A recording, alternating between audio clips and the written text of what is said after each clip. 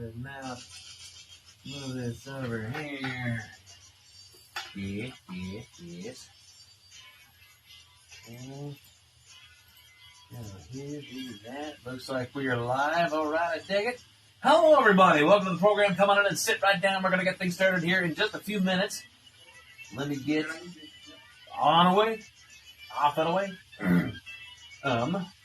Get this moved over so that we can get the people listening here. Very good. Okay. Oops. Put that there. Yes. Put this over here. Yes. Do that. Click in there. All right. We're okay. We got everybody. Okay. If you're just joining us here on the Men's Room Facebook, this stream is taking place over on the KISW Facebook or the KISW YouTube page at KISW Rock. So head to youtube.com/@KISW Rock. Be sure to subscribe, and then you can also jump in on the chat box that we got there. It's probably going to be where I have my primary focus on that particular video. But we'll see how we go there. Okay. Got that guy. Put the schedule together here while we're doing this. Beat, bop, beat, a lot of loop, bop.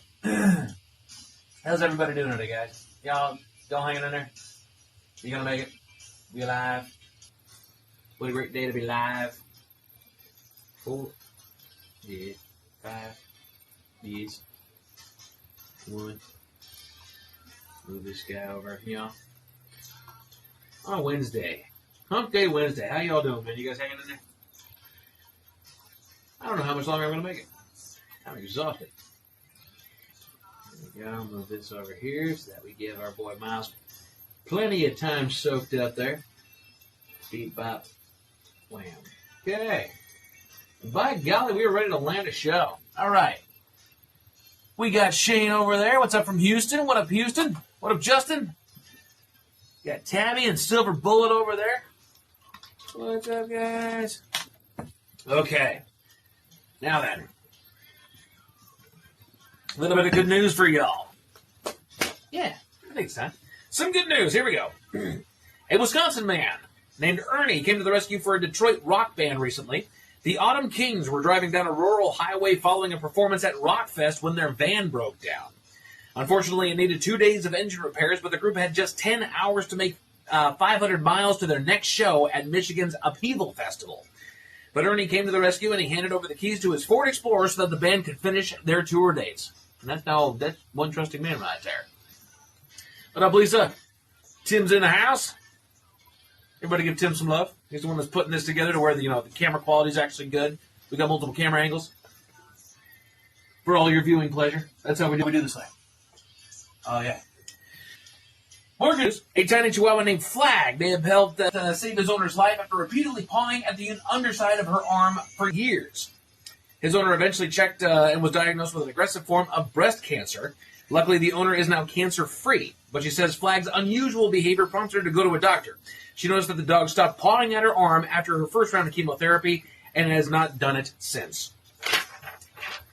Maybe we should do this like the actual news. We're going to switch cameras for this last one.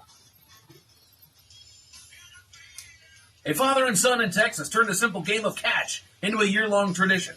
Reed and his 10-year-old son Colby made a goal to play catch every day for 365 straight days. That's a year for all you folks, not a leap year, though. And they stuck with it through rain, snow, and darkness. When they reached day 365, they celebrated the milestone with one more game of catch and announced plans to retire the well-worn baseball that they had used all year long. But they won't be stopping. They're just going to get a new ball and keep playing catch each and every day. Not unlike what my wife and I did. I don't remember what fully spurred it, but, the studies all go out there that say that you need to get your 10,000 steps each and every day. That's ideal for optimal health, right, is to get 10,000 steps each and every day. And at some point, I'm going to give her full credit and blame for this, that it was her idea. She was like, screw it.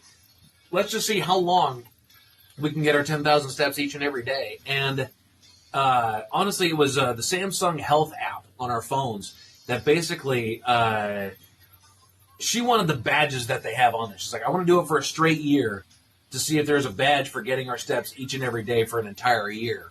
And honestly, for the last 2 years, Same thing. Rain, snow, shine, horrible wind. We've been getting our steps each and every day. Now, it doesn't necessarily mean that we're getting all of them outside.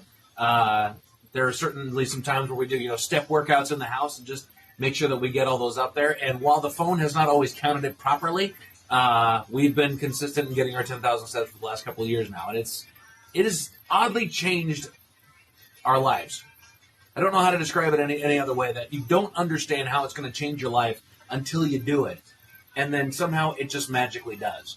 So it's a crazy thing. Oh, zoom in. I like it, Jeff. Wonderful. Trying to get the focus back in there, I think. So if you've been mulling over the idea, you can literally start any day that you want to. Get 10,000 steps each and every day. You'll be surprised at how much better you feel down the line simply getting 10,000 steps each and every day. It's a great accomplishment. It's one that we find a way to do no matter what's going on. That's just kind of a given. It's like brushing our teeth at the end of the day. It's like putting on a shirt before you go outside. It's like that's how we're gonna do it. All right. Oh, okay. We're good enough there on the Facebook where we're getting what is it? Bots commenting on our live video. I love it. All righty. What up, Derby? Okay. I like it. Yeah, because that's the one I was going to do. Okay. So this comes to us from BuzzFeed. BuzzFeed rounded up dozens of stories from Reddit where people were asked questions so dumb it made them lose faith in humanity. So what was that question? If you guys have one here, we got 2 minutes before we start the show. Was there ever a question that was just too dumb for you to even contemplate? Think about that for a second, because we do have the dumbest questions of all time, according to BuzzFeed. Number 10. An agent over the phone asked a client to input a numerical code, and they asked, do I need to type that in uppercase or lowercase? Numerical means numbers. Person used voice commands to set the temperature to their car. A friend nearby was amazed and asked, was that for indoors or outdoors? In the car. Okay. Somebody on a cruise boat. What time does the midnight buffet start? The midnight buffet. Think about it. Is it possible to fax cash to another person? Yes, it is. Not legal tender, but you can fax the cash. So for the Louisiana Purchase, how'd they get the land all the way over here from France? Hey, we did the same thing with Russia and Alaska. Jeez, whiz. Get a walking mail route. You'll walk 12 to 20 miles a day. That's a fact. Jeez, whiz, dude. Yeah, we've had a couple days where we have gotten 40,000 steps, and that's right around that 18 to 20 mile mark. So if that's what you're doing and you're walking 40,000 steps a day, kudos to you, man. I don't know how it's going. They did celebrate the 4th of July in Greece. Oddly enough, that's not the dumbest thing, but you know what? It happens. Well, let's see here. Some of the dumbest questions of all time. An American was visiting Alaska, and she went around looking to exchange U.S. dollars for Alaskan dollars. There was a day and age, man. There was a day and age. Down to the last 30 seconds here. A girl learning to drive asked her instructor if you really have to check your blind spots every time you change lanes.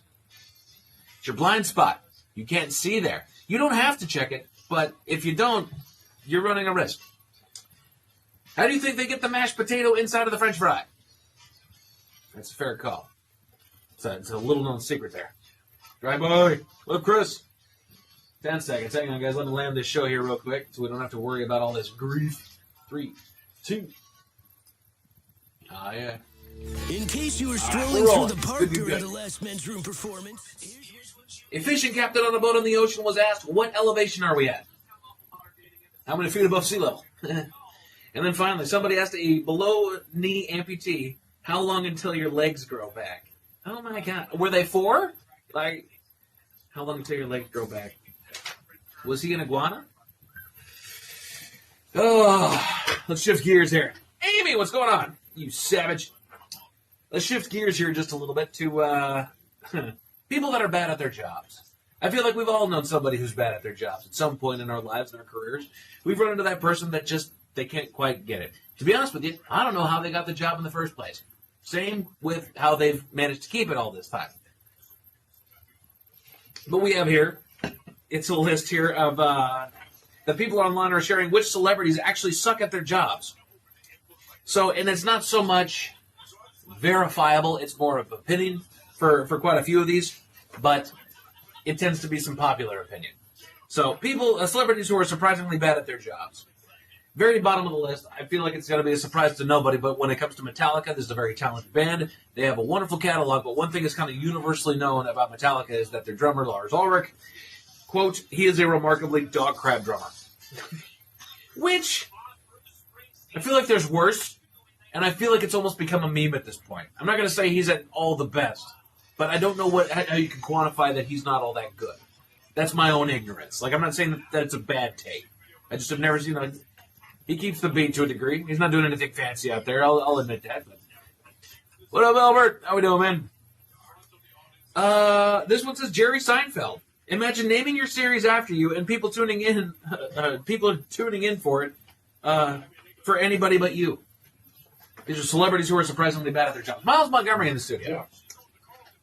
Yeah. Which, to be honest with you, is Jerry's kind of the anchor of the show. He's the one that's driving the story. He's the setup guy. He's the setup guy. Setup guy's never the funny. Tommy Wiseau. But it's because he's too bad that he's so bad that he's got any fame in the first place. I don't think I even know who he is. Wiseau? W-I-S-E-A-U.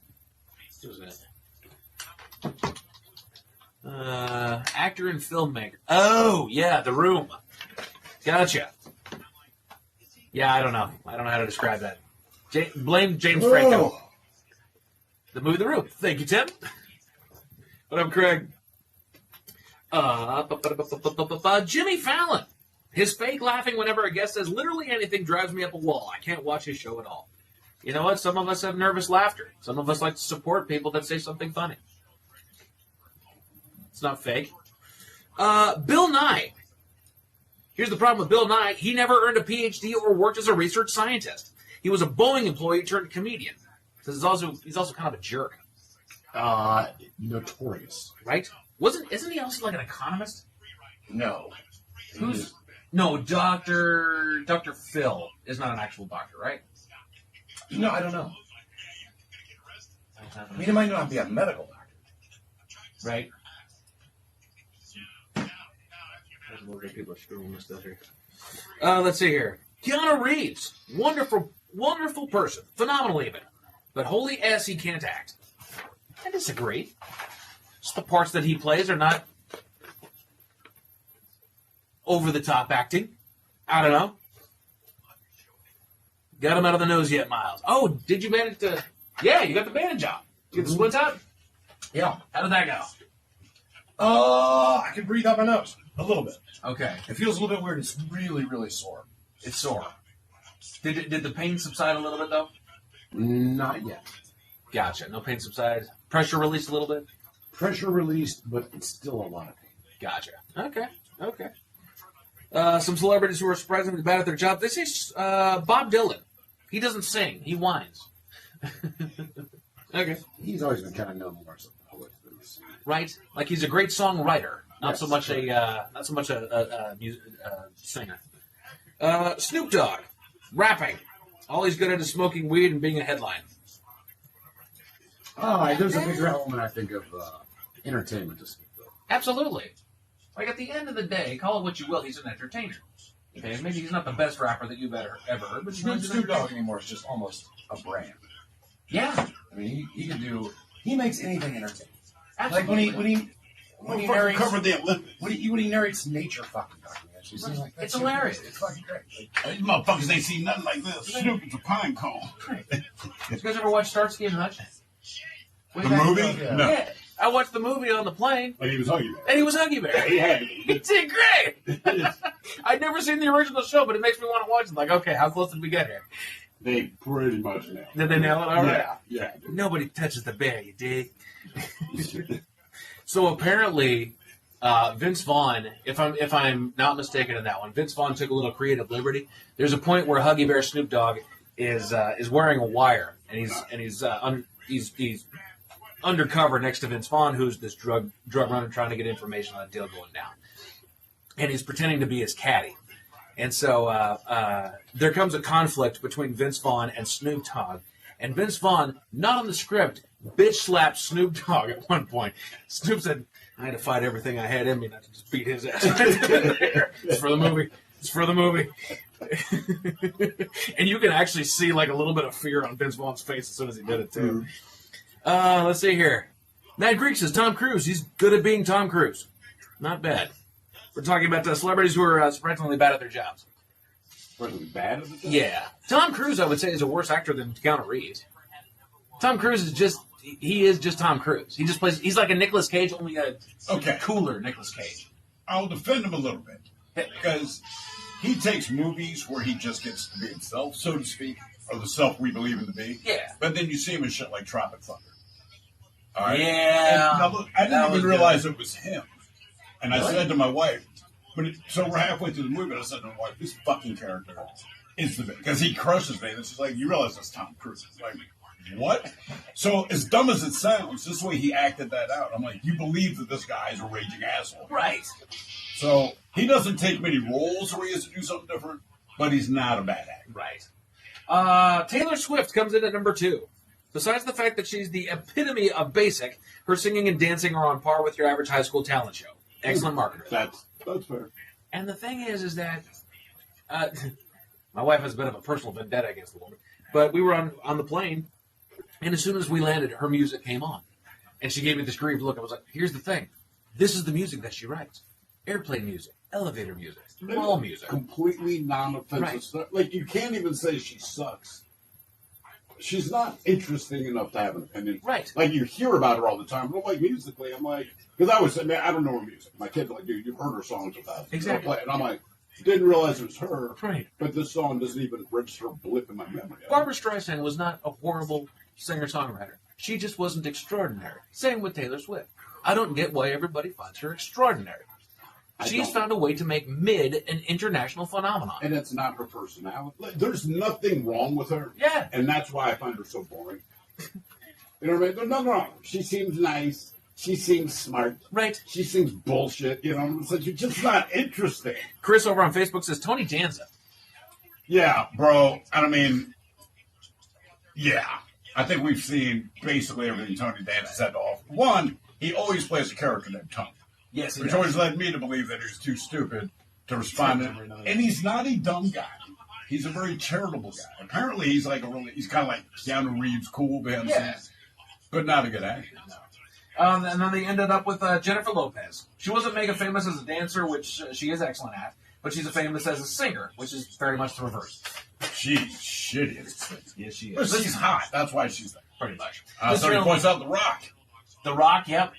Look, I don't even think he would lie and say he's a good actor. Jason Statham, like, he was awesome in Snatch. He's the same guy. And now he's the same guy. Right. But I enjoy his movies. Mr. Hill, any final inspiring words of wisdom for all the people? Leave Jason Statham alone. Mouse. Eat pizza. Eat pizza. Yeah. Have yourselves a wonderful day. Enjoy the show. If you haven't already, switch over to youtube.com/@KISW Rock, where you can watch the rest of the show right here on the live. He continues.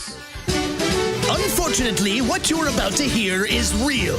The members of this radio program are simply not that bright, or what some people would call educated. They are merely stupid. They're not trying to offend anyone on purpose. And all have played doctors on TV. You have been warned and are cordially invited to join the party. This is the men's room. Forget it, man, and get with the countdown. Get with the countdown. Shake this square world and blast off for Kicksville. The trippers, the grasshoppers, the hip ones, all gathered in secrecy and flying high as a kite. This is the men's room with Miles and Thrill. You know what they say, shake your radio more than 3 times, and you're playing with it. You're listening to the men's room. And away we go. Welcome to the 21st Amendment season, episode number 4571. Along with Steve the Thrill Hill, the Ted Smith, and my cock, Montgomery. Into Hardeman's room. On tap today, the return of Who Sucks Less. We will play Profile This. Plus headlines, men's room shot of the day, fun with listener emails, and everyone's favorite. TV time with Ted. Click, clack. Driggity John. All right, here we go, guy in England gets 4 years in jail after...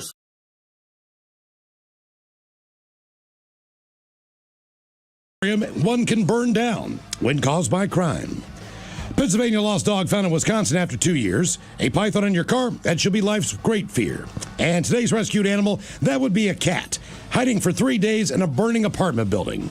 That is all coming on today's very special episode of The Men's Room. And now, here's the question.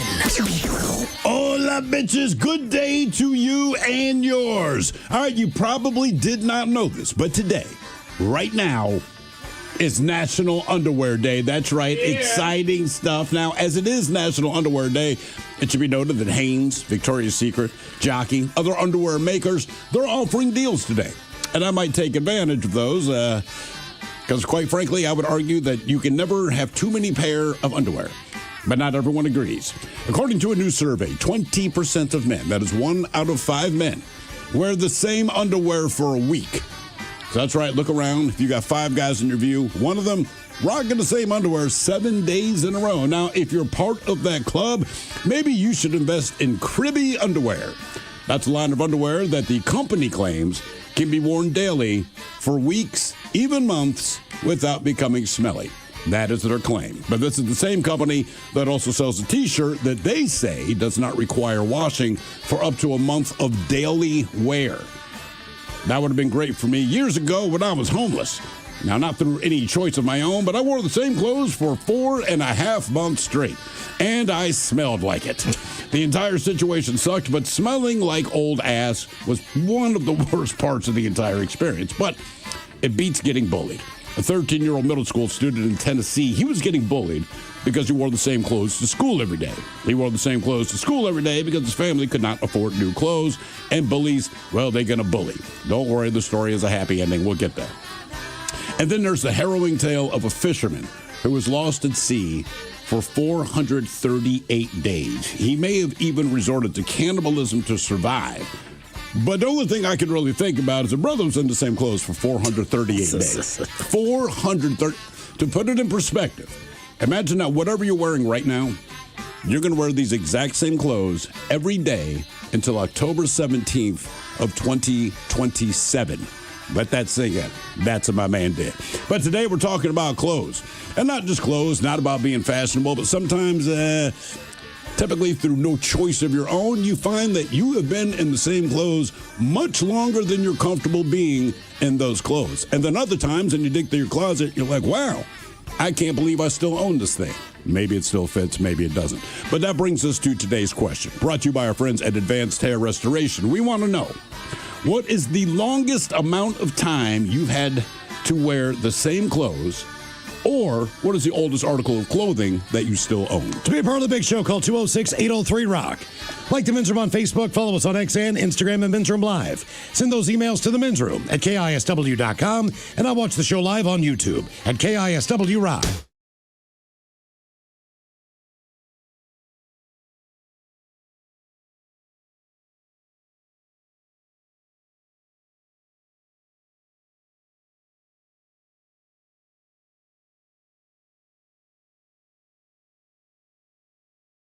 Buffett.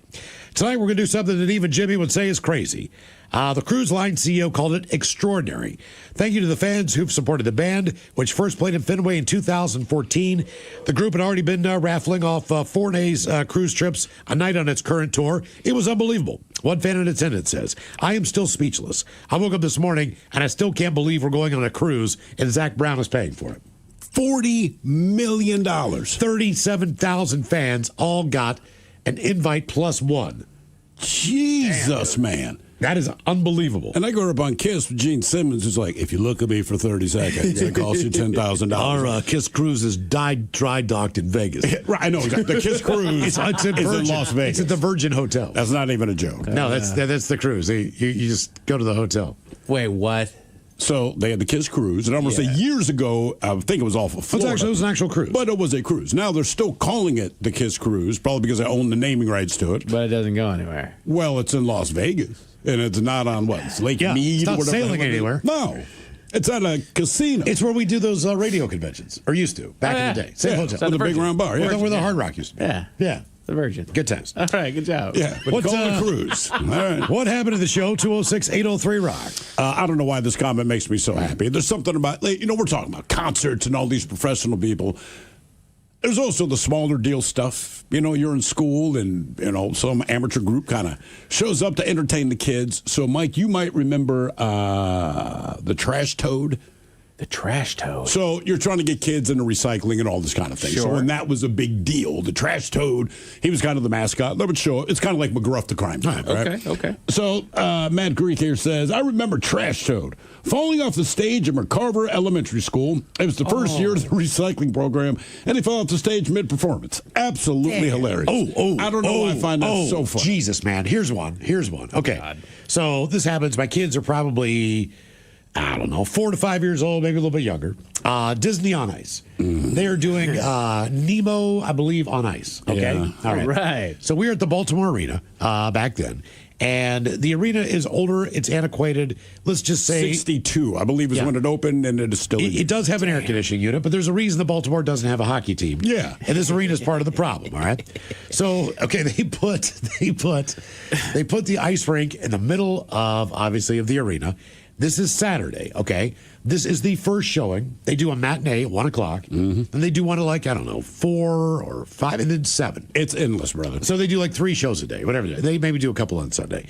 This is the very first show. It is 1 o'clock. It is August in Baltimore. It is 108 degrees outside. It is scorching hot, right? Now, this arena is not exactly, the air conditioning unit is not equipped for this. Industrial. Right? Yeah. So they got the ice down, and I can't remember who the first performers were, but they all come out and they start circling around. And you basically just see every skater is flying a rooster tail off the back of their skates. Right. This huge trail of water just flying out the back of them. Then 3 people eat it. Now you got to remember, they're in costume, so it's very difficult for these guys Still smiling. to get up. They're in costume. They're in costume. They parade every goofies out there. They're Have all you ever been out to there. this, Mike? No. Just to give you an idea, I went once. It sounds fun. They literally bring out the characters either individually or by movie, right? So Okay, just that makes sense. Just the intro is 10 to 15 minutes long. You got guys from the Jungle Book. I mean, it's Everything. It's Nemo on Ice. Eventually, the Nemo people are supposed to be out there, but at the beginning of this, It's everyone It's a who's not parade that. of Disney stars. Every right? freaking one of them. So Mickey and Minnie come out. All right, at the end of this, as they're circling all around. Minnie comes out and Minnie just face plants, and you see all the slush, and then they all kind of scoot off. And the announcer comes on. It's a very Disney-like announcer. Oh, yeah. I don't know if it's pre-recorded or what, but he goes Hey, everybody. ladies and gentlemen, this production of Disney's Nemo on Ice will be postponed because of the conditions of the ice. Your ticket will be refunded at the general box office, or you can refund it for another ticket for a latter show. How happy are you? Dude, this is seriously. We are 8 minutes into this. This hasn't even started yet. They haven't started anything. But they were literally on like a slushy at 7-Eleven. Yeah. It was just the damn. I don't even know why in hell they thought they could even do this thing. And you know that they were back there telling management the same thing. Oh, yeah. Dude, the ice is freaking melting. We're can't the do ones this. skating, you son of a bitch. Right, we can't do it. Now, I'm not good at the kid. I saw Disney on Ice, and it was what it was. It was for my daughter. She was very happy. And like Miles said, they parade every Disney character. Where I'm tapping my wife, who the F is that? I don't even know the movie. And then Mickey and Minnie come out last. And it is like the Beatles on Ed Sullivan, man. Oh, yeah. These Absolutely. kids lose their ass. So that was kind of cool. But I had to take both kids. This is years ago, and I was not happy about this. But based on where our old studio basically used to be across the street from the Paramount. Yes. And Peppa Pig, the live performance. Yeah. Coming to the Paramount. Now, we're a family of 4. My wife says there are 3 tickets to see Peppa Pig live. Yay. And guess who's not going? Well, that was her. So I'm fine. So I finish work. I walk across the street. I go into the Paramount. I'm not excited about this. I'm trying to be decent because the kids are very worked up about it. Peppa Pig is on top of the world at the time. They're going to see it live. Look out. So this dude rolls up to me that works for the Paramount, I guess, and he's like, hey, man, are you thrilled? I'm like, I am. Love your show. Hey, bro, I'm going to give you a ticket upgrade. No, keep in mind, I'd seen Alice in Chains at the Paramount 3 days before. Brother was nowhere to be seen. Peppa Pig. I'm going to hook you up. So to be fair, the seats he got me were outstanding. If it were anything other than Peppa Pig, right? Front row, mezzanine, right? Unblocked view. So Peppa Pig, they come and they're singing all this crap. And I can't remember. They do whatever they do. I try not to pay attention. Seriously, I hate the show. But the kids are excited. And then the people that are kind of manipulating the cheap-ass puppets they're using, they're like, hey, our next song is a sing-along. And I did not realize that these words came out of my mouth. So I got a tap on my shoulder from the mom behind me. Jesus effing Christ. I guess it's just because, like, I didn't realize I had said that. I'm just responding to what I recognize coming up. This woman taps me on the shoulder. I don't even know why, right? I turn around. I'm like, what's up, man? She's like, your mouth. I'm like, what are you talking? And so she kind of mouths it to me. I'm like, oh my God, I'm so sorry, man. Because her little kids are there and they're staring at me with their mouths hanging open. I'm like, I am so sorry, man. What does that mean, Mommy? I was like, I was thinking that. I did not realize that I also said that out loud. I am so, I can just picture so sorry. Seething at the show. Oh, dude. It's right there. Hey, the next one to sing, Jesus, Christ. What happened to the show? 206-803-ROCK. How much worse does it get? Bro, there was no bottom to that. That is the worst, longest show. Let me rephrase that. The show itself was very well done. And if your kids like Peppa Pig, send them. Don't go. Yeah. Because to get through that as an adult, I'm just like, I can't do this. I was going to throw myself over the mezzanine. Have you guys ever been at a concert with, like, overly drunk guy? Yes. So I don't remember. It was last year. I don't remember if it was Morgan Wallen or Post Malone, but we were over there at... I'm going to guess Morgan Wallen. No, you know what? It was at T-Mobile. What? Never mind. Doesn't matter. Anyway, there is this dude. I remember I was in line getting a beer, and there was this dude decked out. He has got the most American outfit I have ever seen. Red, white, and blue, up top to bottom, and he's noticeable. He walks through this crowd of cowboy boots and cowboy hats, and he's noticeable, right? We get our drinks. We go back to our seats. We're up in the upper deck area. Pretty soon, you kind of start seeing people have a commotion down there, and they're pointing down to the ground, down to the floor level. Yeah. This Captain America down here has 6 officers holding him up as he's spreading down there, and they're carting him out. He got so freaking blasted, dude. And then all of a sudden, I'm scrolling through TikTok later on that night, and there's photos of him and videos of him. Like, he almost set out on a mission to just get as loaded as he could, and then he got carted out by the cops. I kind of like it. It was great. The guy was legend. What happened to the show? 206-803-ROCK. Hello, Wade. Welcome to the men's room. Get your poll, brothers. Hola. All right, I'll make it short and sweet. September 6th, 1991, taking it back in a time machine. Pantera shows up at the Paramount. And as Pantera shows go, as the show went on, they let some people get up on stage and start moshing with them and having a good time. Was that something Pantera normally did? Yeah, it was kind of known. They let you get up there and jam with them and just stage dive or whatever floated your boat. All right. And somehow, or not somehow, some guy was up there with everybody. There's probably 15, 20 people on the stage with him while they were rocking out. And this guy decided to pull a knife out somehow and started nicking people while they were moshing on stage with the band.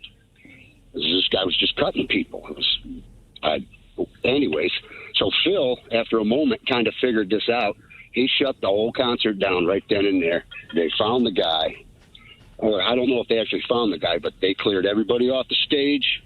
We got a Phil Anselmo speech about how not to be a douchebag. And this show continued. And to boot, I knew a stripper from Oregon who had seen him the night before. She gave me a call, said, hey, you want to come up and get backstage and meet the boys after the show? And I said, well, certainly. So after all that, my stripper friend drugged me backstage. I got to meet Dimebag, say hello and give him his kudos because I'm a fellow guitar player and he's one of the legends. Sure. And had some stripper action after that, and it was a good night. That's awesome. Right. Everything but the show. Yeah. That's what I'm saying. Yeah. Knife a guy, got laid, met the band. Rolls on. You're listening to The Men's Room with Miles and Thrill. 99.9 KISW. All the Charles, away we go. Welcome to the 21st Amendment season, episode number 4,571. What a large in the charge program we have for you today. Guaranteed future repeat. Exciting return of Who Sucks Less. I don't know how you do it, Steve. It's tough. You find people doing bad stuff in the news, bring us 3 stories. We have to determine out of the 3, which one sucks the least. How are we looking this week? It's not the worst, but people act a fool, and we like to cover that here. One of the stories Mike covered earlier this week happened at a Walmart. A shooting, sort of. Oh, the person who opened fire on the other guy. Yeah, he fired 10 times and missed them. Again, but he also hit somebody else in the store. Well, you got to hit somebody. He fired 10 shots inside of the store, but he missed his target. This was at the self-checkout. Yeah. They were beside each other. That is correct. He missed 10 shots. He missed them. Why are you carrying if you can't hit someone with 10 shots from 5 feet away? That should be the other punishment. Damn it. Like, hey, man, you're not helping anybody. So, yeah, they're back in the news. We also have, a little more personal in this case because we have the wildfires going on in Spokane, and it is a freaking nightmare over there. But they believe they caught the guy that may have started it. Oh, the guy who killed his dad. Did he do all that too? Yes, he did. Yeah, I was just going to hold him to the fires. Jesus Christ. And then we have a licensed nursing assistant and things you should or should not do with 93-year-old female patients. Okay. With dementia. All right. Who Sucks Less is coming up at 4:30. And today, we're going to talk about clothes that you wear. Maybe the clothing that you wore for the longest amount of time. The same clothes. Yeah. Or what is the oldest article of clothing you own? It is National Underwear Day. Like they didn't. Now, underwear are one of those things I feel like that is, it can be very brand specific as far as your loyalty to a product. You have favorite pairs of... But I do prefer Under Armour just because it keeps my testes from getting sweaty. Well, I have similar brands. But I'm wearing, they're not Under Armour. This is Jockey. I got Jockey today. I have Amazon Essentials. Mine are Chill Boys? Chill Boys. The hell are Chill Boys? They keep my boys cold. They keep my Is that boys specifically chill. what they are? Yeah, it's for your boys. I picture some 13-year-old gang. No, where are the Chill Boys? No. For real. This is all about the... Chill Boys boxer briefs. Yeah. These are, look at that. They're camo. I got camo. No, these are tie-dye. Mm-hmm. My bad. Good Lord, those are expensive, Miles. How much are they? $33. Jesus Christ. Well, I've had them for a while. For the anti-chafing. Oh, well, they do all the stuff, man. Like, I'm serious. Like, I'm nice and cool down there. But aren't most as far as guys go, right? So I don't know about chicks underwear. I just know. They're bamboo. See? That's Chill Boys? huge. Yeah. $30. They're great for your bamboo swan. sheets, man. Same thing. You know what I mean? You can get all sweaty and gross and weird, and they kind of hide how disgusting you really are as a human keep your being. swanch cool. Yeah. Now, when I was younger, Swanch cooler. we had tidy whities, and those were that's the blue and yellow band. Well, the fruit of the loom. Yeah, it was blue and yellow, I think. The 2 stripes. Yeah, we had the same freaking thing. And man, the one thing I remember about that is that white underwear is like going to a barbecue restaurant in a white button-up shirt. Yeah, what are you doing? It's just like it's a setup. It really is. It's a setup. I mean, it lets your parents know how poorly you wipe your ass. That is really what it comes down to. And I would hide those things in the corner, like my mom would not know they were there. But of course she did, because she was doing my laundry. But even worse, when your mom sees them hidden in the corner, she knows why they're there. Oh yeah. And I did the same thing with my kids. Like they would stuff all the stuff at the bottom of their hamper in their room, and I'd go to do their laundry, and I'd look down and go, "Oh God, wow!" But then I realized, like, I did the same thing. You know, I did the exact same thing. I think my conversation, because I try to keep it simple. You know, as the dad, you try to use as few words as possible, but still convey a strong message. So we would do the kids' laundry when they're much younger. They're good at it now, but you just kind of pop open the bedroom door and be like, "Hey, you need to wipe your ass better," and like it was understood. It is understood why I'm saying this, because the washing machines are going with... I'm like, we do own toilet paper, right? You know this. And it's in there for you to use. It is not a decoration. Please feel free to have a handful and wipe your ass. The other one is Saxx. I wear SAXX. Now, SAXX. Chill Boys and Saxx. Saxx. Now, Saxx. I mean, what is Saxx have? I'm just letting you know it's National Underwear Day. Telling you what I'm loyal to. Saxx has an actual hammock in there for your swanch. It's called Saxx. It's a swanch hammock. Yeah. And basically, there's a little thing you stick it in there. It's like a push-up bra for your boys. And it holds it in place. Do your testicles fall out of place? Sometimes on warm days, you get summer penis. But that's what I like about the boxer. Good Lord. The boxers. They just have a rolling video of dude's package on the front page. You stick it right in there. Oh my God! If you're hanging, man, you just those are still $25 a piece, Miles. Well, and I'm not messing around with my underwear. Well, they have a I really only need 8 pairs of underwear. Sax free. You think that is expensive compared to how much women's underwear is? Oh my God. Drop tip. You don't even know. You have no idea. Women's underwear is crazy expensive. Well, it must be because I realize my dog just loves the taste. It is the caviar of garments. My wife said, my dog will not touch anything I wear. Nothing. But my wife's underwear and the crotch of pants, pajamas, you name it, gone. And I call it pants candy, which I find funny. My wife does not find it funny at all. But the dog keeps eating through her underwear. And I'm like, look, if you're going to eat underwear, eat mine because mine is cheaper. Yeah. That's all. Just mine is cheaper. Sax gives you this thing right here. You stick it right in that thing right there. Yeah. You know? That's what I got. These are the ones I got. Just stick it in, Miles. Nice. Yeah. I'm going to give those a try, man. I'm dead serious. Yeah, I'm looking at they look comfortable. There. I mean, I was looking at the Chill Boys. They look pretty good. I would say, pull up Chill Boys. Moisture wicking. Cooler than cotton. I'm not a particularly moist stretch. guy. I know Ted's a moist guy down there. I mean, no, he's not. He's hot. His testicles light up at the airport. They do. I tend to get a little heat down. Could you imagine how hot he is in that plane ride? That's a long plane ride. These are great. All right, yeah. Yeah, they keep everything cold. All right. So it is National Underwear Day. They say style for me, boxer briefs all the way. They say it's a foundational garment that supports, covers, and expresses personal style. From practical basics to luxurious lingerie, underwear is a daily necessity, often overlooked. They say join today's celebration by refreshing your drawer, trying a new style, or simply appreciating the comfort beneath it all.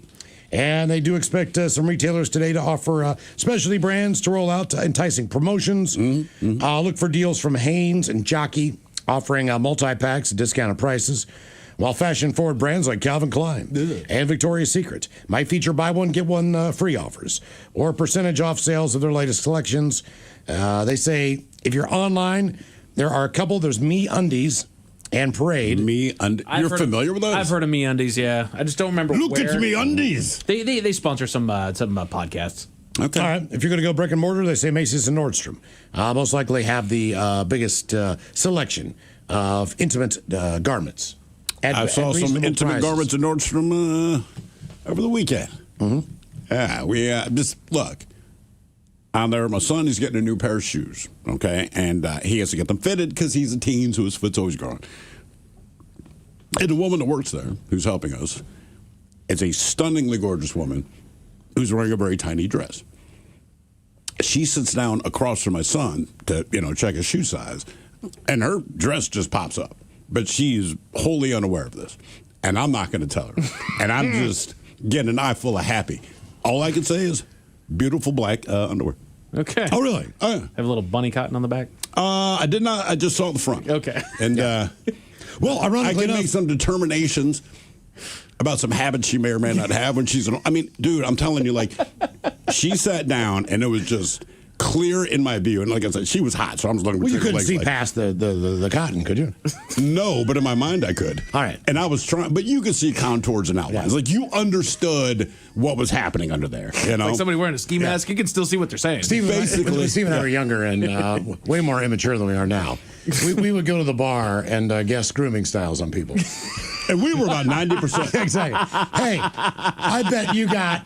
Now, this was disgusting and ridiculous. But they would get really a little uncomfortable when they realized we're dead serious. Like, look, we know it's a ridiculous discussion, but just based on your general personality and what you were wearing, we want to guess how you groom your pubic hair. Pretty well. You don't have to tell us, but we're going to guess blank. And I'm telling you, 9 times out of 10, they're like, oh, my God, how did you know? It's like it's the way you carry yourself. Okay. You know? I remember one girl... Like it was yesterday. The one we worked with? Yeah. We nailed her. We pegged it. How did you know that? Yeah. And I was like, because we know you. We get it. I know exactly what you're doing. There's no other way you'd groom. That's how you would groom. That's right. Not at all. We Lightning knew. bolt. Lightning bolt. Nike swoosh. But the last time I didn't wore underwear was a 4-dayer. And this was when I went to visit my brother, and I think I've told you guys this one, but went there for Thanksgiving or Christmas holiday, whatever it was. And like anything, I am notorious for forgetting one thing. Like the last time that I went out of town was for 3 days. Before this week I took off, I was at home when I was getting my surgery crap, so I was at home. But I forgot my kit with all my toiletries. Okay, yeah. So I didn't brush my teeth for like 3 days. Why didn't you just buy a toothbrush? They had them at the hotel. I kept forgetting to buy one. But I did brush your teeth. With my finger and water. You didn't just use the toothbrush. How do you not think about a toothbrush? I didn't bring it. Buy one, man. I kept thinking about that. I kept forgetting.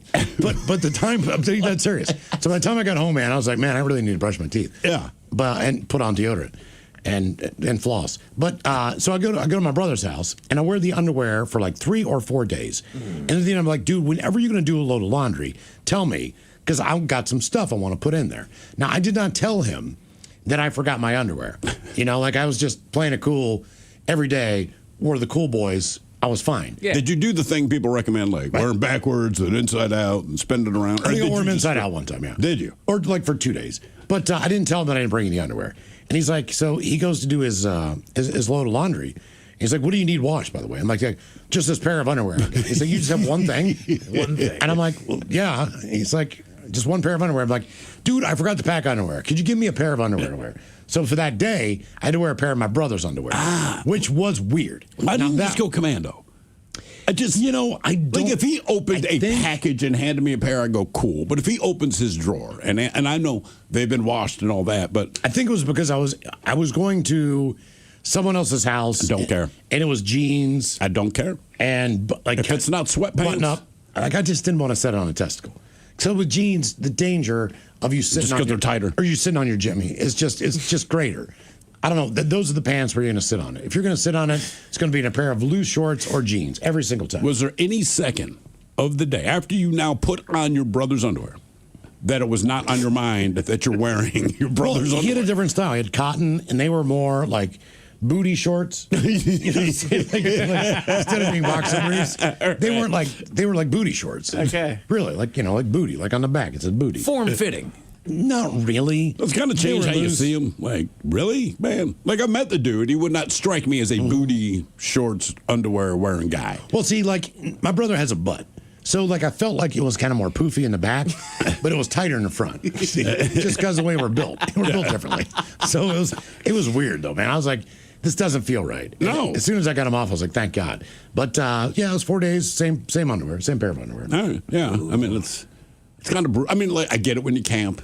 Sure. Stuff like that. But I feel like your mindset's different. Because when you go camping, you're like, I'm not changing my underwear, and I'm probably not going to poop, right? Exactly. That's just one, like, I will deal with this for this long, but there are moments when you travel and something goes sideways, it's out of your control, like, hey, we lost your luggage, but don't worry, it should be here by the end of the week. It's like, that's cool, but you know what's in my luggage? My clothes. Right. Everything including I my need. underwear. And I'm, like I said, I don't have a problem going, fine, I'll buy the toothbrush, it's a couple bucks, whatever it is, but like, I don't want to have to buy clothes on vacation, but the underwear is what starts to break me. By day 3, I'm like, I can't be in these anymore. No. You know what I mean? Like, it's not right. There's a stank on them that just you can feel. And then every time you take them off of your body, in a sense of like, if you take a dump or something. Sure. It's just when you pull them back up, you're just like, ew, man. You know what I mean? Like, I know these things are swamped. I know it's me. But like when I got to pull them back on, I'm like, I'm not okay with this. They put in too long of a shift, man. They have. That's exactly it. They're overworked little employees. Our question, what is the longest amount of time that you've had to wear the same clothes, or what is the oldest article of clothing that you own? 206-803-ROCK.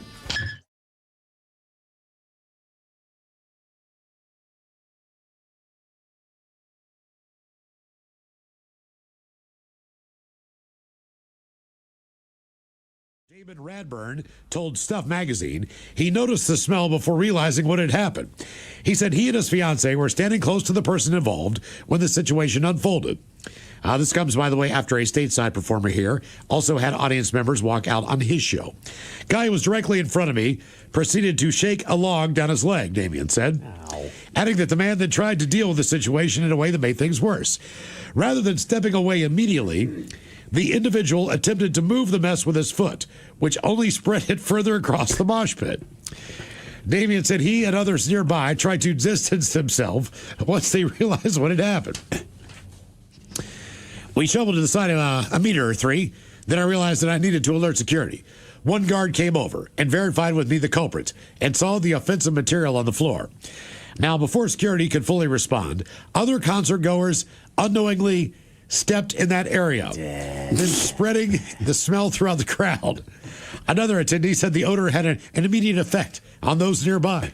She said she believed the smell triggered a lot of people to then vomit, which quickly escalated as more people reacted. People started spewing in response to the smell, describing how the combination of these smells made the situation even worse. Now, as the chaos unfolded, the band appeared to notice something was wrong. Lead singer Jeannie Scullander paused to check in with the audience, asking if anything was okay, as people moved away from the center of the crowd. Damien said he then tried to make it clear to the band what had happened. He explained he decided to demonstrate the act so that Devil Skin understood what had happened. Though he clarified he did not repeat the incident himself. The Student Association at the university later addressed the situation, describing it as an unfortunate medical incident rather than something intentional. They confirmed that the person involved cooperated with staff and left the venue with security. Despite the disruption, the show continued, though many attendees said the moment overshadowed the rest of the night. So there you go. How is it a medical emergency if you shook it out of your leg? Right. And that was it. It's not like the guy dropped to the floor. He didn't need medical help. Right, he wasn't spraying. He pooped himself, and he kicked the turd on the floor. Right. It's not a medical emergency, man. He didn't want to leave the band. That's all it was. Wow. Criminy. What happened to the show? 206-803-ROCK. Went to the Gorge for the first time ever in my life. The wife and I did a couple years back last year, whatever. That was your first time there? That was my first time going out there, man. Okay. It's just that, there was never really anything that drew me out there to where I wanted to, camp out for the night or whatnot. But it's see, you don't do enough drugs. Yeah, true. Where the band is the excuse for what you're going to do after they perform. Right. Plus, you're not going to do it down and back to the Gorge. So if we're going to go there, I need to make sure that we're going. So my favorite country artist right now, Luke Combs, is performing out there. He's performing 2 nights out there. The wife and I we decided to get a couple tickets and we're going to go out there. First off, you talk about the experience more than the show. We had already seen them before, and so this was honestly the experience is more to talk about than the concert. The concert was fantastic. He always puts on a really good show. So we go to both nights. The first night that we go out there, though, it is mid, if not the end of October. This is like the last show before they basically shut down the Gorge for the end of the season because the weather is starting to turn. Yeah, I didn't know this. I did not know that this was a part of it because all of a sudden we get in there and this storm brews in, dude.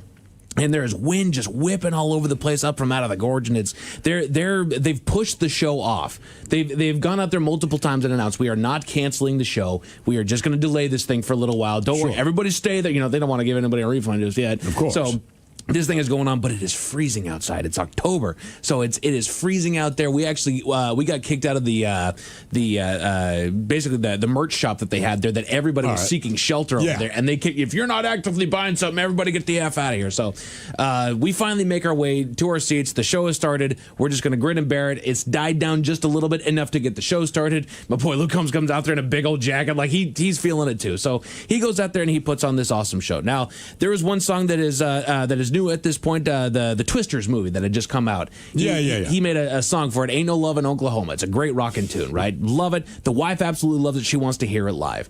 We spend the entire concert enjoying ourselves. It's been a great old time. I'm freezing my ass off, and we're going to tomorrow. We can leave. I'm done. Yeah. I want to get the hell out of here, right? And so I keep telling her, I'm ready when you are. I'm ready when you are. I'm ready when you are. She says, you know what? We don't have to stay for the encore. We'll take off. I just want to make sure that we hear this song. It still hasn't come up, and I'm fairly certain it's not going to be on the encore. It's a great song. It's his hot song right now, but I just don't feel like it's his encore song. I was wrong. So I grab her, and then we take off out of there. And we are on our way out. You can still hear the faint sound of the band kind of wrapping up the song that we left out there too. And then bam, Ain't No Love in Oklahoma comes up. Disappointment. Oh my God, I wanted to see it. Oh well, we'll be there tomorrow, and away we go.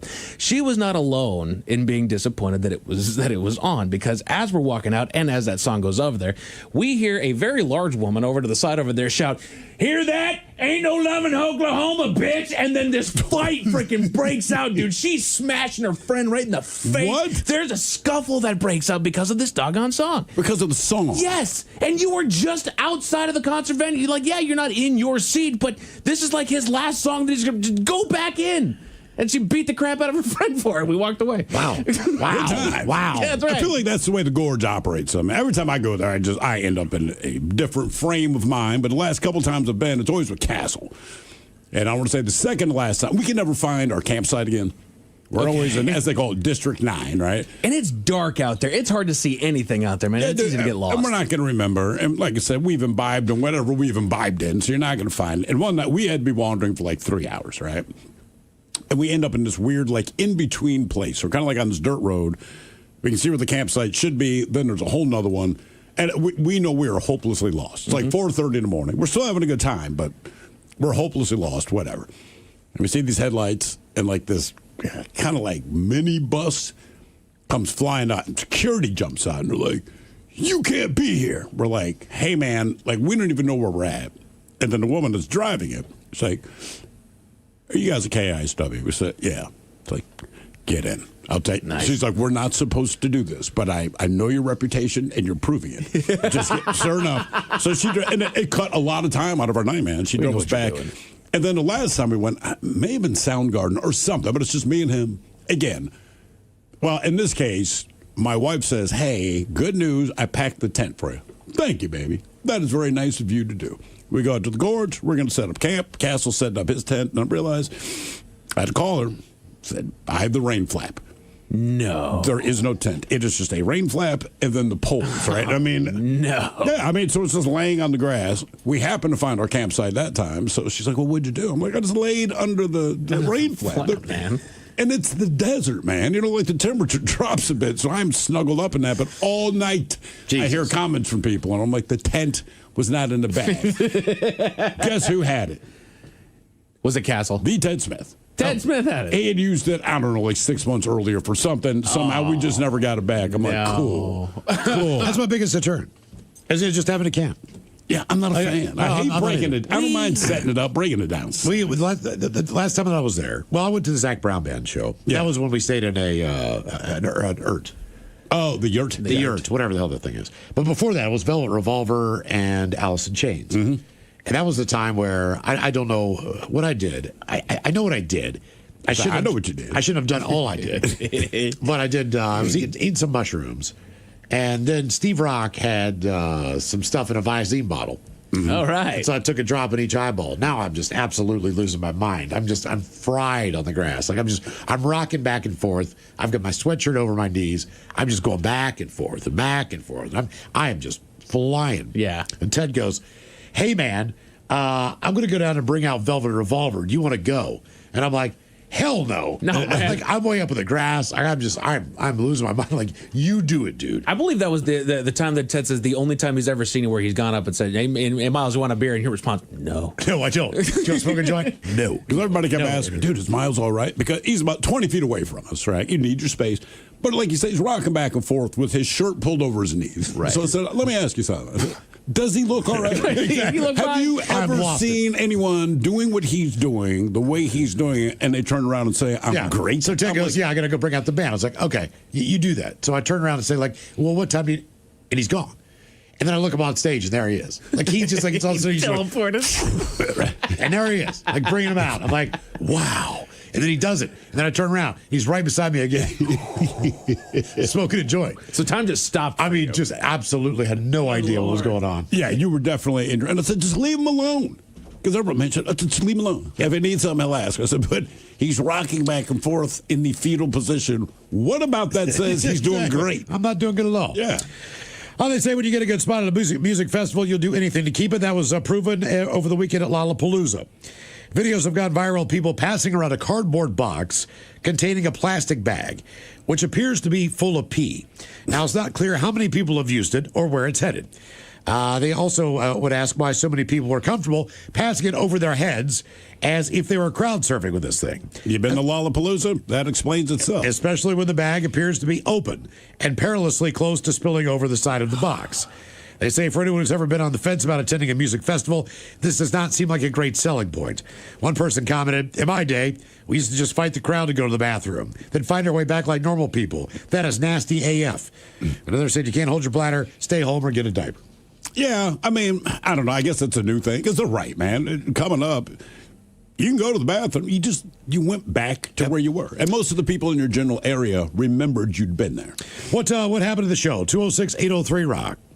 Hello, Kylie. Welcome to the men's room. Hi, guys. Hola. So, actually, a couple weeks ago, Chris Stapleton was at the Gorge, and we were all camping out and decided, there was like 20 of us, that we were going to take a limo to the Gorge. So we did. And this is like my parents and uncles, a whole bunch of us. The mighty 99.9 KISW and KISW HD1 Seattle. Always live on the free Odyssey app. From the Pinky's Plumbing Studio, you're in the men's room. Text the guys at 206-803-ROCK. National Underwear Day. I just bought 3 pair. Just now. I just did, yeah. From where? Chill Boys or Chill Boys. Chill Boys. Why not? I got the weekend Saks? collection. They got a golfing one. They got a jungle one because I figure I got to get my way out of there. And the Weekender. The Weekender. The Weekender. Yeah. What's the image on the Weekender? Weekender looked a lot like just fun things like boating. Okay, all the things you don't do. Exactly. Yeah, this is me on the weekend. Yeah.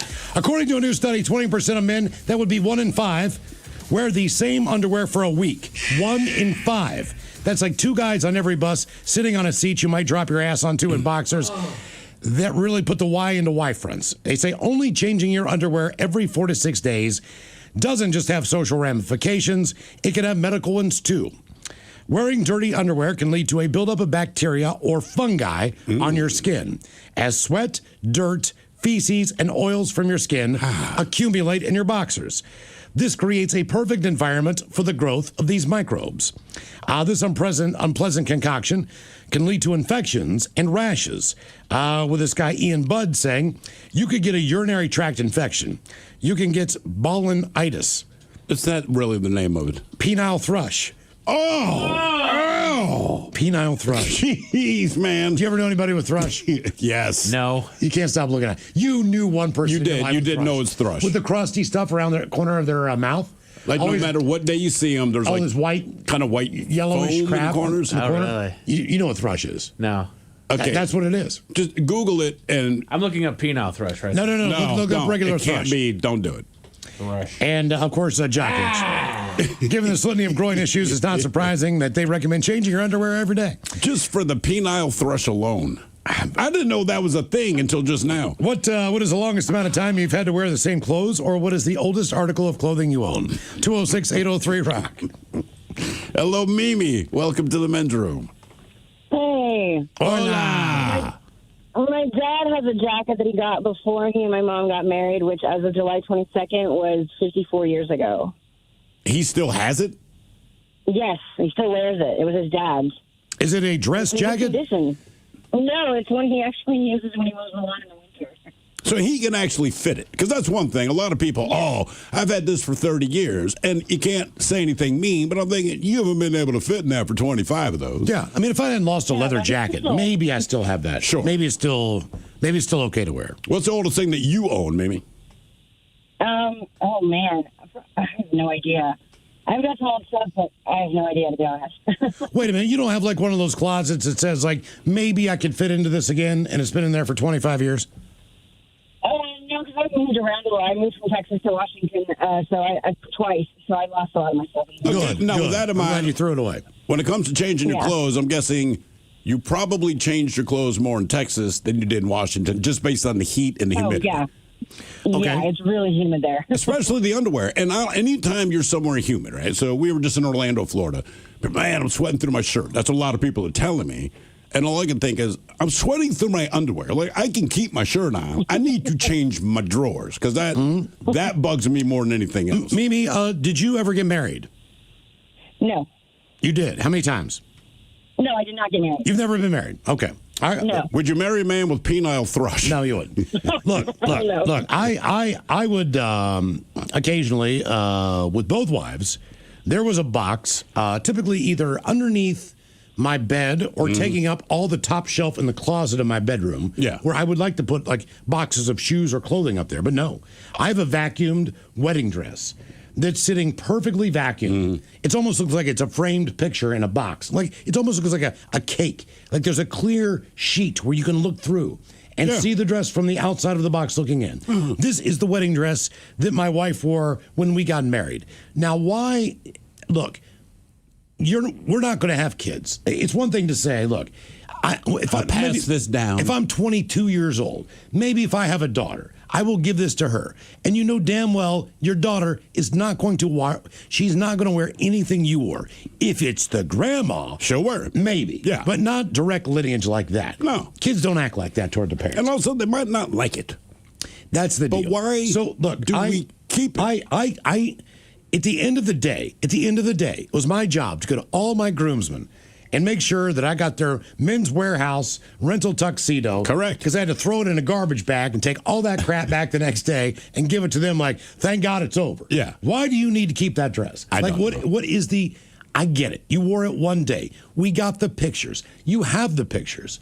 You were talking about the fact that you were so uncomfortable in that thing all day long. You couldn't wait to get out. And I was itching all over you. And when I unzipped the back, I could literally hear you breathe for the first time all day. You know, like the whole thing. But no, I need to keep this and carry it around and move it to every single place that I live in from that point on for the rest of my effing life. This is one thing I don't understand. I would donate it to a bridal shop. No, someone needs it. Let someone else enjoy this for a day. But let someone else wear it for a day. But it's important. Why? I don't know why, but You I have a ring? discovered that it was You have important. pictures? No, I discovered this is what women do. This is years ago now, probably 15 years ago. We were at my in-laws' house in Pennsylvania. I do what I always do, which is not hang out when all the girls get together and talk, right? So they're in the kitchen, me and my father-in-law, I believe we're watching football or something. We're in a different room because we both agree and we understand. You just don't want to be a part of the conversation when it's all family because it gets weird, right? So my mother-in-law, who is terrifying but not terrifying at the same time, very kind, but you just know you need to treat this woman with she's respect. also a teacher. She used to be a teacher, yeah. So that tells you everything you need to know. So I hear her, she says my name, Stephen. So I pretend that I don't hear, because that is what I try to master the art of, hoping this is not important enough for a follow-up of my name. So then she physically leaves the kitchen and is now standing in the living room between me and the TV screen that has football. So I'm like, oh no. And I could just tell by her face, like, I don't want to be a part of whatever you're going to ask me. So she said, I know you'll be honest with me. I said, I will be, but I don't know your question, and I hate that you open with that, because that means we're going down a road I don't want to be on. Where is my daughter's wedding dress? I'm like, the goddamn thing is in a coffin-sized box under my bed. And she was like, So I guess the discussion was my wife was insisting I still have the wedding dress. I guess my mother-in-law didn't believe her, whatever, but I was finally the voice that said, yeah, we still have it. I'm not but in that moment, I realized, like, if she didn't have it, why do you care? Then I realized, don't ask that question, because truthfully, I don't want to know. But clearly, this is an important thing that you must do, because the way her mother was about it, like, wait a minute, this is a tense conversation to see if your daughter still has the dress that, by the way, it takes up as much room as a human corpse, right? You know, if I killed someone and put them under my bed, it's the same amount of space. I just don't understand how this becomes a family heirloom. I don't know. Because I was like, do you want it? Here's the thing. You should take that out of the box every single year on the date that you got married and try to put it on again. If you can't fit it, get rid of it. Yeah, exactly. That's the rule. 3 years in a row, you can't get in that. No Ozempic. You can't get in that damn thing. No. We're getting rid of it. We are donating this so someone else can enjoy it for their day and not spend as much money as we did on it. And look, I've said this for years. And I mean this, and no one will ever listen to me, but I promise you it's good advice. If you're getting married, right, it's on your calendar.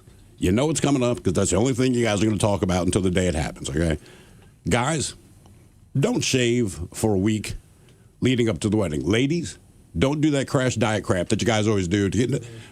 And here's the reason. Because every person I've ever known, whether it's family, friends, random strangers, if they pull out their wedding photos, the first comment out of both the bride and groom's mouth are, look how good we looked. And then they get sad.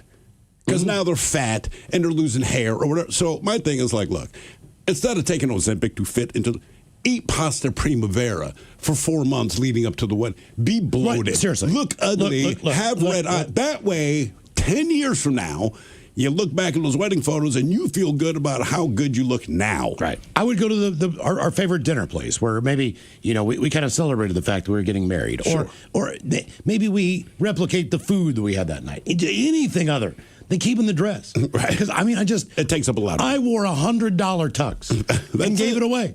Threw it right back in a garbage bag. Yeah. You know, with cufflinks, the whole deal. Like, it did not mean anything to me. I don't understand why that is such a big deal. I don't know. I don't know. But it's generationally important, is what I discovered. Yeah. When I heard that. What's the thing you take off and fling, off the leg? The garter belt. Keep that. How about that? Yeah. Keep that. You can keep still that. fit that. Keep that. Yeah. What's the longest amount of time that you've wore the same clothes? Or what is the oldest article of clothing you own? 206-803-ROCK. My buddy Matt got married years ago. Big, long-ass Catholic mass, whatever. But he's talking to his groomsmen. There's like 7 of us. And his wife was a smoke show. So he knew one of us was going to be able to take this garter belt off kind of thing with the blindfold. And all he says, don't even let your knuckles brush. That was because we're all like, hey, man, if I get to get up under there, I'm thinking, he's like, don't even let your knuckles brush. It's like, seriously. Like, okay. Sorry. Yeah. I'll find it. Hello, Bob. Welcome to the men's room. Afternoon, gentlemen. Hola. Tanner, Bob. How are you? I think you guys probably recognize my voice enough. And so I've been in the ski industry forever, as you well know. So anyhow, back in the day, I've had this, I worked at White Pass for a bunch of years. And in the springtime, when the weather was nice, we'd go build this thing called the beach. We'd terrace it into the snow and everything like that. And we would rotate our schedules around time where we could catch the last chair up and we go hang out at the beach. And it had a really nice view of Rainier and all that. And we had a stereo up there and everything, and we'd bring beverages and so forth up.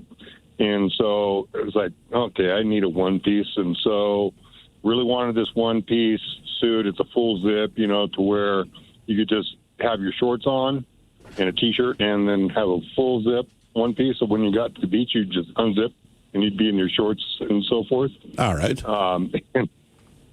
And so I bought that thing, and the thing is, it's so vain because they only made this one model in the suit. It's a spider suit. It's a really nice suit, really nice.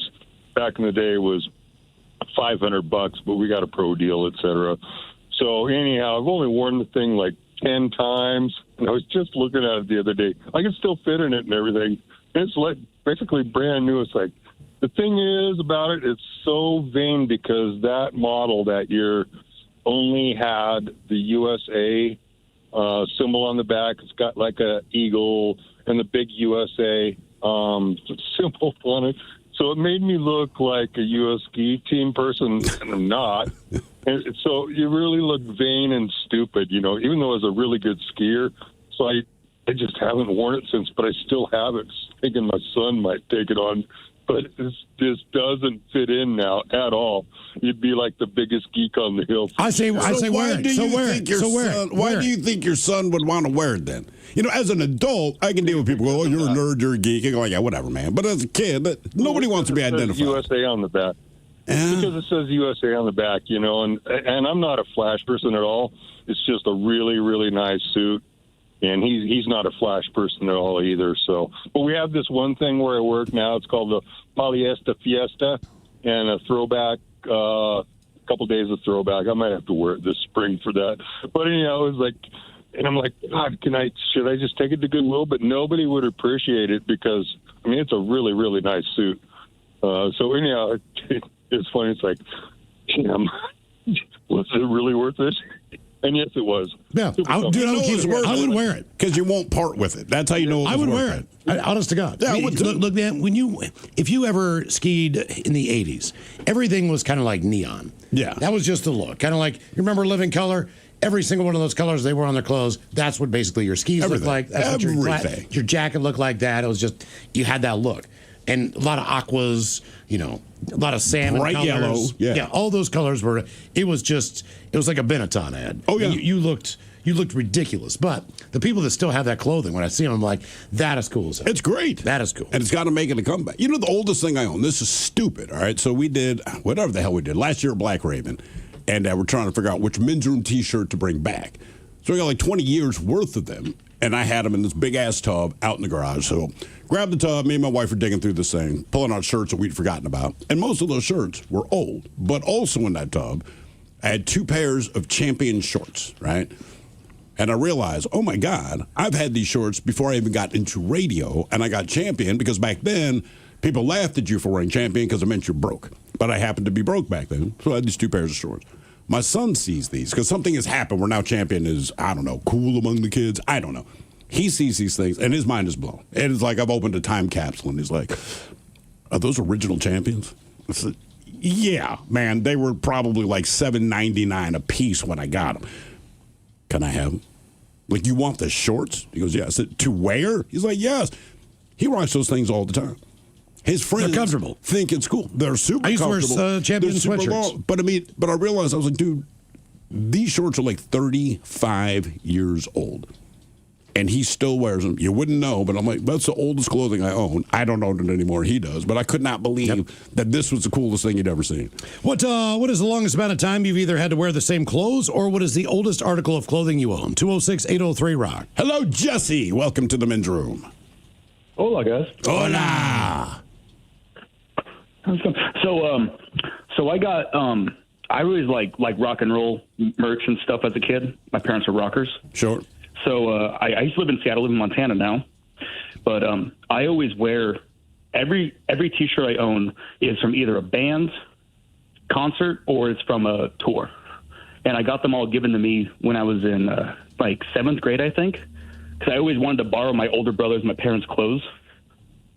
Okay. So they gave you so like, what's the oldest tour shirt you think you own? I was going through it on the break. So I have an Iron Maiden Brave New World shirt from Tacoma Dome, 2001. God, they love that place. They always play Tacoma Dome. Yeah, well, I think they've never played Century. Yeah. They've never played the King Dome. They always just stick to Tacoma Dome. I think if I'm Iron Maiden and I just look at the demo, I'm like, we're going to Tacoma. No, probably half my catalog is Maiden clothing. But well, they had some of the coolest. But there's also so I also got probably a whole case of stuff that I can't even wear anymore. I mean, too many armpit rips or tears or getting faded. So I got probably 10 or 15 Sabbath shirts, Rush shirts, old Soundgarden stuff. What's your rule on, let's say Sabbath was on the road right now, or Soundgarden? Would you wear one of those shirts to the concert? What is your ruling on the band shirt at that particular band's concert, with the exception of Rush? Because we know Rush people do that. Very good point. Right. Rush and Iron Maiden, I feel like, are the same. You can wear your Maiden gear to the Maiden show. Okay. But besides that, you always wear a band shirt that you like, that is influenced or somewhat close to the band you're listening to or seeing. I think the latest band where I've seen more of the apparel in the same vein is probably Tool. You will see a perfect circle shirt. Yes. But you will definitely Very see good point, you'll definitely see Tool fans are like Rush, the last one. where you definitely wear Tool. See, I only wear Tool I will never buy a concert T-shirt unless I'm at the show. And it's like I will buy band shirts that are just original band shirts that have nothing to do with the tour. I will buy bar shirts. My rule is I have to be at that bar. Whatever the thing that I'm wearing is, I have to have an explanation why I have that article of clothing. I cannot wear a shirt that says, like, Deep Dick's a fishing shop in Hawaii, unless I was there and I bought fishing gear. Sure. Like, I would not wear that shirt. See, I don't mind wearing the band's shirt to the concert. Some people frown on it, but I would say, do you wear a different jersey when you go to the football game? Because that would be weird. I'm like, what the hell is the difference? Now, I paid money to see this thing that's entertaining, and I'm showing my support. Now, Mike, you have a shirt of the month club. Yeah, my mother-in-law signed me up for the Dive Bar Shirt of the Month club. Okay. Yeah. And so I've gotten probably a dozen at this point of bar shirts that I have never been to. So is it 1 year, one like Cheese of the Month club, or is it? I think it's just 1 year. I don't know. But they've kept on coming, so I don't. You don't know how many years she bought. I might just be signed up for this. Would you consider doing like a road trip or something where, like, look, some people want to see all the baseball stadiums. Absolutely. And that's their thing. And you go like, look, babe, I got all these bar shirts, so let's make it a point to go to this place, right? We can do other things, but step foot in this bar. On paper, it's something that I am interested in. I would love to go and see these bars because they give you a postcard with it, and they give you a description of what these bars are and show you pictures of them. And the shirts are really, really cool. I do like it. The problem is that the places where these bars are is nowhere that I would actually want to go. I was going to say most of those are so-and-so Mississippi, like exactly. It's not like Steve's bar in Seattle. It's like Rick's bar in Roy. Like But has anyone said that they knew the bar? Have you ever been called out on a shirt where someone says like, "Well, you know that place"? You know, ever since I started doing this, Ted has gotten on my case. He has hated it. He's called it stolen valor because he has said that if he ever saw somebody wearing a shirt of a bar that he had frequented or that he had been to, he would mention it and want to have a conversation. And if he had mentioned that with me, he would be upset with the fact that I didn't know what bar I was talking about. Now, recently, I was walking down 6th Avenue, and I had one of these shirts on because I was just going to go grab myself something to eat. I was going to just grab dinner for the night. I was walking on my way back. I was exhausted. I was grumpy that day. I was not in a good mood, and I walked, and all of a sudden I hear, "Is that the In-N-Out Bar Columbus shirt right there?" And I stormed off. I just kept on walking. I was like, no freaking way. No freaking way this guy actually called me out. Ted's right. And it was from like Columbus, Ohio or something like that. It's like, how the hell do you know what this bar is? He went to Ohio State. Doggone it, man. What is the longest amount of time that you've had to wear the same clothes, or what is the oldest article of clothing that you own? 206-803-ROCK. You ever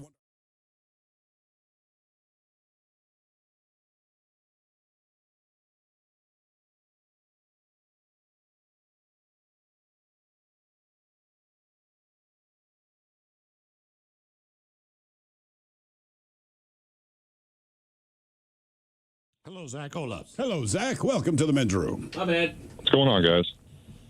Oh, just confusing names, all that kind of stuff. Hey, it happens. So what happened at the show? Alice in Chains show, I think it was their homecoming show from the Rainier Fog tour. Okay. I'm right on the barricade, and there's this family group next to me, and I'm kind of catching pieces of their conversation, and I hear them say they want to get a group photo, and they're asking the security guard in front of us if he can take a big group picture. And me, I like to photobomb. So, and I think the security guard kind of caught on to what I was thinking, because right as he's about to take the picture, I noticed him kind of give me just a subtle glance and just give me that look like, do it. Right. So I did. Popped right in behind them, right over the tops of their heads and back in my spot before they realized what happened. And security guard gives them the phone back, and they're sitting there scrolling through the picture. And the lady standing next to me, I kind of catch it out of the corner of my eye. She zooms in on the phone and kind of looking around, looks over at me, looks back at the phone, and she goes, "Okay, that was nice. Do you want me to send you that picture?" And so I got a free photobomb picture out of it. Oh, nice. I'm glad they took it well. That was a good show. Yeah. It was a very good show. Yeah, I do remember that. That was a very good show. We did. They did a private show for KISW listeners up at the Science Center. Yeah. So they do like 4 or 5 songs, and then we kind of just walk down to what is that? Where you can see all the stars and stuff. What do they call that giant telescope? Planetarium? Planetarium. Yeah. I was thinking like Arboretum. You see all the stars and stuff. Yeah, whatever. Planetarium. And then they had the laser show for that album release. So basically, you just laid on the floor and watched the lasers. They played Radio Which was very cool. It was. What happened to the show? 206-803-ROCK. I will tell you the coolest thing. One of the cooler things that happened to me as far as just working in the business. I was probably 19 years old, and I worked for a radio station, and we had a summer amphitheater.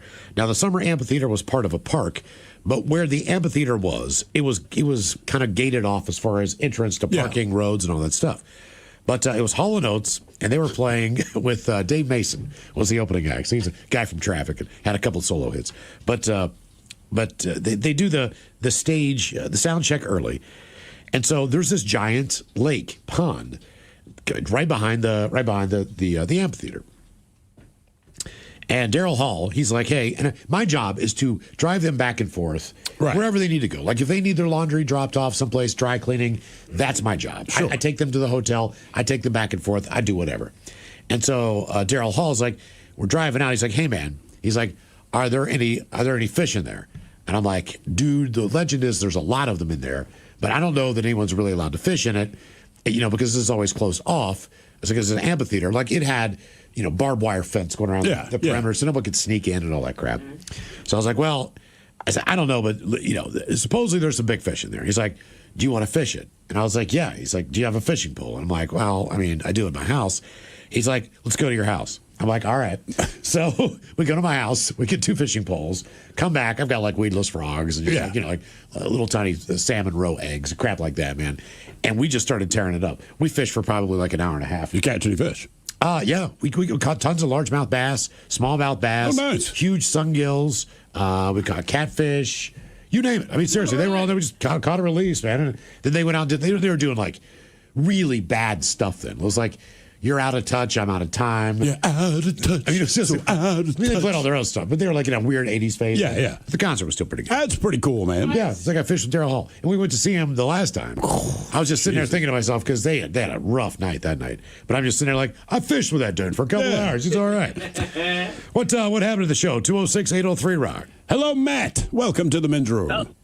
Hola. Hola. So I was living in Washington at the time. This is circa 1990. We decided to go to the East Coast to go see the Grateful Dead tour.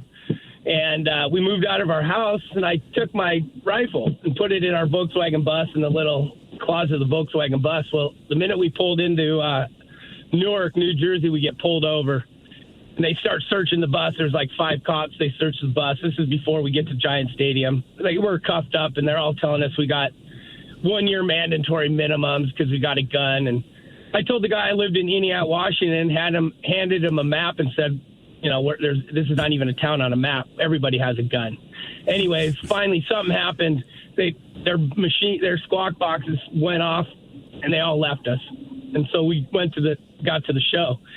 Well, we did the show the way you're supposed to do a Grateful Dead show, found all the party favors possible. At the end of the show, they kicked you out of the stadium, and as we're driving down the 95, we drove past Manhattan, and all the lights and all the buildings turned into these crazy diamonds flying all over the sky. Yeah, and it was full on. Well, how much traffic control and lane changes and all of that. Well, all the signs just started melting into skeletons dancing on the side of the road, and we're not looking at New York City because it's too distracting, right? You got to stay on the road. Anyways, we ended up making it out of that alive and didn't go to jail and had a great Grateful Dead trip. Yeah. You know what's weird about that place, man? Just as heavily populated as it is, there are so many lanes on 95 compared to I-5. Oh, God, yeah. And so many lanes. When you jump on that thing, you need to be going about 85 to 88 miles an hour on the entrance ramp. Yeah. Just to merge with the slow traffic in the right lane. Because that's the right lane. So going 85. on I-5, if someone passed you going 87, 88 miles an hour, you know it. You're like, wow, man, that guy's flying. Well, I remember a van in one of those tunnels. A van was squished up against the wall in between the white line and the wall. It had been hit so many times. Oh, yeah. And you could still get by it. Yeah. I mean, you seriously, like, there are times I drive it, I'm like, I go back and I'm like, wow, this is scary. Because I'm typically in a rental car that I'm not used to, like all the things. But then again, at the same point in time, it's just like, man, people just drive freaking fast out here. You're just not used to the speed. And, I mean, it's as packed as I-5 is. It's just everyone is going 85. But the guys going 85, they're pulling off on an exit, man. If you get in the left lane, like if you're not getting up to at least 95 miles an hour, then you're holding traffic up. But everyone drives like it, so you don't think about it. But you're driving through Philly that fast. It's not like, we're not talking about like, you're in the middle of nowhere, in Oregon or something. No, you're blowing through Philly. But you're right. We forget, and then we go back, once a year for something, get the rental car, and we're like, oh my God, everyone here is insane. We're going to die. Yeah. No kidding. What happened to the show? 206-803-ROCK. Hello, Andy. Welcome to the men's room. Andy. We'll get back to Andy. Hello, Daniel. Welcome to the men's room. First of all, I'd like to start off by saying you guys rock. I fucking love your show, dude. Oh, thank you, man. Appreciate that. You guys fucking kick it. Oh, look out. Hold on. I mean, comes on. Hang on. Daniel. 7 words you can't say on the radio. Even when it's complimentary. It's not too much ass, man. Right. And please keep those words in mind. Thank you for your enthusiasm. Now, back to the program. So my story is real simple. I heard one of the guys tell a Pantera story, and I got one that's pretty funny. All right. I have an identical twin brother. We got picked up by our buddy's dad to take us to the Key Arena back when the Supersonics were still in town. So this is high school. And we both had to pee because his father bought us alcohol. And so we're just urinating on the street, and then we get to the concert, and we are in the first row above general population. All right. So normally I'm the guy that's doing the crowd surfing, but I can't. So I look down at the security guards, and it's a girl and a dude. And it's this cute little white girl and this big black guy. And the girl's looking at me, and I pointed to her, I pointed to me, and I said, I'm jumping down there. She goes, no, you're not. And she bumped the other guy. So then he turns around, he looks at me, and I go, I'm jumping down there. He goes, no, you're not. So as soon as the first song started, which was a new level, and Pantera kicked off, I did it. I jumped. I tried, what I wanted to do was get to the stage, and all I had to do was hurl 2 pieces of caution tape. I made the first one, got tackled on the second one, so I spent the whole rest of that concert and then Ozzy Osbourne sitting outside watching a bunch of idiots getting kicked out. Oh. I know, dude. I missed the whole damn thing. Wow. Well, hey, man, they told you, don't do it. Yep. Man, I've never been kicked out of a concert. I don't. Well, I just had pure luck. Pure luck that I haven't. But I've never have. I mean, the worst thing I want to do is pass out drunk. But sporting event, never. Yeah. You know, normally. Well, and I know I'm not trying to overstay my welcome, but I will say this: for the next hour at least, I'm watching these ding-dongs getting kicked out, making friends, sharing cigarettes, and just you got to make the most of it. Pretty funny. Yeah. That is, if you do get kicked out, if you're willing to wait around, instead of getting mad and storming on, keep hanging out for a minute, because the other idiots they kick out, you're all kind of the same mind. Yeah. Thank you. Right? You know what I mean? Yeah. So, all right, guys. Yeah, man. So you can still have a good time. You're just not going to be at the... Because they're as dumb as you were in that moment. Yep. And you go like, all right, I dig it. What happened to the show? 206-803-ROCK. Hello, Forrest. Welcome to the men's room. Hola, gentlemen. Hola. So yeah, this is back, 25 plus years ago, and I was at the Warped Tour at the Gorge in my early 20s. And the context is, at the time, I was raised hardcore Jehovah's Witness. And those two words go together so well. Yes, hardcore Jehovah's Witness. I was very hardcore. So we do this no wives guys trip to the Gorge, and I get there, and this is kind of like my what I always call my Rumspringer night. All right. So I'm doing everything, and I learned that if you go to the beer garden for one drink, the females will show you their rack. What? And wait. Was fantastic. So hold on. You go to the beer garden, you order a drink, and the women show you their boobs. Yeah, if I buy them a drink. Oh, okay. Well, well, that explains it. Okay, sure. Yeah, I just figured this out. So what I do is I figure out that this really small margarita booth, which is kind of over in the corner, has the cheapest drinks and the ones that the women want. So I tell them that my credit card is over at the bar and just to put it on my tab. And so the whole day, I'm just racking up the tab, no pun intended. I get to the end of the day, totally drunk off my butt, and I close out my tab, and I'm not kidding you. 99.9 KISW. The shenanigans continue. This is the men's room with Miles and Thrill. More on National Underwear Day. A Minnesota company has created what it calls the world's cleanest underwear. An innovative self-cleaning undergarment that can be worn daily for weeks, even months, without becoming smelly. Hercleon, a material innovation group known for creating the world's first self-cleaning socks, T-shirts, and bed sheets, is now taking on the underwear industry with Cribby, a line of undergarments made from a bacteria-fighting fabric. Kribi, if you're interested. If you want to avoid penis thrush, this might be the way to go. The revolutionary material, called Herc Fiber, Herky, continuously destroys all bacteria, stays clean without needing a wash. All you have to do is let the underwear, quote, air out for a bit after wearing them, and you can safely put them on again the next day. It's made of a blend of bamboo, eucalyptus, beechwood, and copper fibers. The copper is actually the anti-infection, antibacterial material, as copper, believe it or not, stabilizes and heals the skin. So when it's weaved into the underwear, it slows the growth of the bacteria and eliminates it. They say you're still maybe susceptible to smell-causing bacteria. That smell doesn't last, though, like it does on cotton and polyester. There might be a little funk, they're saying, but not the worst. Or you could not wear your underwear for like a week straight. No, this is a month. A month? I mean, like, come on. What is the longest amount of time that you've had to wear the same clothes?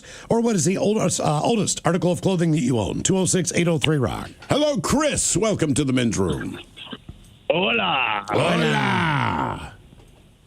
So this might be cheating a little bit for anybody that's lost a parent, but my dad was a lifer in the Air Force, was an officer for 25 years, and then went back to work for him as a defense contractor. I buried him 2 years ago, and it is his military service jacket that he wore at his retirement. And then when he died, I had to clean out his storage unit by myself. And I kept a few things, including that jacket. And so it's now sitting in my closet because I just haven't. It's hard. Can you put it on? You know, can you wear it? I can. But as a previous caller mentioned, I will not steal valor. No, that's Mike doing that with dive bars. Yeah, exactly. Like, hey, man, my grandfather passed on. He left a really cool mailman postal hard safari hat. Yeah. All right, jackets that were like, wool on the inside lined. I mean, really good stuff. I don't think you can legally wear those. I can't. That's what I'm saying. Look, it's not stolen. The post office it's not stolen valor. Like, look, I can't bring you your 10% Bed Bath and Beyond coupon. Right, and all the other junk mail. But the post office, I cannot wear any of his stuff because you can't represent a federal employee. That's actually what it is. But most federal employees stolen valor is a much bigger deal. Stolen valor are entirely different. But I'm saying, most federal employees are wearing a suit. So the law, generally speaking, is like, don't act like you're part of the FBI with some fake-ass badge because the suit's a suit. But they realize with the post office, the people that dress like mailmen are mailmen. So if you dress like a mailman other than Halloween and you are not a mailman and it is official post office gear, I don't know if you'd be arrested, but you can be fined. Right. And it's crazy. So, but you didn't take any other items that your dad wore, right? You just took the stuff from the military. Yeah, no, I just... That one jacket was, it's got the ribbons on it. It's got all of his medals. Oh, God, no, you cannot wear that. No, you're going to keep it up looking at it today. Okay. Yeah, of course you're going to keep that, man. When my dad died a couple of months ago, his girlfriend's like, do you want any of his clothes? And that was the first time I'd laughed in a couple of weeks. After that, I was like, no. I have watched him, for years, and what he wears. Like, I am absolutely not wearing. I know he's got sweaters. Right. I know he's got khaki pants. Just stuff that even if it fit, I would never wear that for 1 second of my life. Now, Chris, you said that you buried your father 2 years ago. Yes. Well, I didn't. The military did, but I was there and everything. But yeah, no, I did mess up earlier. I did keep one other main thing that it's in my car right now next to me, and it was he was a big booster of my high school. Okay. For decades after I graduated, and he died with a lapel pin with our high school logo on it. I took that. I cut off the pin part. Sorry. We get it, man. Yeah. And I turned it in, flattened it out, sanded it off, and then sealed. And now it is my ball marker, and it is with me. Oh, cool! That's cool. Every day. Now you're gonna practical application. I play. There you go. Now just an excuse to play golf. Now you're gonna exactly. That's all that was. Hey, so when you said you had to clean out your dad's stuff, now I understand it's sad, and you're going back down memory lane. Did you find anything weird or totally unexpected? Right, so you can find the jacket, and you go like, "That's cool." You find the lapel, you're like, "Wow, it's touching," and then you're like, "What is that?" So what's funny is he had pictures he never showed me, and it's just there was boxes, and he claimed that he stopped drinking in his 40s, and there are pictures here where I'm 4 or 5, and I don't know, and I wasn't living with him then, and he's just getting hammered. He's just partying with all the boys, right? Yeah. And so it was like the highlight and the joy of that whole day of verifying that he had a great time, Yeah. Yeah, my godfather would go down and hang with my dad, and his rule was his wife wouldn't let him drink either. Mm-hmm. And I mean, they would lay around drunk for a week. Oh, of course. To the point where I don't even think they ate.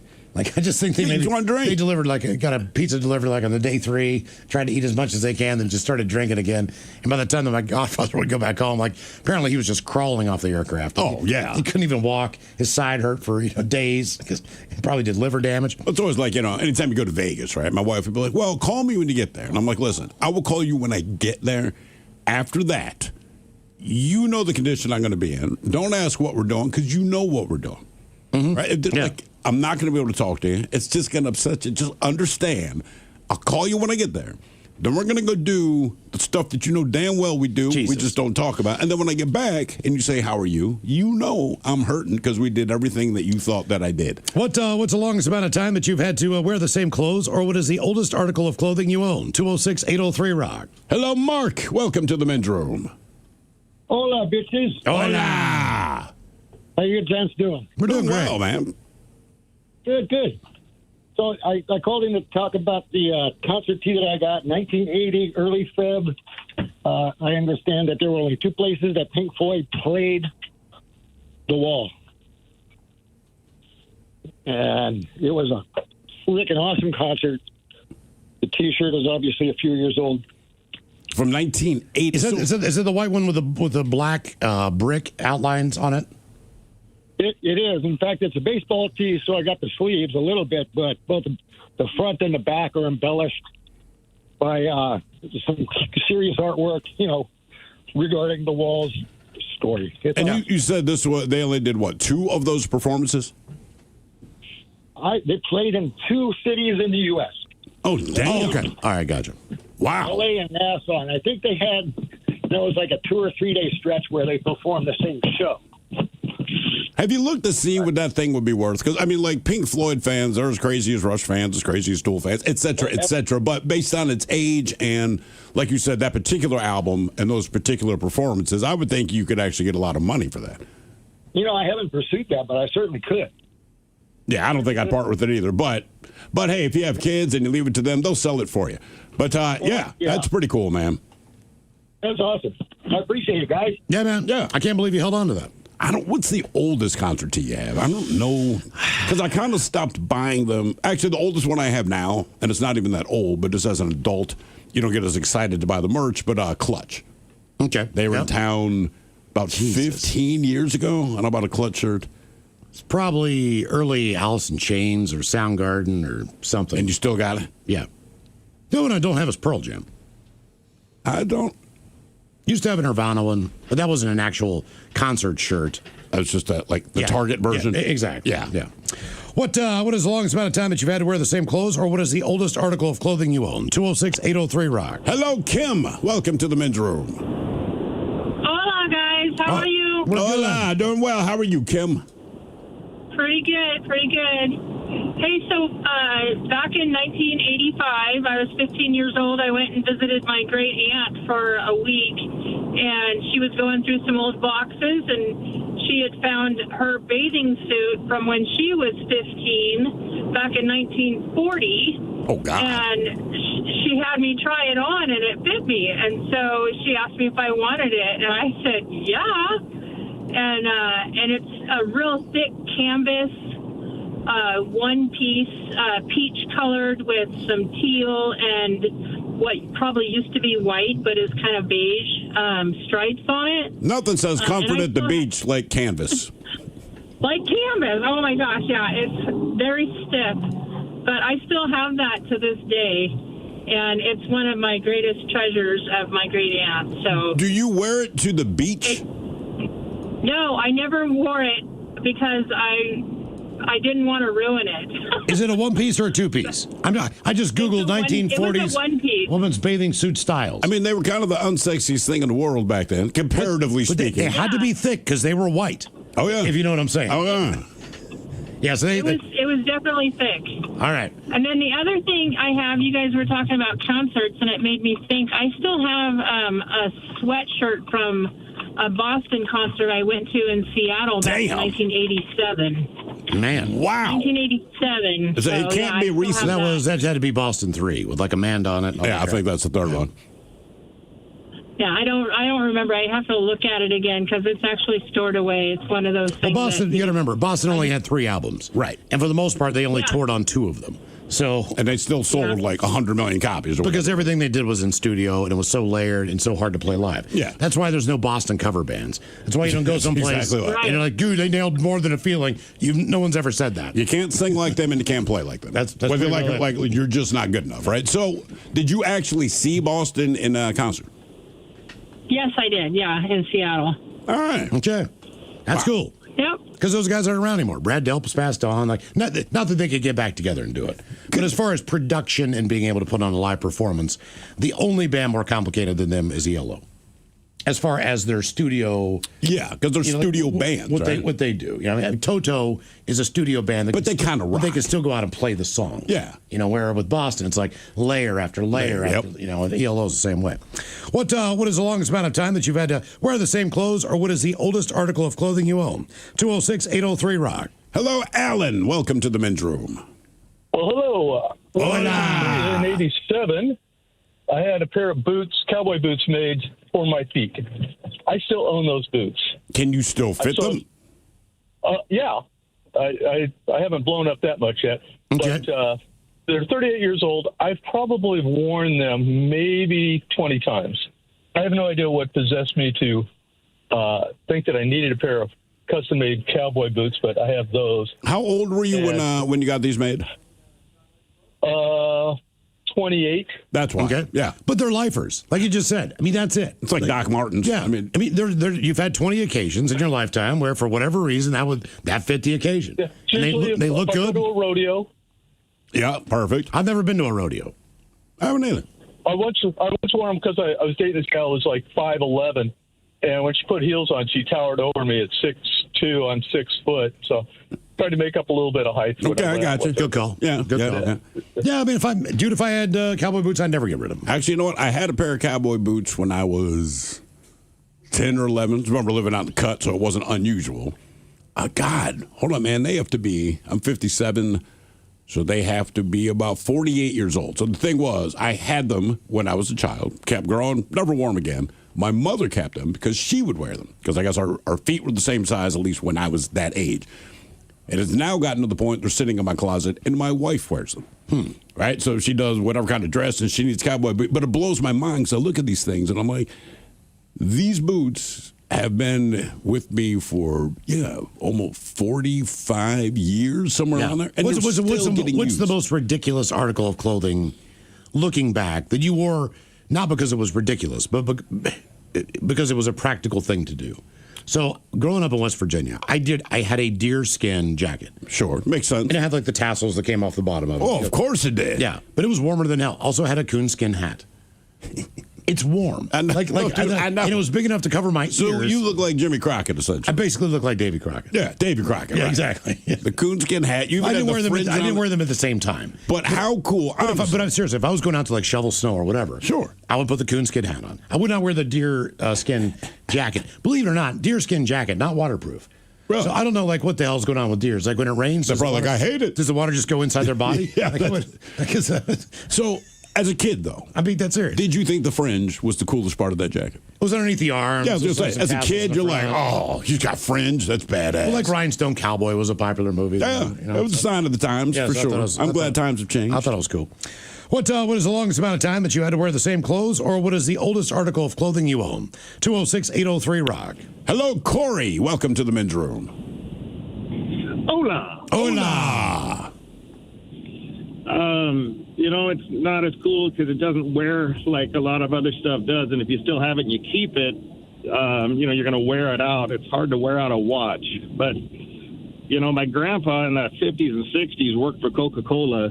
And after 25 years, they gave you a gold Rolex that says Coca-Cola on the dial.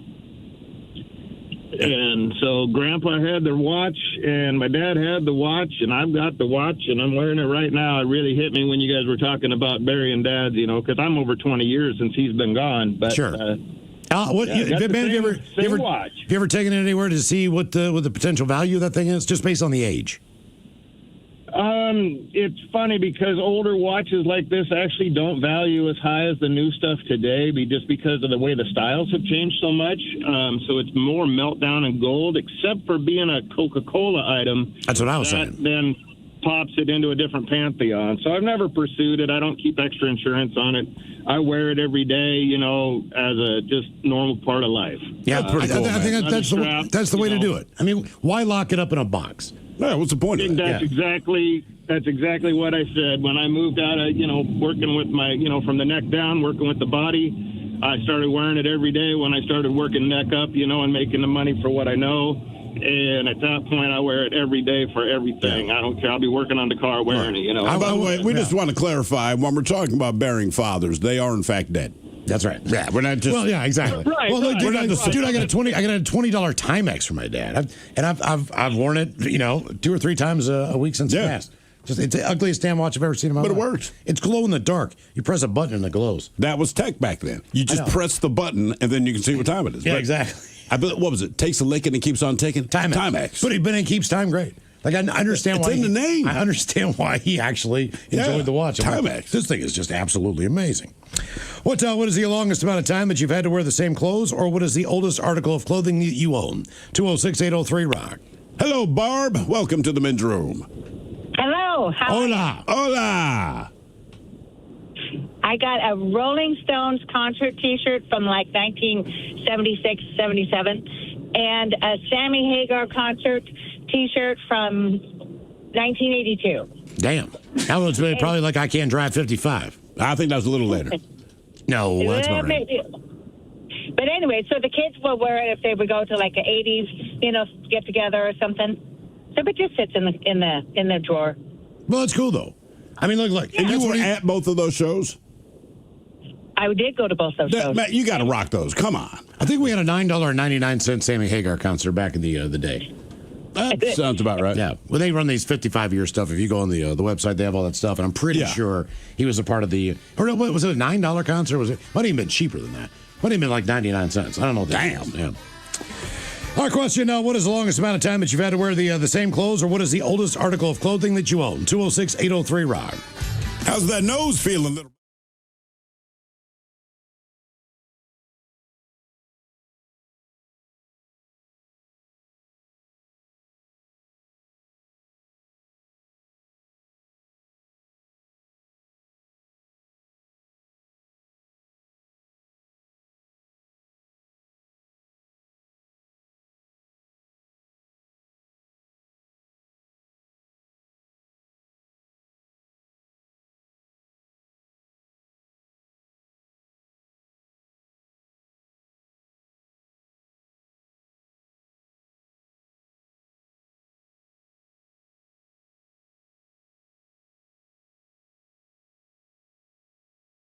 Pieces of their conversation, and I hear them say they want to get a group photo, and they're asking the security guard in front of us if he can take a big group picture.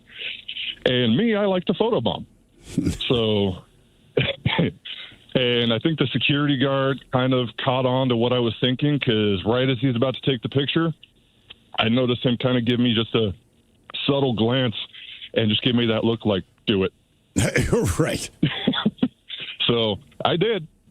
Popped right in behind them, right over the tops of their heads and back in my spot before they realized what happened. And security guard gives them the phone back, and they're sitting there scrolling through the picture. And the lady standing next to me, I kind of catch it out of the corner of my eye. She zooms in on the phone and kind of looking around, looks over at me, looks back at the phone, and she goes, "Okay, that was nice. Do you want me to send you that picture?" And so I got a free photobomb picture out of it.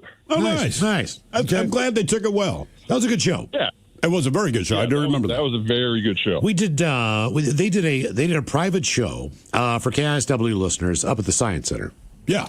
So they do like 4 or 5 songs, and then we kind of just walk down to what is that? Where you can see all the stars and stuff. What do they call that giant telescope? Planetarium. Planetarium. Yeah. I was thinking like Arboretum. You see all the stars and stuff. Yeah, whatever. Planetarium. And then they had the laser show for that album release.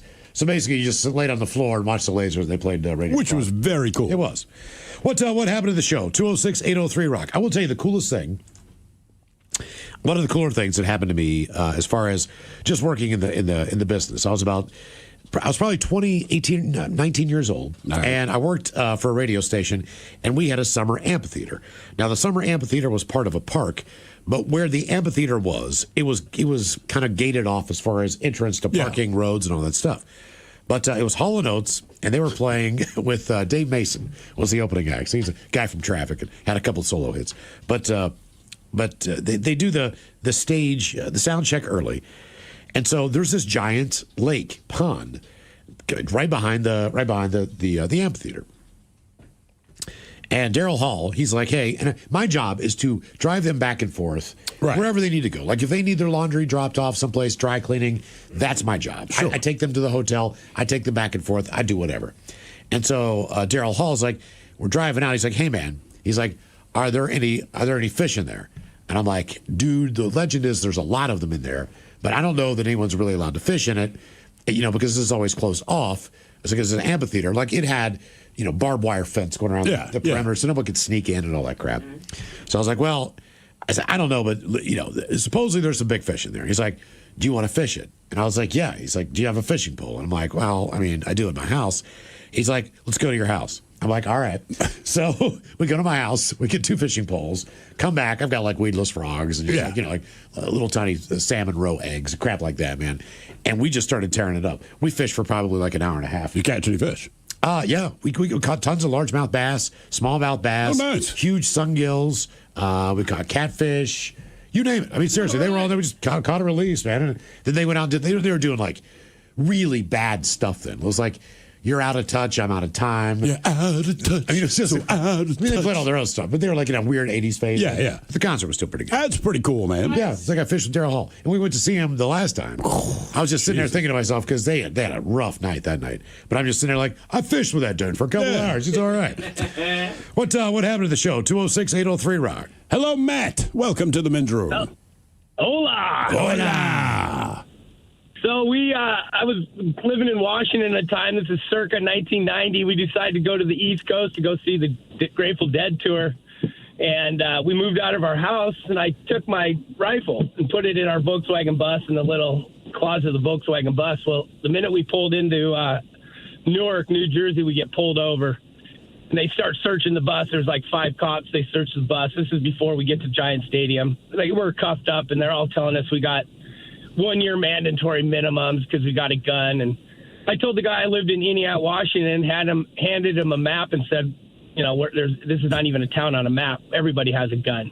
Anyways, finally something happened. Their squawk boxes went off, and they all left us. And so we got to the show. Well, we did the show the way you're supposed to do a Grateful Dead show, found all the party favors possible. At the end of the show, they kicked you out of the stadium, and as we're driving down the 95, we drove past Manhattan, and all the lights and all the buildings turned into these crazy diamonds flying all over the sky. Yeah, and it was full on.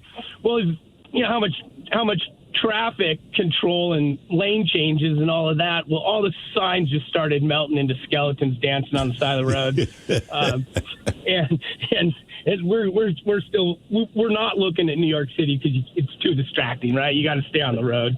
Anyways, we ended up making it out of that alive and didn't go to jail and had a great Grateful Dead trip. Yeah, what's weird about that place, man? Just as heavily populated as it is, there are so many lanes on 95 compared to I-5. Oh, God, yeah. And so many lanes. When you jump on that thing, you need to be going about 85 to 88 miles an hour on the entrance ramp. Yeah. Just to merge with the slow traffic in the right lane. Because that's the right lane. So going 85. On I-5, if someone passed you going 87, 88 miles an hour, you know it. You're like, wow, man, that guy's flying.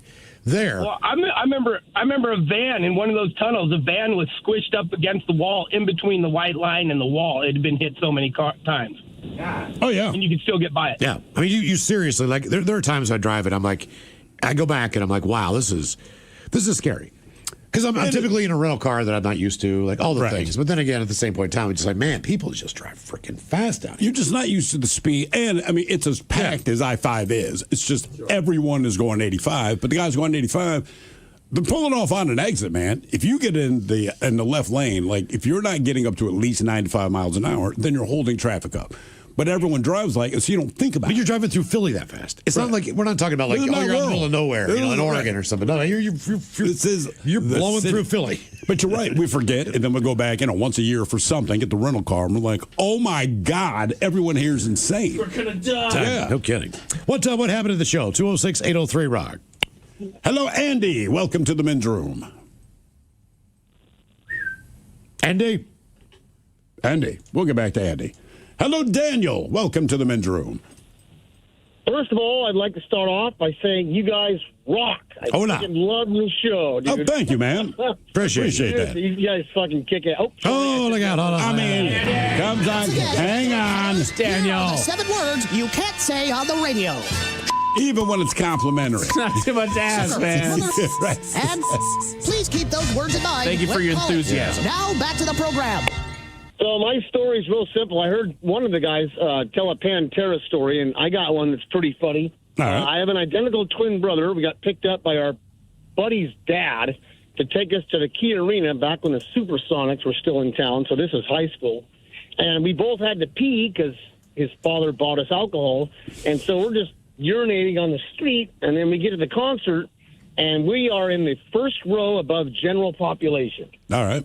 So normally I'm the guy that's doing the crowd surfing, but I can't. So I look down at the security guards, and it's a girl and a dude. And it's this cute little white girl and this big black guy. And the girl's looking at me, and I pointed to her, I pointed to me, and I said, I'm jumping down there. She goes, no, you're not. And she bumped the other guy. So then he turns around, he looks at me, and I go, I'm jumping down there. He goes, no, you're not. So as soon as the first song started, which was a new level, and Pantera kicked off, I did it. I jumped. I tried, what I wanted to do was get to the stage, and all I had to do was hurdle 2 pieces of caution tape. I made the first one, got tackled on the second one, so I spent the whole rest of that concert and then Ozzy Osbourne sitting outside watching a bunch of idiots getting kicked out. Oh. I know, dude, I missed the whole damn thing. Wow. Well, hey, man, they told you, don't do it. Yep. Man, I've never been kicked out of a concert. I don't. Well, I just had pure luck that I haven't, but I've never have. I mean, the worst thing I want to do is pass out drunk, but sporting event, never. Yeah. You know, I normally keep it and I know I'm not trying to overstay my welcome, but I will say this: for the next hour at least, I'm watching these ding dongs getting kicked out, making friends, sharing cigarettes, and just you got to make the most of it. Pretty funny, yeah.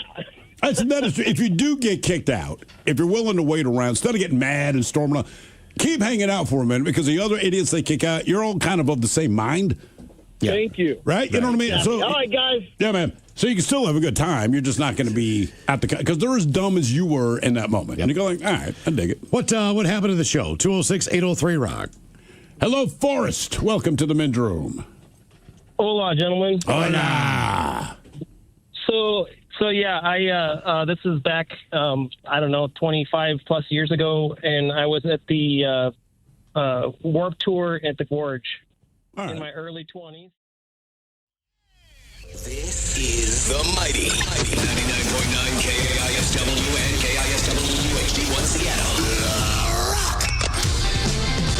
Always live on the free Odyssey app. Text the guys at 206-803-ROCK from the Pinky's Plumbing Studio. You're in the men's room. Kids can be quite cruel and mean at times. But so can adults. You ever been bullied for your clothes? Maybe it was the hat feet you were wearing that one time. Not bullied, but just shamed a little bit based on your... I was shamed in my early 20s, as I should have been, because I was broke, and, you know, I'm not doing anything good. But the white Converse tennis shoes that I had, they were no longer white, but also I'd walk through the soles, so there's just no soles on the bottom. So essentially, I'm walking on my socks, probably about 9 months wore these, but I'm walking on my socks everywhere.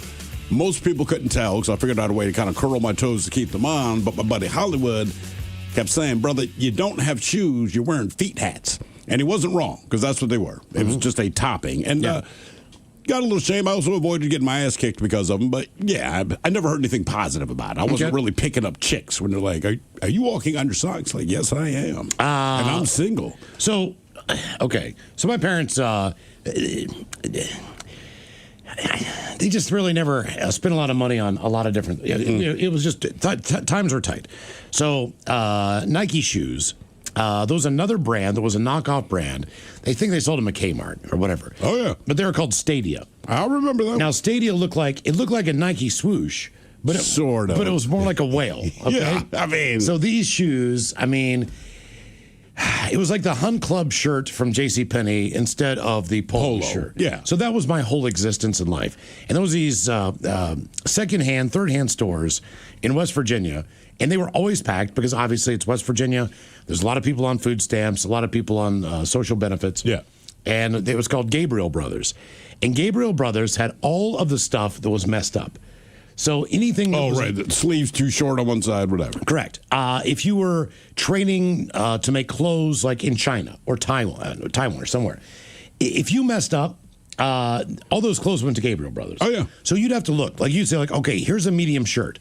Well, they sewed in the wrong tag. It's really a large or an extra large. Yeah. Or they messed up the logo on the stitching. So like whatever it was just all janky and just messed up stuff. And that's what we would get as clothes. Yeah. And man, I'm telling you what, from older kids, you would just get absolutely annihilated as far as, man, just like, dude, really? That's what your parents buy? But at the same point in time, you're a child, you are growing fast. Like, you're going through clothes quickly. I understand Shoes, that. the whole deal. What I would say to parents is this.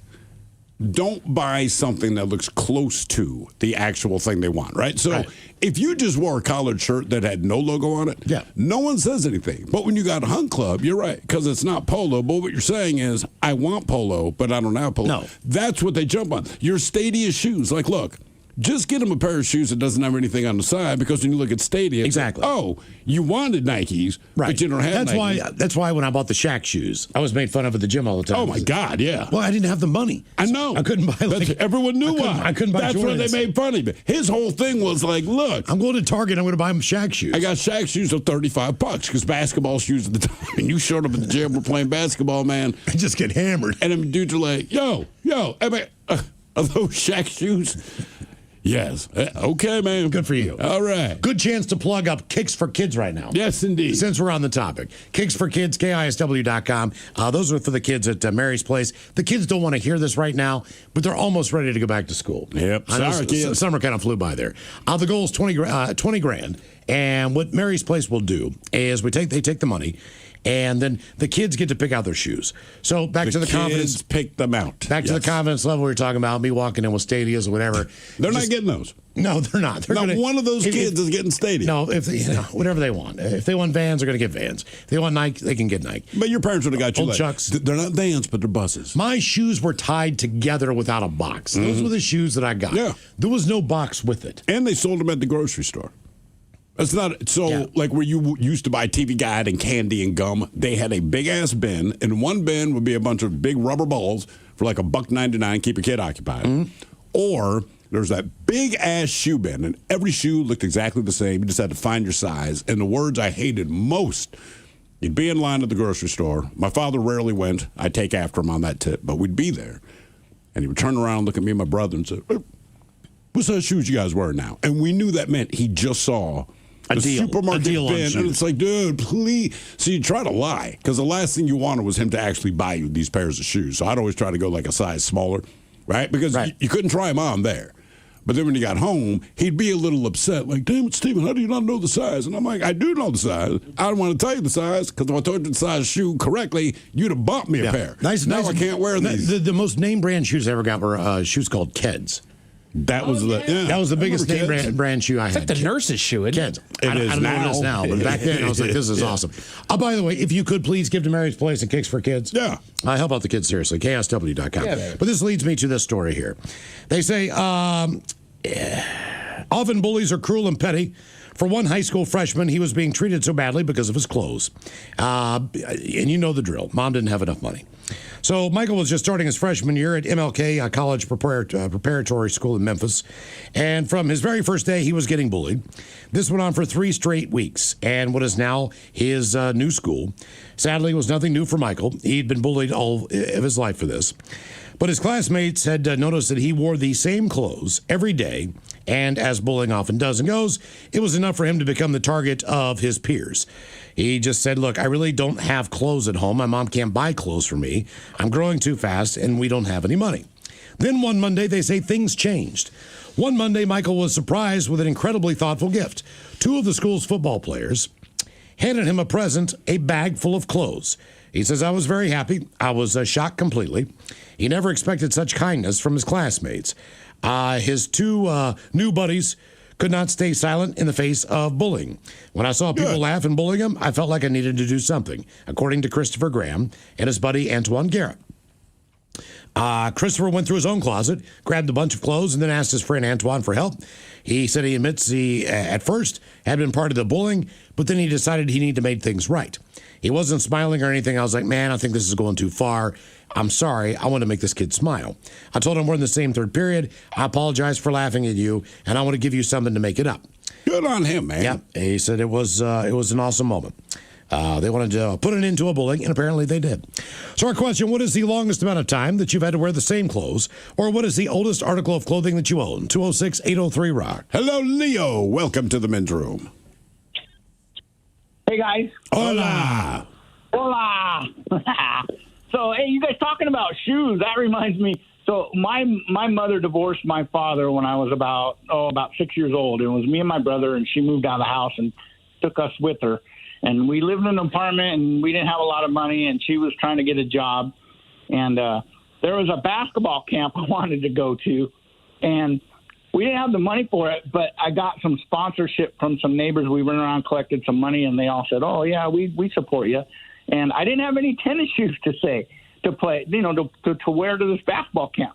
So my older brother, which is a stepbrother, he's like 4 years older than I was.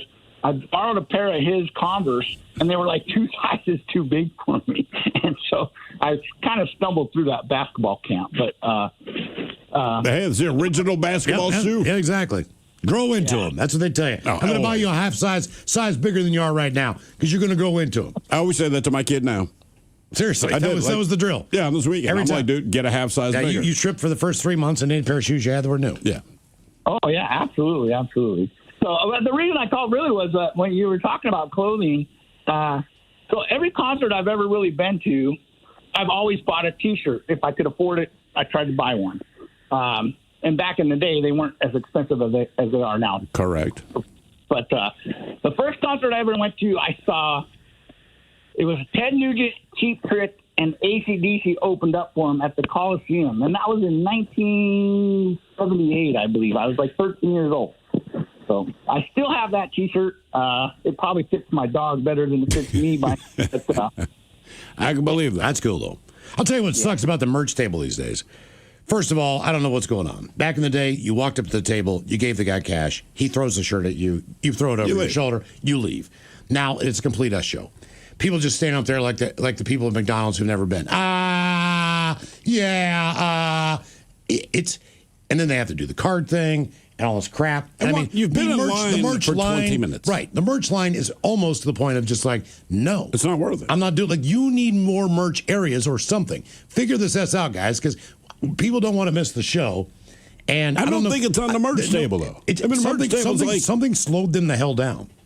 People, you've been in line for 20 minutes. We display everything we have available. Just pick something out. You didn't make a decision. Get the hell out of there. It's not difficult, but people, for whatever I was going to reason, buy a T-shirt, but the line was too long. I've heard that 100 times in the last decade. My wife actually found the workaround for that. What's that? Order them online? Bring your husband.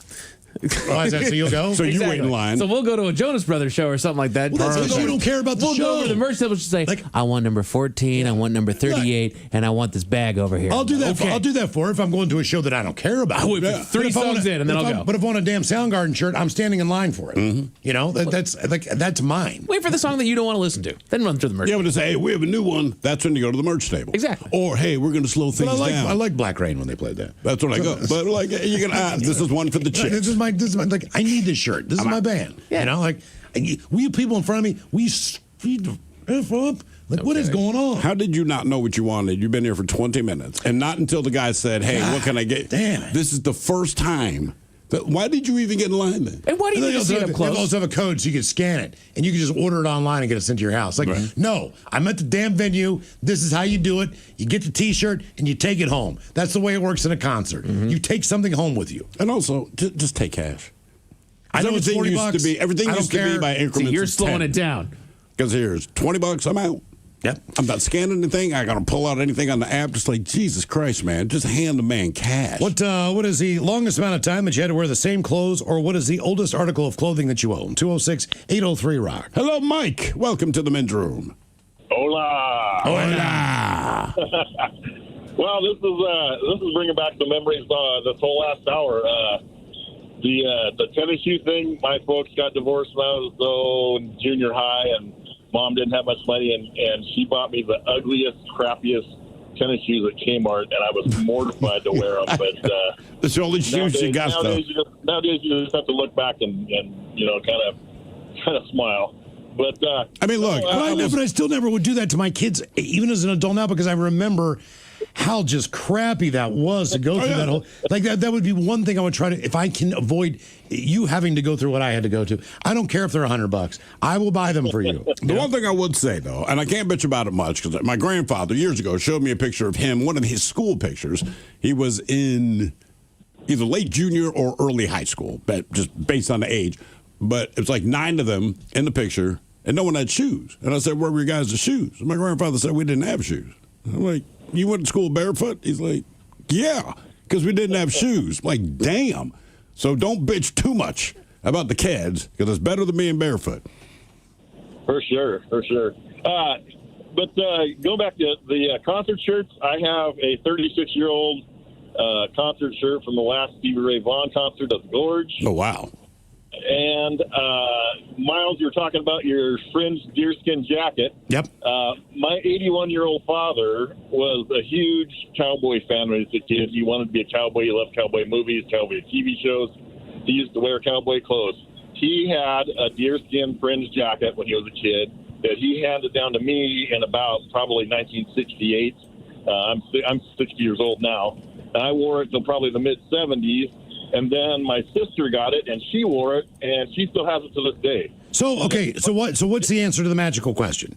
Why is that jacket not waterproof? I'm a deer. I get rained on. I'm in the woods. Right. You telling me that rain is going inside my body? Right. Like this jacket does? Like, seriously.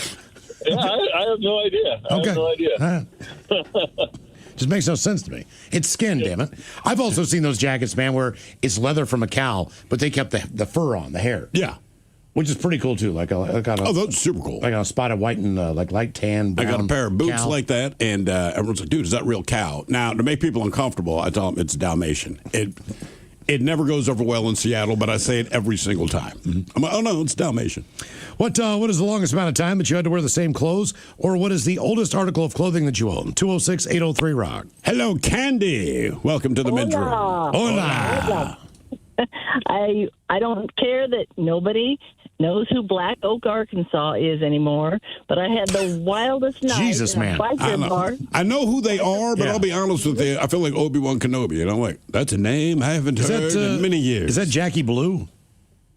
No, I don't know. It was I saw them in Levy, Arkansas, and like it was 1988 at a biker bar, a wild night. Sounds about right. Yep. Yep. And Jim Dandy, I bought the T-shirt and I came up to Jim Dandy and I asked him to sign it, and he said, turn around. So I turned around, and he signed "To Candy" from Jim Dandy on the back.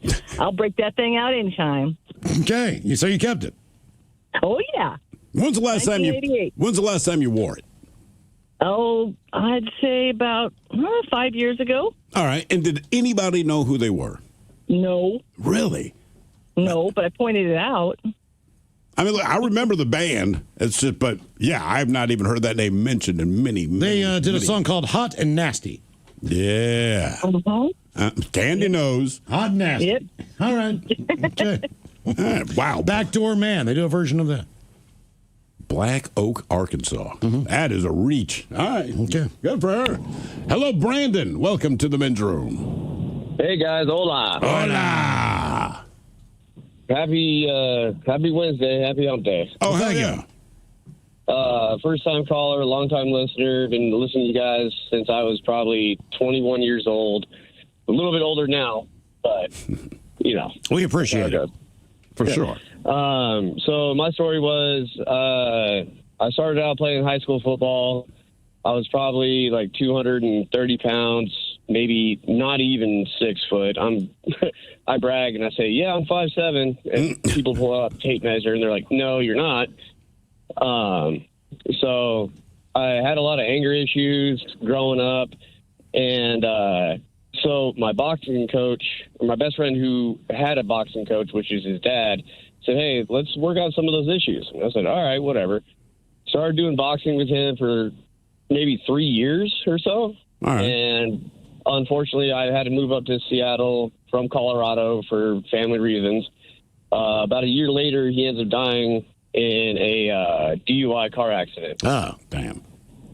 Yeah. So I go down there for the funeral. My best friend was like, hey, Dad would have wanted you to have this. And he handed me one of his crosses. He was always a very religious type of guy. Me, I look at it as like it's a symbol of something, a symbol of hope, symbol of, something to look forward to. Who cares? I'm not a very religious guy, but that's just how I see it. Sure. And so I've been wearing that cross for close to 22 years. Damn, man. That's very good on cool. you. I've got one. I've got a cross that my grandmother gave me, and it broke. The chain broke. Yeah. So I've just still not forgotten to get the clasp fixed. Just get it fixed, man. Yeah, I know. You used to wear it every day. Oh, no. Yeah. Yeah, I did. What is the longest amount of time that you've had to wear the same clothes, or what is the oldest article of clothing you own? 206-803-ROCK. Hello, Terry. Welcome to the men's room. Hey. Hola. Hola, bicholas. Hola. So, yeah, I'm calling about my dad was in the Army, and in 1980, we got stationed over into Frankfurt, Germany. And so I proudly took my KISW rock T-shirt, which I still have today, wore it proudly over there in Germany for years. On top of that, I've got a Led Zeppelin T-shirt that I saw Led Zeppelin there in June 30th, 1980. It was one of their last concerts. It was like, I think they played like only 3 after that, before Bonham died. Yeah. Yeah, and then on top of that, also, I heard the guy talk about the Pink Floyd shirt. I've also saw Pink Floyd in Germany, the Wall Tour. He's right, they played 2 places in America and then 2 more overseas, London and Dortmund, Germany. I saw him in Dortmund. Still have that concert shirt also. I've got the tickets of both. I'm curious, man. You said you have that old KISW shirt. Was it 99.9 or was it still FM 100? I would have to look at it. I think 80 was FM 100. FM 100. Yeah, because we have a retro shirt for a 55th at the Rock Shop at KSW that I wear all the time. People love that shirt. I get a lot of compliments on that, actually. People don't even know the radio station. That's probably the only shirt I can't fit in anymore. It's really small. I probably got that when I was only in about probably 7th grade. So. Oh, God, yeah. You're not fitting into that, brother. That's for sure. Damn. My wife, she comes across them all the time, and she wants to get rid of my. I'm like, you better not. The Zeppelin with my ticket, I've been offered $500, and that was years and years ago, even because of. Yeah, so there's even a bootleg tape about that concert out there called the Frankfurter, Zeppelin Frankfurter, and it's awesome. A lot of controversy over. Jimmy Page going off about, that plant wasn't going to come back out. And I was there and I heard some cussing and they took it out of the tape, the bootleg tape, but it was awesome. Okay. That's pretty cool, man. We don't care about that. He can date a 9-year-old. Yeah, you're right. That's the problem. Who Sucks Last is coming up at 4:30, and we get your emails on the way next to the men's room at KISW.com.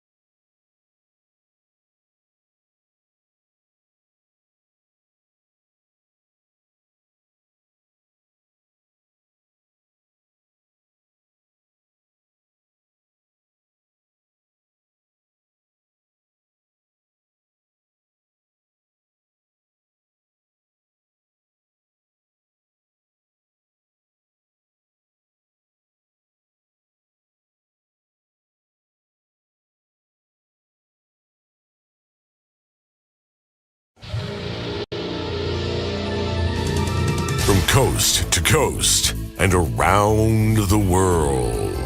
If it's not important, you'll hear it here, exclusively on In Action News. Here now are Stone Ledbetter and Felix Foxworthy. Tonight, a local punk bar celebrated when one patron used the men's bathroom for something other than vomiting or drug use. But first, 3 people were stuck Are you seriously wearing the ninth costume again, man? It's been 3 days, Playboy. Yes, Felix, I am. I told you yesterday that I'm stuck in this thing. You still haven't figured out how to get out of it. No, it's getting exhausting. It's so heavy. I've had to sleep in this thing and go to the bathroom. Do you know how hard it is to sit on a toilet in this?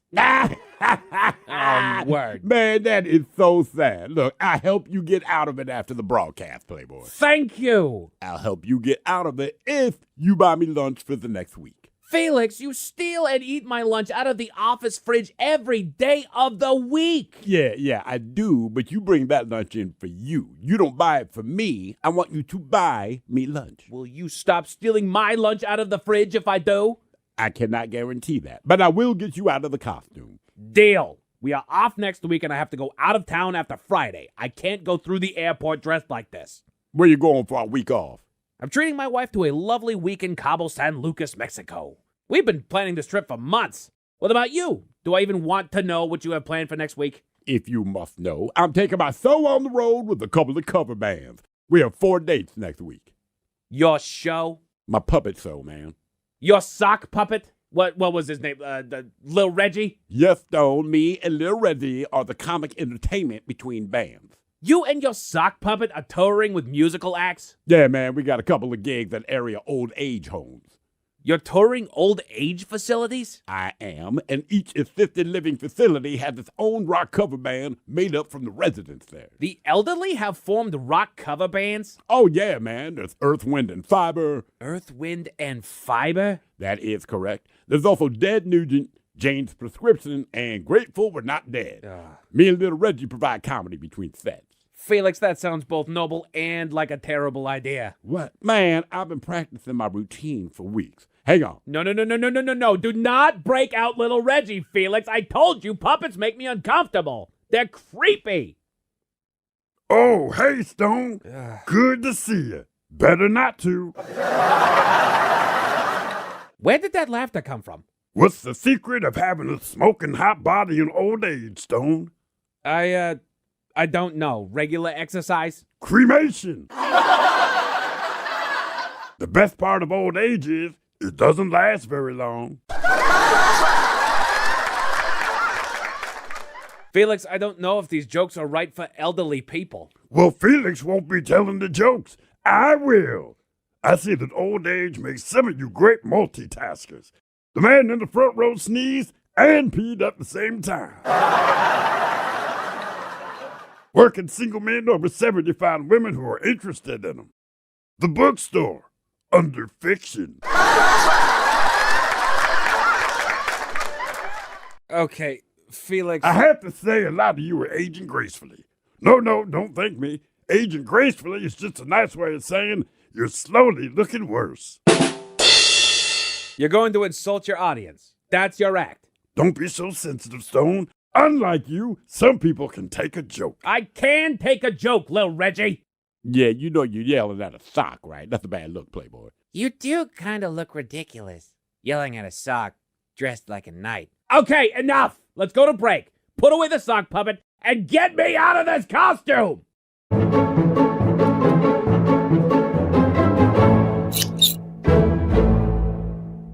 $5 Loco. Yeah, $4 Loco wasn't doing it for me, man. So I created $5 Loco. Where did you find the other Loco? It's a long, convoluted story, but it involves illegal substances from foreign countries. And with the closing of the Strait of Hormuz, it's a little more difficult to get the ingredients I need. Aha. $5 Loco. $5 Loco. I call it Loco Cinco. Why do you need to change the name? It's $5 Loco. Little thing called copyright infringement. Good Lord. Are you ready? And you know I represent myself. Which one are you guys starting with? Good bottled water, man. Discount. Manager special. I thought it was Fiji. Damn it. Ah. Successful inventions, a shot. Successful inventions. I didn't get that script. A shot. That's the script.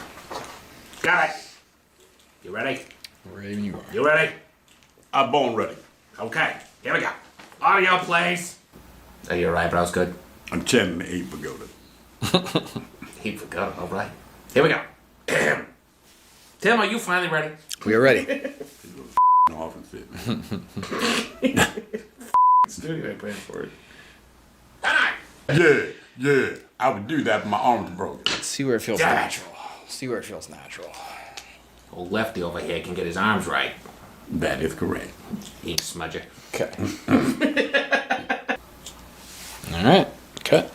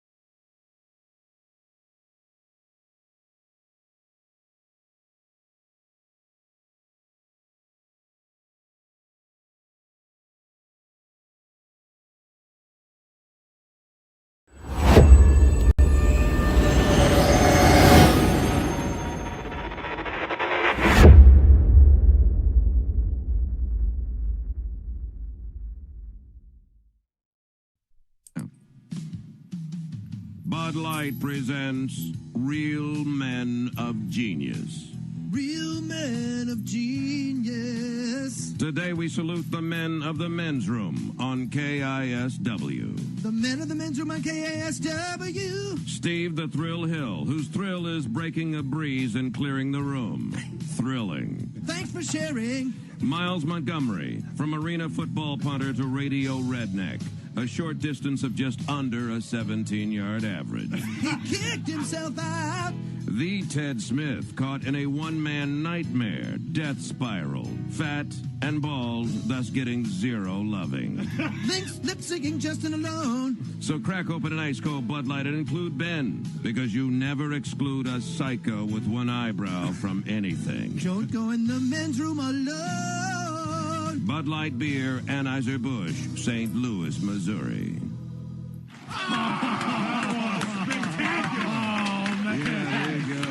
That was awesome. There you go. Awesome. We got one other one we'd like to do real quick. Oh, hell yeah. Man. This is on Seattle.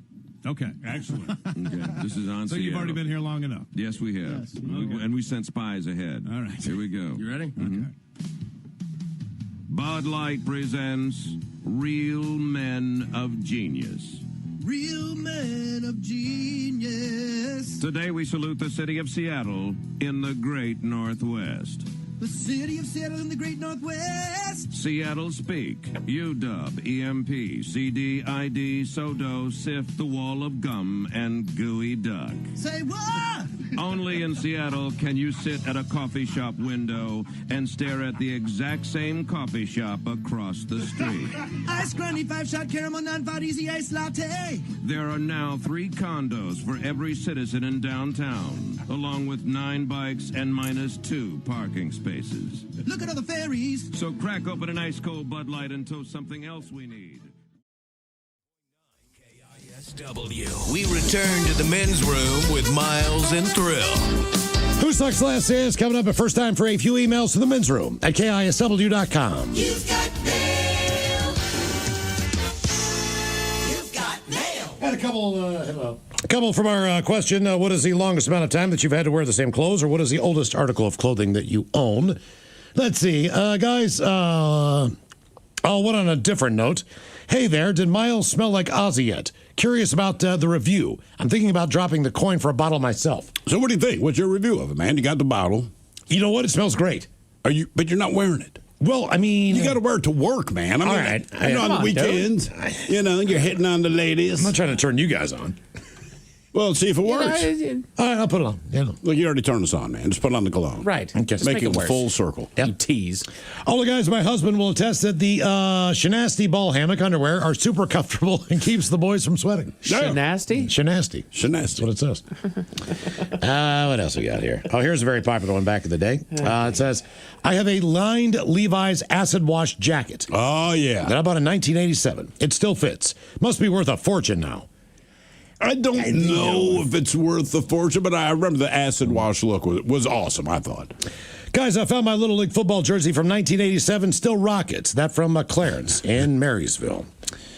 Still have my original Guns N' Roses Metallica Stadium Tour shirt. Nice. I remember that. That was, 88? Because it was what? 80, those two, 89, Faith maybe? No More, I believe, was the third band on the bill. And sometimes Living Color. Oh, really? Yeah, depending on the show. All right. Let's see. Still have the Boonie hat that was issued to me for my 1991 deployment in support of the First Gulf War. Wear it all the time for yard work, rafting, and my fishing trips. That from Nico, listening in Chico, California. Chico. Guys, I've got a Devo shirt I've had since my freshman year back in 2015. I have it signed by every current member of Devo. Well, that are left. As well as the Toadies, Marilyn Manson, and Gary Newman. Wait, are some of the Devo guys dead? I believe one. I wore it to my first concert and keep the son of a bitch framed right above my bed. Nice. Have a good one. That from Nathan. Guys, I have a K-Rock Seattle shirt that my dad got in 1977. I guess we had a K-Rock radio station. I'd say K-Rock Seattle? Yeah, in Seattle. Okay. I believe Hair Club might have been a program director there for a while. Man, that seems vaguely. In my mind, K-Rock is an L.A. station, but I'm sure there's. I think there was one in town because I think they were poaching talent from everywhere. I got you. One of those deals. They were like, we're going to take your morning show. 1983 Van Halen concert. He wore it in our class of 84 picture. 40 years later, I wore it to my class reunion, which was staged on Garfield Hill in Kennewick. Had to get it back for my kid. What else? When I got married, guys, I had 2 pairs of Durango cowboy boots, Keto, and a pointed toe. Got them when I was 16. I got married at 31. One day I come home, and my now ex-wife said, well, I decided to donate them because I never see you wear them. Are you effing kidding me? Here's another one. Ola, Heather from Burien. Nickelodeon took over my school when I was in 2nd grade. We all got T-shirts, and I still have mine, 36 years later, and it fits. What a great experience that was. I never had anything remotely like that at my schools. No. Me and a kid, a Nickelodeon rolls in, like, this is the greatest day of my life. We had something like some crappy singing group in Up With People or some. I don't know, like the AIDS Patrol. We always got yelled at. It's just Baltimore City, right? So the presumption when you were a kid was that they would always start every assembly the same way. And they wonder why people have these self-image problems, but they would start every assembly, and I swear it did not matter who came in to speak to us. It was always, look to your left, look to your right. And we would all do it, and they'd follow that up with 50% of you are going to be in jail by the time you're 18. That's how they started every assembly. Yeah, and then we just got yelled at. It's like, cool, that's fun. Guys, my oldest piece of clothing I own was given to me by my uncle. He gave me a like-new Ralph Lauren polo toggle wool coat. This thing has got tails, basically. It comes down. I believe he's owned that since the 80s. Great coat to wear when it's cold out. A little heavy. I've gotten so many compliments when I've worn it out in the chilly weather. For reference, we got a link to it. This one retails for $2,000. I can only imagine how much mine would be worth since it's, quote, vintage, I guess. That from the lovely Elizabeth. Ola, 2 things. I have an old, what I believe is a JCPenney farm jacket that was my grandfather's. Based on its condition and the era, I would say it's probably from the 40s or 50s. I have that in my collection. At one point, I was able to wear it. Right now, I'm a super fat ass. The other thing I bought 2 pairs of Durango cowboy boots when I was 15 or 16 years old. One was brown square toe, and the other was black pointed toe. So, so VD is the one who also texted in. The boots. Yeah, so his cowboy boots were thrown away by his ex-wife. I know the square toe ones well. Yeah, maybe she just gave them to me because she liked me. I remember your ex-wife. She's kind of nice to me. I wore my Eagle Scout uniform for great in the sack. 1969 just last week while touring with the Chief Seattle Council at Camp Edwards in Monroe.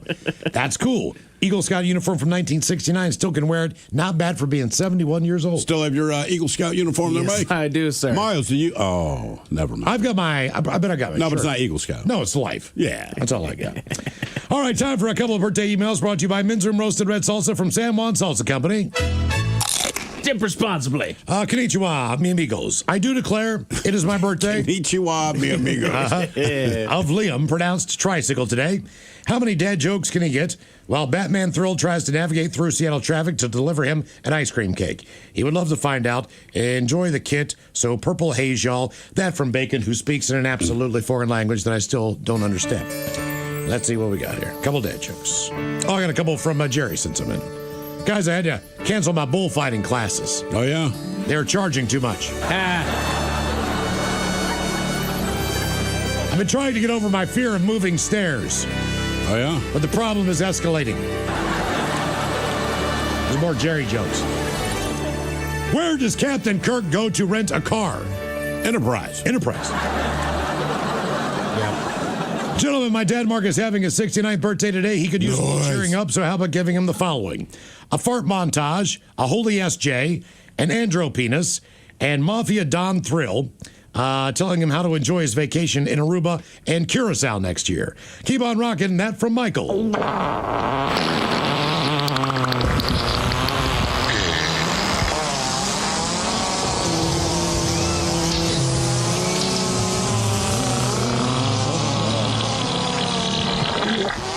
Are you me?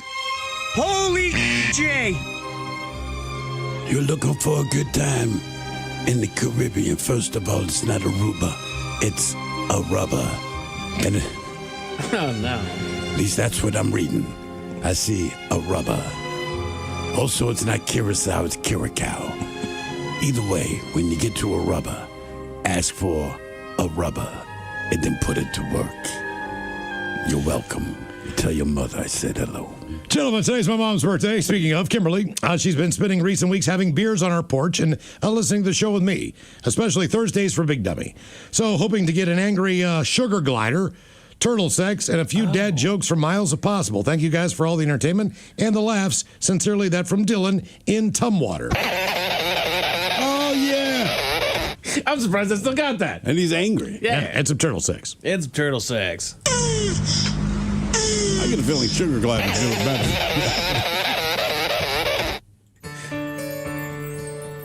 Dad jokes. I told you guys how much I hate autocorrect on my phone. No. My worst enema.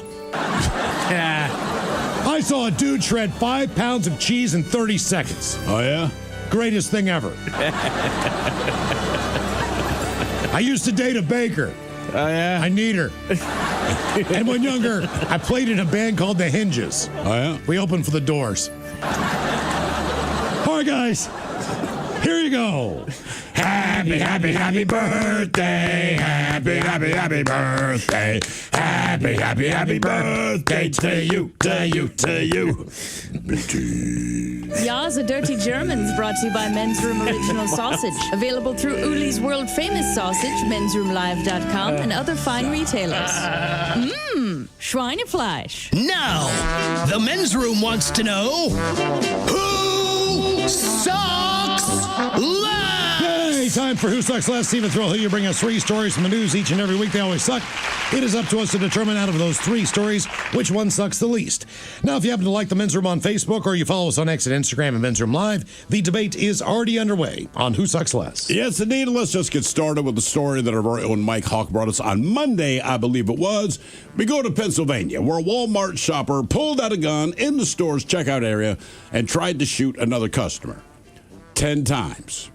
Well, argue with them. By the way, he missed and shot a worker instead. Now, the chaos unfolded at a Walmart and a place called Glen Olden, about 18 miles south of Philadelphia. It's 7:30 in the evening on a Friday. Police, by the way, still searching for the gunman over the weekend. Quote, they rushed everybody to the back of the store. I could see something ricochet to the floor, and then it like flashed. I'm assuming that was a bullet. That's the testimony of one customer that was there. Another shopper told a local TV station that she heard children screaming, saw another person hyperventilating. Quote, she was panicking. I went to her side. I was telling her to breathe, take deep breaths so she'd be able to think and concentrate. Well, police officials say the gunman was arguing with another man in the self-checkout area when he pulled out a pistol and fired 10 shots at the other shopper. He missed the other shopper all 10 times. However, he did manage to hit a female employee who was not part of the altercation, hit her in the calf. She was taken to a local hospital with non-life-threatening injuries. Now, police say they're reviewing surveillance video inside and outside of the Walmart, as well as the suspect's purchase history to try to piece together what happened and identify the suspect. And again, part of my issue with them, don't pull out a gun to shoot someone over an argument. And also, if you fire 10 times, you got to hit them once. Yes. You would think. You're in the checkout area. It's not like the guy was 200 yards away and you're closing one eye, squeezing a pistol. It's like, dude, he's right there. Yeah. Well, I mean, like a driver's license. Like, look, you have to go take tests for that. You got to take tests. Look, I understand qualifying to be able to have a conceal or a carrying conceal, but you still need to know how to operate the weapon. And clearly, you do not. All right, let's continue. This one a little more personal. A convicted felon, he's been arrested on an arson charge, suspected of starting the fire that has now burned thousands of acres and hundreds of homes on the east side of our fine state. So a person reported seeing the man in the trees looking nervous. Then 10 minutes later, saw smoke rising from that area. Well, a man matching that description, he was questioned the day of the fire, but then released. He was in possession of waterproof matches and a butane lighter. Now, piecing together the evidence a little later, they positively identified the man and developed probable cause that the man was kneeling in the grass at the spot where the fire started. The suspect is 37-year-old Aaron Farinacci. He was arrested Monday night in Spokane, now being held on $1 million bond. He should be lucky he got bond. And the man, he has previous convictions for, manslaughter in Arizona. Now, the Old Trails fire started on Saturday afternoon, quickly pushed through Riverside State Park into the neighborhoods in North Spokane. Hundreds of structures, including entire neighborhoods, have burned. And Mike, like you said, 700 homes. You know someone over there who lost pretty much everything. My correct? dad's cousin lost pretty much everything. Yeah. Thousands of people obviously remain out of their homes due to the widespread evacuation orders. The fire is one of 3 burning in the Spokane area, considered to be the top fire priority in the nation. And again, this is not because it's that time of the season. It's because this jackass intentionally started this fire. If you'd like to help out, by the way, in that with the American Red Cross, we do have a link up at KISW.com. Excellent. So if you want to donate, please do something. I mean, you can smell it here. I mean, like I said, I just assume, it's wildfire season, as it is every year around this time of the year. And to find out that someone started it intentionally, it just... Right. God, that makes me angry. And then our final story today, a licensed nursing assistant took a naked photo of a 93-year-old female patient with dementia and then sent the image to her ex-girlfriend. So Florida police say that 44-year-old Jessica Johnson took the photo around 4 o'clock in the morning while the sleeping victim was lying in her bed at the nursing facility naked. Johnson then sent her ex-girlfriend the digital image along with a text message stating, quote, "My first room, LMAO." Now, according to an arrest affidavit, that communication included 2 laughing emojis. Well, upon receiving the image, the ex-girlfriend did the right thing and contacted law enforcement. So, confronted by the Largo Police Department, Johnson reportedly admitted to taking and disseminating the nude photo. She claimed it was done in a joking manner and that she'd blurred out the patient's face. Well, the elderly victim, a cop noted, did not give consent for the defendant to take the photograph or send a photograph and a text message. She was charged with digital voyeurism, which is a 3rd-degree felony, booked into the county jail, which she was released later after posting $5,000 bond. That's it for that. Anyway, she's a certified nursing assistant, according to the Florida Department of Health. She was first licensed back in March 2012, and as of this writing, has no disciplinary cases or public complaints on her record. But she's about to. Wow. Okay. Well, this is fun. It's always upbeat, man. What are you talking about? Well, the person in Walmart someone got shot. Someone did get shot. So, man, the manslaughter thing. That's, I guess, dude. It's the Florida naked photo. It really that's horrible. I agree. But that's got to be the one that sucks the least in my mind.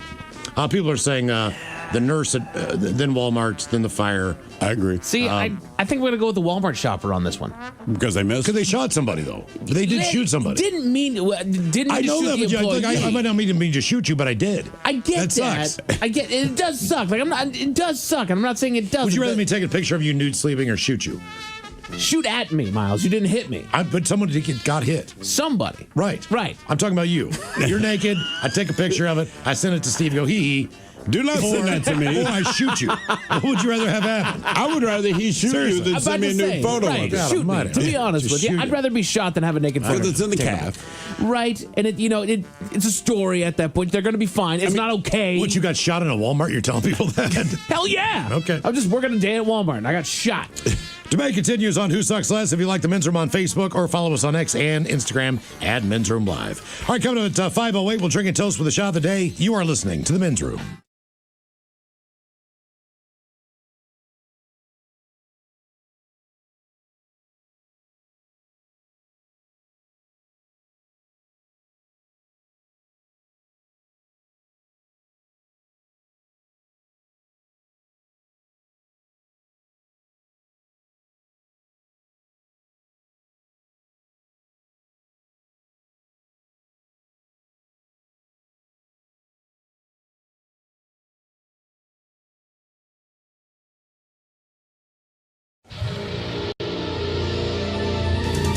From coast to coast and around the world. If it's not important, you'll hear it here. Exclusively on In Action News. Here now are Stone Ledbetter and Felix Foxworthy. Tonight, a local punk bar celebrated when one patron used the men's bathroom for something other than vomiting or drug use. But first, 3 people were stuck Are you seriously wearing the knight's costume again, man? It's been 3 days, Playboy. Yes, Felix, I am. I told you yesterday that I'm stuck in this thing. You still haven't figured out how to get out of it. No, it's getting exhausting. It's so heavy. I've had to sleep in this thing and go to the bathroom. Do you know how hard it is to sit on a toilet in this? Word. Man, that is so sad. Look, I help you get out of it after the broadcast, Playboy. Thank you. I'll help you get out of it if you buy me lunch for the next week. Felix, you steal and eat my lunch out of the office fridge every day of the week. Yeah, I do, but you bring that lunch in for you. You don't buy it for me. I want you to buy me lunch. Will you stop stealing my lunch out of the fridge if I do?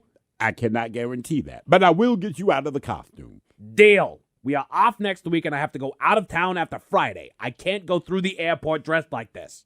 Where you going for a week off? I'm treating my wife to a lovely week in Cabo San Lucas, Mexico. We've been planning this trip for months. What about you? Do I even want to know what you have planned for next week? If you must know, I'm taking my show on the road with a couple of cover bands. We have 4 dates next week. Your show? My puppet show, man.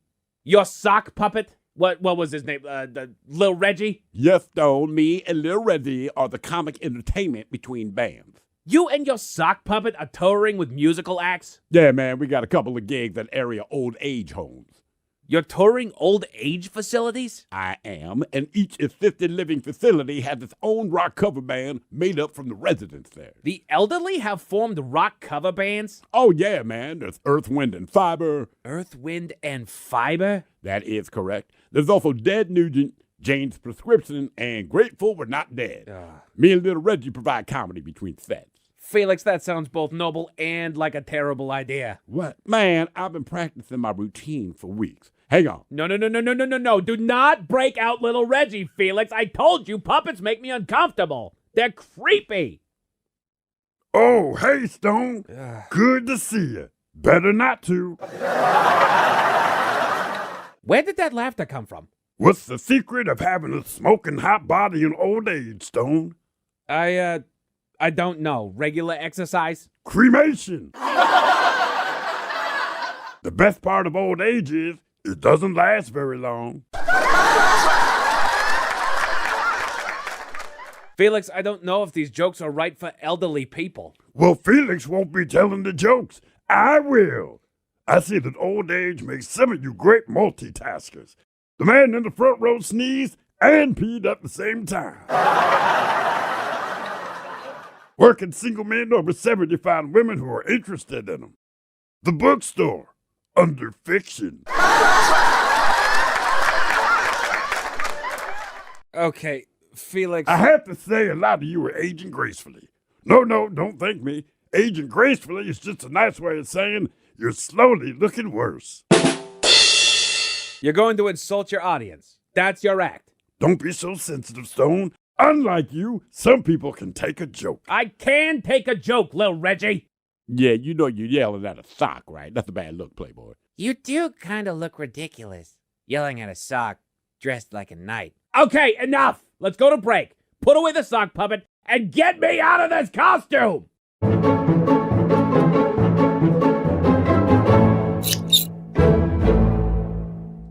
$5 Loco. Yeah, $4 Loco wasn't doing it for me, man. So I created $5 Loco. Where did you find the other Loco? It's a long, convoluted story, but it involves illegal substances from foreign countries. And with the closing of the Strait of Hormuz, it's a little more difficult to get the ingredients I need. Aha. $5 Loco. $5 Loco. I call it Loco Cinco. Why do you need to change the name? It's $5 Loco. Little thing called copyright infringement. Good Lord. Are you ready? And you know I represent myself from court. Which one are you guys starting with? Good bottled water, man. Discount. Manager special. I thought it was Fiji. Damn it. Successful Inventions, a shot. Successful inventions. I didn't get that script. A shot. That's the script. Got it. You ready? Ready when you are. You ready? I'm born ready. Okay, here we go. Audio plays. Are your eyebrows good? I'm chanting the 8 pagoda. Heap pagoda, all right. Here we go. Tim, are you finally ready? We are ready. Off and sit. Studio ain't paying for it. Yeah. I would do that, but my arms are broken. Let's see where it feels natural. See where it feels natural. Old Lefty over here can get his arms right. That is correct. Ink smudger. Okay. All right. Cut.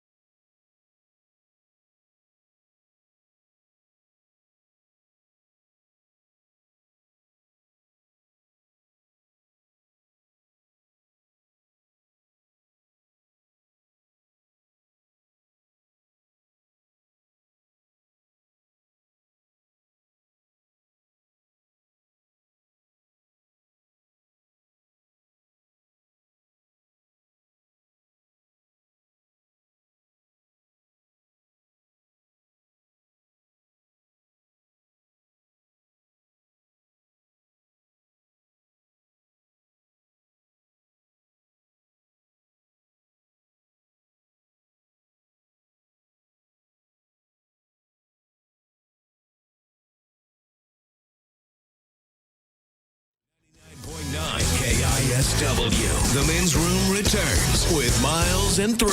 All right, so coming up at 5:08, we'll drink and toast with the shot of the day. And we do have your headlines on the way at 5:50. But first, quick check-in with Mike Hawk and some of the stories and headlines he is not working on. Well, thank you, Miles. Several artists are testing out golden tickets to their shows. They're basically $20 seats that you'll pick up at the venue, and you don't know where you're seated or standing. Well, for $20, it's worth it. Exactly. Yeah, it's awesome. I think Coldplay was in on there. Was Ariana Grande in on that? Or who's the other one? Who's the new one? Olivia Rodrigo. Was in on that one. They're basically trying to combat the dynamic pricing. Well, Grande's done. She's done after what? This week? She's something like stepping away from the spotlight. She's fine, man. She's fine. She's going to eat something. Yeah, I mean, good. I'm glad they're doing that, right? Because it's not... The bands don't want to charge that much for the tickets because the band, they'll even tell you, look, when we go on tour, the merchandise is where we make our money, right? We get something from the tickets, but everyone has their hands in that. Sure. Just get in the venue. Exactly. You'll have a good time. I've never had a bad seat at a concert. Yes, technically on paper, were they bad seats? Yes. Was the show good? Yes. Right. Did I miss a little of it because of the angle? Probably. Get in the environment. I don't care. The only bad ticket that I ever got, because they have the limited visibility seats, which means, you can't see the screen all that well or something like that. There was one time I bought a seat, it was at the Tacoma Dome, limited visibility, and they meant it. We were down on the floor behind the cameras that are pointed at the stage, so I just stared at a cameraman's ass for about 2.5 hours, like, daggone it. Yeah, they weren't kidding. All right, this is the first time that it was right. According to new data, the sleep temperature that people in America love most. Real quick. If you guys 68. 68, I like it. Set the temperature. 67, 68. 67 is exactly what it is. Here in Washington. You should be cold when you get out from the sheets. Yes. You should be cold in your room. Yes. It helps you breathe, knocks you out. You don't sweat. If you are sweating, you can drop anchor, take a leg out, man, and you'll cool right back off. Absolutely. Get back under there. We in Washington State, we did like it under 65 degrees. That was our state average. This rarely gets. I wonder if the east side of the state is different than the west side. Right, because in the summer, they get a full summer and it is balls hot all the time. Right. We get a couple hot days. Now, this comes on the heels of an article that I saw. I read the headline. I was like, are you kidding me? But, people are determined to get underneath the recommended national average of 74 degrees for their homes, or 78, something like that. 74? No. To go to bed? Right. Yeah. Dude, I'm sweating bees if I'm doing that. Yeah, I mean, here's my thing about bed. Obviously, your bed's comfortable, but I like the covers over me.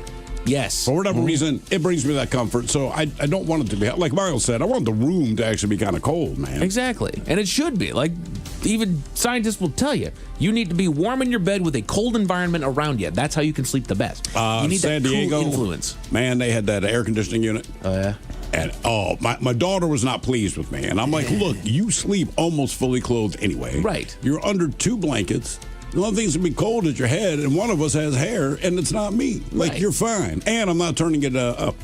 Exactly. That's the other thing. It's not happening. Yeah, I'm not going to turn the temperature up, so figure it out. First order of business in every hotel room that I ever get into. Bring that thing all the way down to 66. We're on the 3rd floor. I went downstairs to smoke. I'm like, F it. Choked down 2. Come back upstairs. The room is unusually warm. She turned it up to 84. Oh, my word. I'm like, hey, man, I'm not stupid. Like, as soon as I opened the door, it is Rose. What is wrong with you? Let's find a happy Why did you do medium that? there. 84? Because I was forcing the issue that we're going to be cold in the room. So when I stepped out to smoke, she's just like, F the old man. Didn't think I'd notice it. I mean, as soon as I walked in, I'm like, you can feel the heat blowing. Right. Come on, man. Right, 84 is too much. Go to 72 or something like that. Something. Does she usually like it that hot, or was it just out of spite? I think it was just out of spite. Okay. She's almost a 16-year-old girl. Dad's being difficult with the temperature. Because, look, and I say this about being in my home. I'm like, I'm not the boss. I'm a consultant at best. But if it's just me and you and we're in a hotel room, I'm completely in charge of that air conditioning. Right? You're watching what you want to watch on TV. Right. We're going to restaurants where you like what's on the menu. I paid for this room. And I want the damn room cold. Right. You need another blanket? We'll talk downstairs. Get another blanket. That's right. Yeah. We'll get you another blanket. It's cold in this room. Mm-hmm. There's a new cancer-fighting molecule in development that turns a tumor's own energy against it. Good.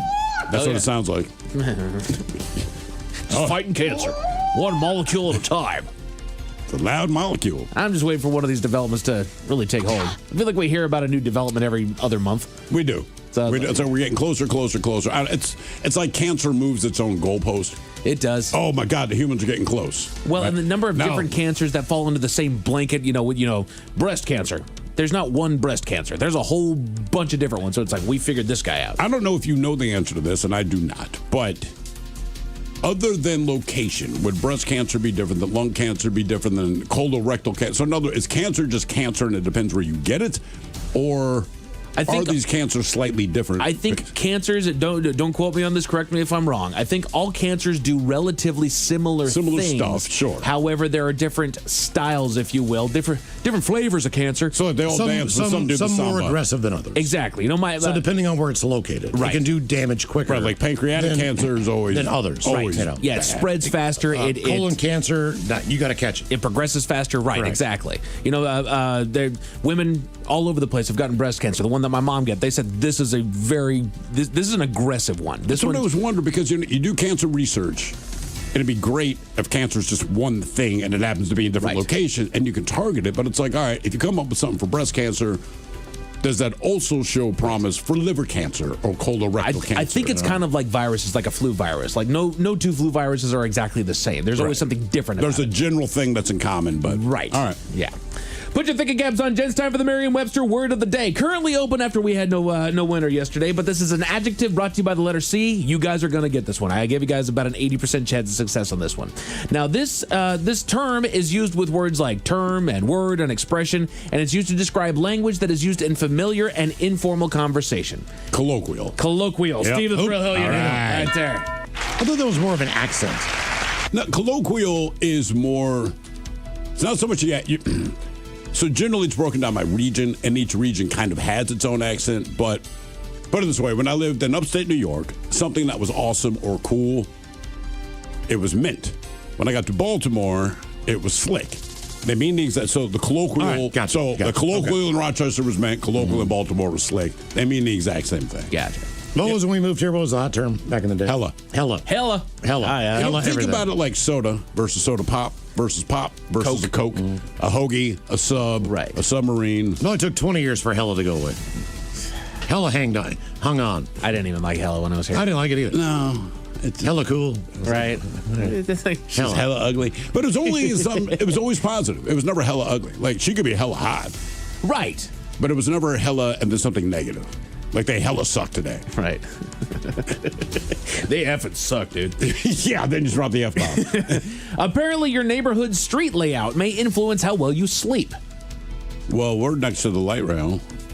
I'm next to every dumpster in Fremont. I mean, yeah, dude. And a garbage bin only drive backwards. I'm next to a college and a pair of neighbors that have been repairing their house since March. So is it the street layout or what is happening on your street? Because right now, there's nothing but construction on our street. It's been that way for the last 9 years. I think it's the feng shui of the neighborhood, dude. Oh, they're ruining our feng shui. Yeah, they are. Oh, dude. Rolled it right through. We need a bus lane here. There is no bus that goes up and down the street. There is not one, but we're going to build one anyway. And then we're going to add the bike lanes on the other side. We go, okay. Right. So now, where you had 3 lanes traveling in each direction, now we're down to 1. Then we're going to add a traffic circle that, by the way, is not a circle. We call it the traffic blob. It's not a discernible shape. It's just there. But we're not going to align that with the streets. Now it's an obstacle then. It is legitimately an obstacle. And my wife and I are just like, what in the F are you doing, man? This makes absolutely no sense. Hey, we don't drive in this area. Let's figure out how to put it together. They did the same thing in Fremont. They took out 2 lanes, put in bus lanes. But I'm just like, were people bitching about being behind a bus? No, nobody was. Right, because you know what you signed up for. We actually had parking then. Yep. All right. Took all the parking away. Parking's gone. Right. Just they could sell you parking, Miles. No, but now you can. There was nothing wrong with a 40 going to Ballard. Nothing. Yep. Nothing. There is now. Changed the whole damn thing for no reason. Mm-hmm. Yay! That's what we do. They spent a lot of money to make things worse. I'm just like, Jesus Christ. All right. Okay. That's all you have to do. Is there nothing There's nothing better to do. No. Let's just tinker with this. Why don't you do something? Let's use money on that. Right. We live on what they call, and I'm not calling it this, the city called it this, an evacuation route. So they had speed bumps. I'm like, what do you guys not? They have speed bumps on an evacuation route? That's what I kept saying. And look, there's only houses on one side. Right? The other side is a light rail track. So it's not like there's kids playing out in the street. I mean, I don't understand it. You have speed There's bumps. sanity on an evacuation. There's sanity, and there's ridiculous progressive. Okay, you don't have to be ridiculous progressive. Yeah. You can be somewhat sane. Please do things that make sense. Yeah, that's all. Do things that make sense. Yeah, just.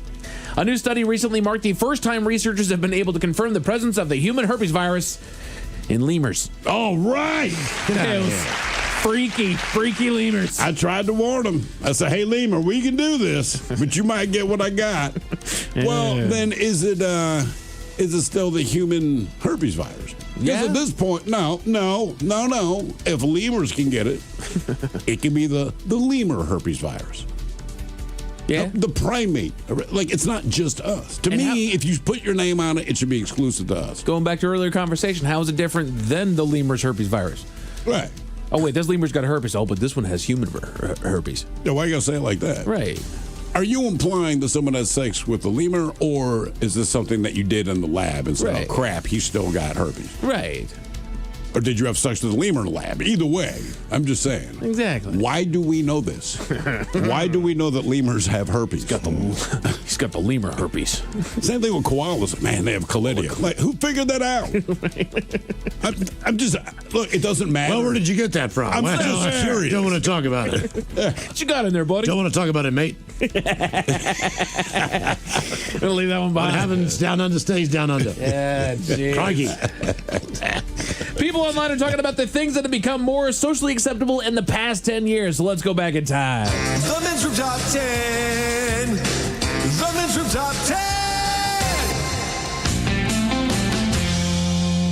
So this comes to us from BuzzFeed.com, and we already covered the dating terms that nobody really wants to hear anymore over the last 10 years that have sprouted up. So let's talk about the things that have become socially acceptable in just the last decade. Bottom of the list, they go with bringing a water bottle everywhere. That's true. Yeah, absolutely. I don't do that, but most people do. You should, man. You got to stay hydrated out here. They say someone says if we have guests over for a nice dinner, I'll ask them what I can get them to drink, and they just plonk their huge water bottle down on the kitchen table. That I've never done. Because I'm hoping you have booze. Sure. Oh, I guess I can put booze in my water bottle. Plus having water, you ensure that you have water whenever you need it. Sure.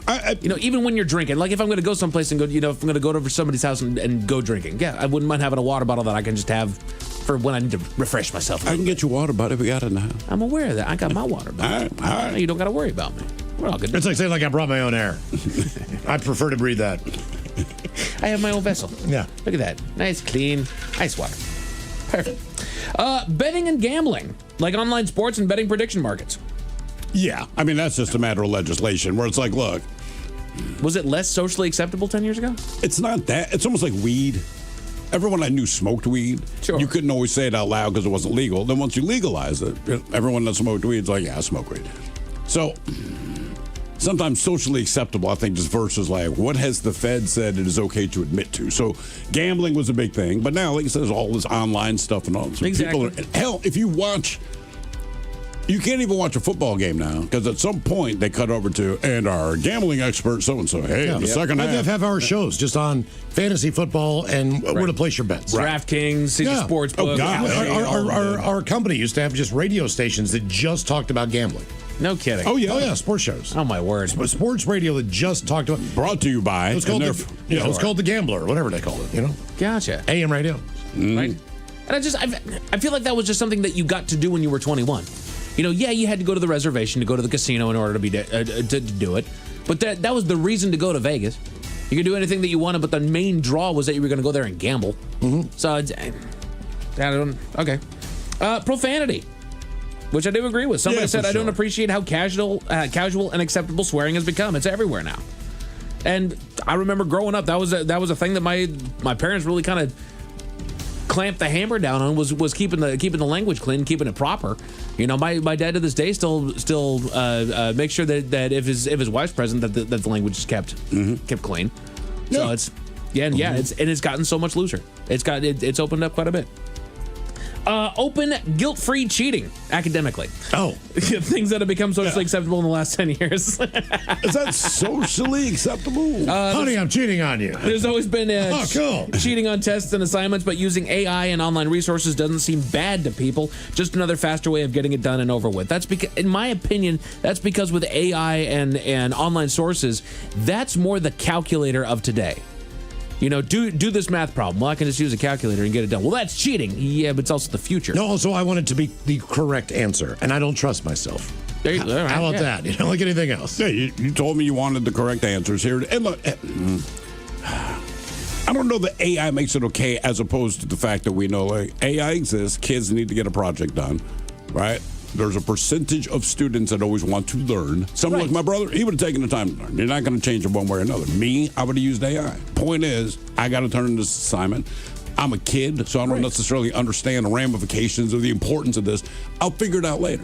But that's the problem. You're trying to tell a kid, like, they don't care. No. They just want to get it done. Well, and they're going into a market which, I'm sorry, I don't care what your feelings say. The AI is finding its way into the working world. So if they know how to use it, how to harness it, and how to make it profitable in one way, right, that they should be doing that. I'm sorry that they wrote an essay using AI wait a minute, it's defeated the purpose. I get it. In certain ways, that's dumbing down our society, and yeah, we need to get them to understand what it is they're writing, why they're writing it, why it sounds this way, and how to get that point across in their own way. I understand that. However, them finding a way to integrate that, they're going to go into the working world, and they don't care if the prompt that you've put up is AI created. This presentation that you've made for this boardroom of people, they don't care that it was AI created.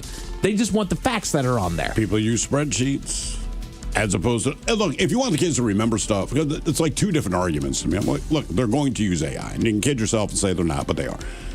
But have them handwrite the stuff then. Right. You're better at remembering things that you write down versus typing. So it's like, look, if the kid's going to cheat and use AI, if your goal is for them to at least retain some of this information, then have them handwrite it. So even if they're just handwriting what they're reading from AI, they will retain the information better. Find a different way to tell you that they comprehend. Or piss and moan about it, but like there's a solution in front of you. Exactly. Exactly. Things that have become socially acceptable in the last decade, our ability to concentrate has disappeared. Well, sure. People will often have full conversations based on a headline that they remember seeing. But that's also that's social media. We've got drive-by media all over the place. And I don't think that people have a hard time concentrating as much as where we choose to go for certain information. They just give it to you quick. Yeah. Right? My kid can sit down and watch a 3-hour movie if they're being entertained, but they also like TikTok or it's a 30-second hit. Right. You don't have to concentrate on that. I honestly have learned so much by basically, I get the I learn like AI does. I get the drive-by headline so I know this is a topic that people are talking about right now. I'm not going to go into detail about it because I don't know what I don't know. However, I will hear this person talk about it, and this person talk about it, and these people talk about it, and everybody's got a different take, everybody's got a different spin, everybody's got a different way of dissecting that, and I kind of get a general vibe of what we got going on here. Sure. And that's how we go. I don't talk on it. I don't try to profess on it, but there you go. Being on your phone while socializing. It's not completely normal for somebody to be on their phone while having a conversation with someone. Yeah. Yeah. Our attention span's gone. Sure. We've lost the ability to basically disconnect from constant contact with everybody. But I also appreciate it because it means people get to the point quicker. Yeah. Mm-hmm. You know, if they want the conversation to be done quickly, I promise you I do too. So, just give me the bullet points, and then if it's still interesting, we can talk.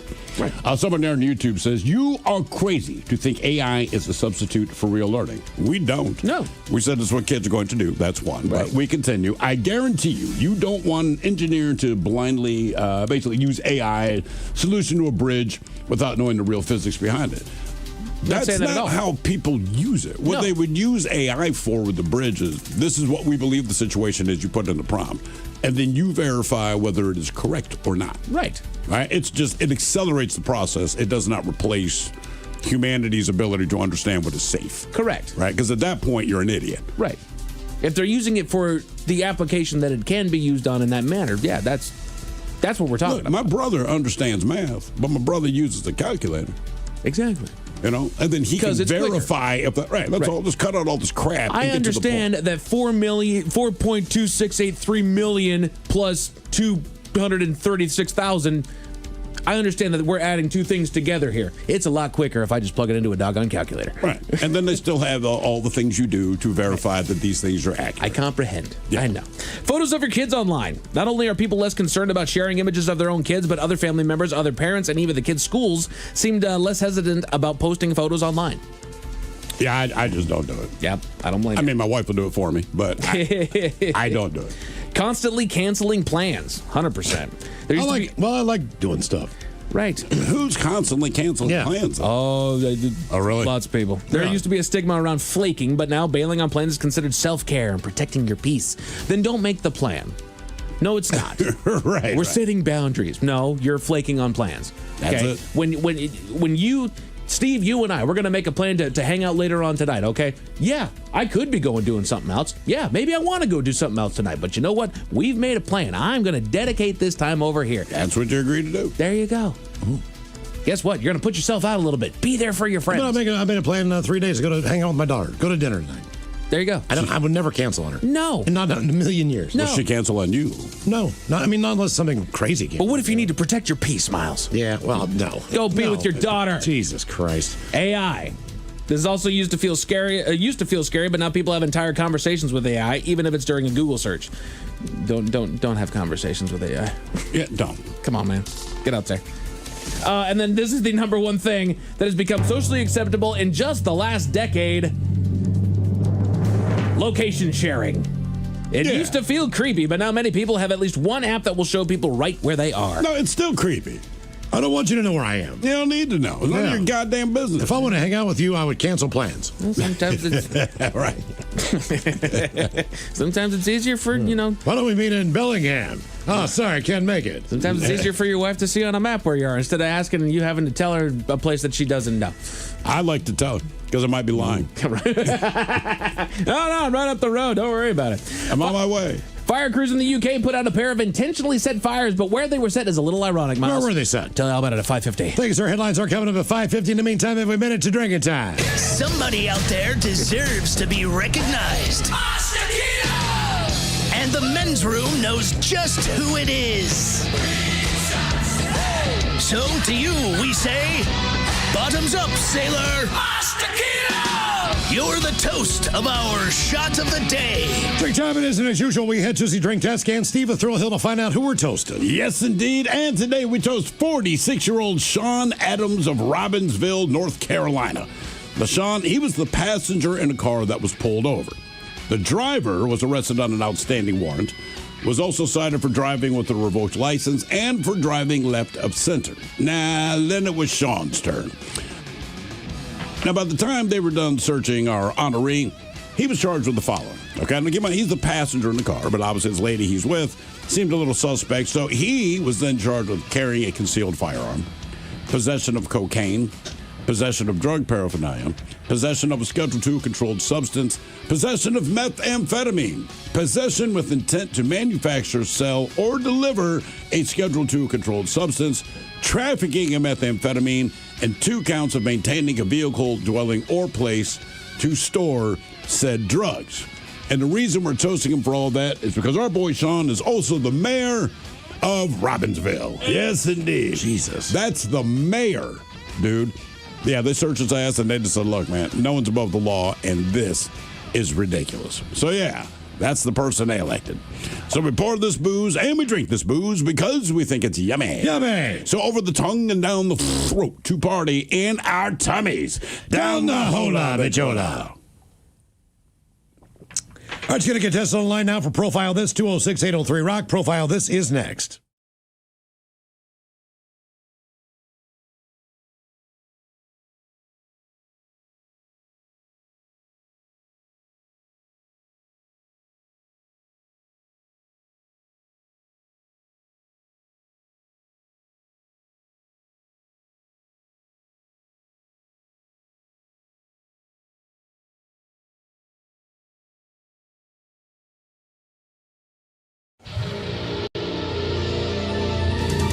From coast to coast and around the world.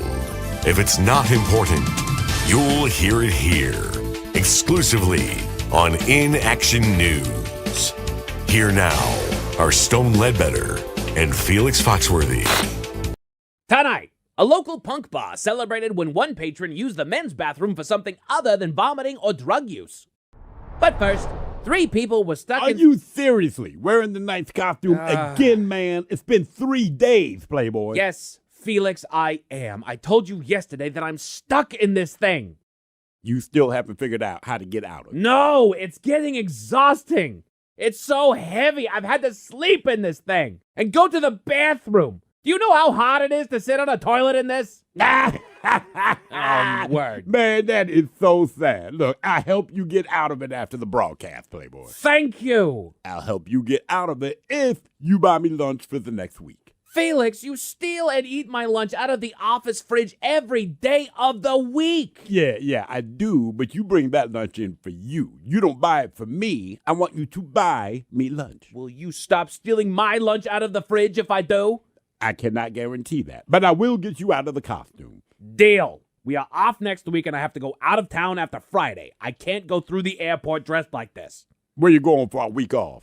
I'm treating my wife to a lovely week in Cabo San Lucas, Mexico. We've been planning this trip for months. What about you? Do I even want to know what you have planned for next week? If you must know, I'm taking my soul on the road with a couple of cover bands. We have 4 dates next week. Your show? My puppet show, man.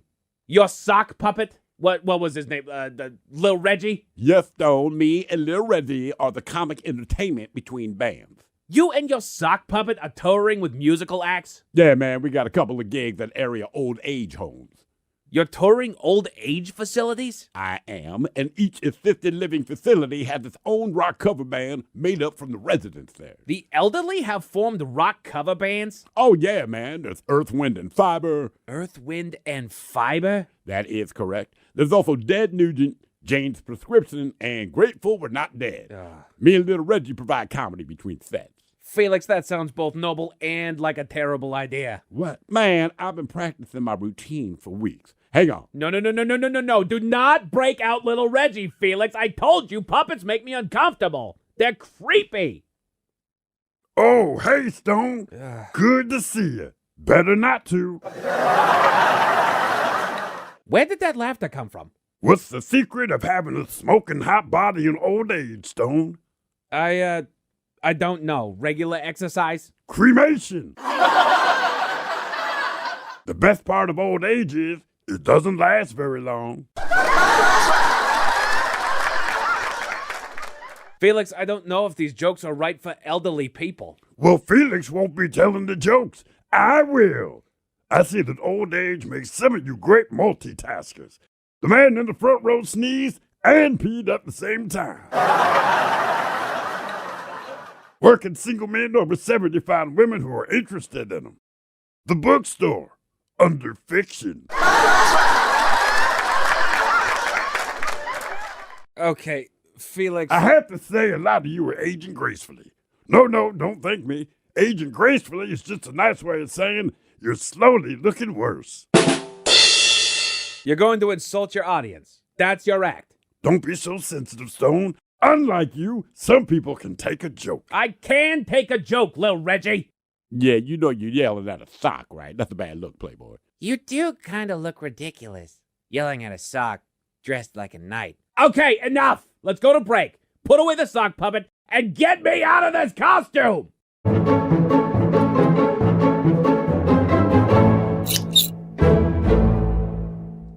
Five Loco. Yeah, 4 Loco wasn't doing it for me, man. So I created 5 Loco.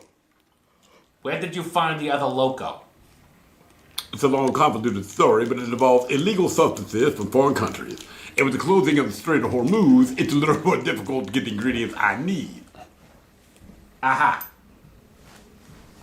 5 Loco. 5 Loco. I call it Loco Cinco. Why do you need to change the name? It's 5 Loco. Little thing called copyright infringement. Good Lord.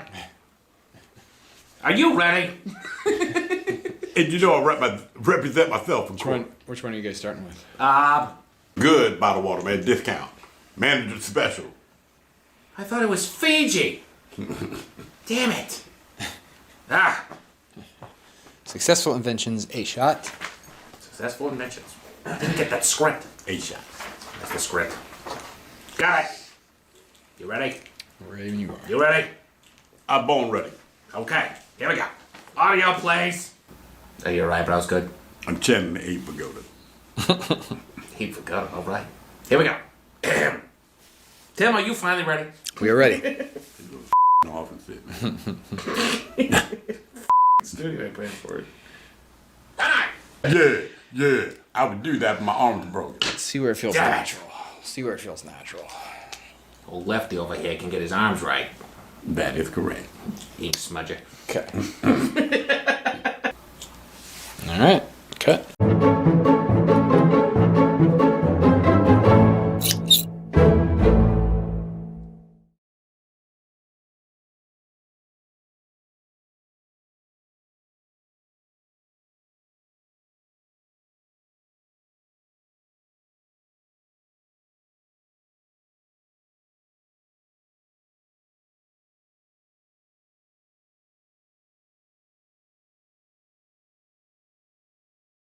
Men's Room presents Profile This. this? And Stephen Thrill Hilgers, please tell everyone how Profile This is played. I sure can, Miles. It's a simple game where we share with you a real-life news story. Something that happened right here on planet Earth.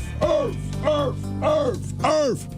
And as you listen to the story, based on the stereotypes you believe to be true of people and the decisions that people make, we'll ask you what it is you think makes the story a story. Hello, Gary. Welcome to the men's room. Hello, my brother. Hola. All right, Gary, you understand how this here game is played? I do, sir. Can I shout out to the YouTubers? Sure. Shout out, YouTubers. No, he was very succinct. I like that. All right, Gary. Today, you have your choice of one of three categories. Today, we offer you the wonderful world of drugs. We have Bite Me. In other words, what did someone find in their food? And finally, today, Animalize This, where you guess the animal responsible for causing the problem. I love the Animalize This.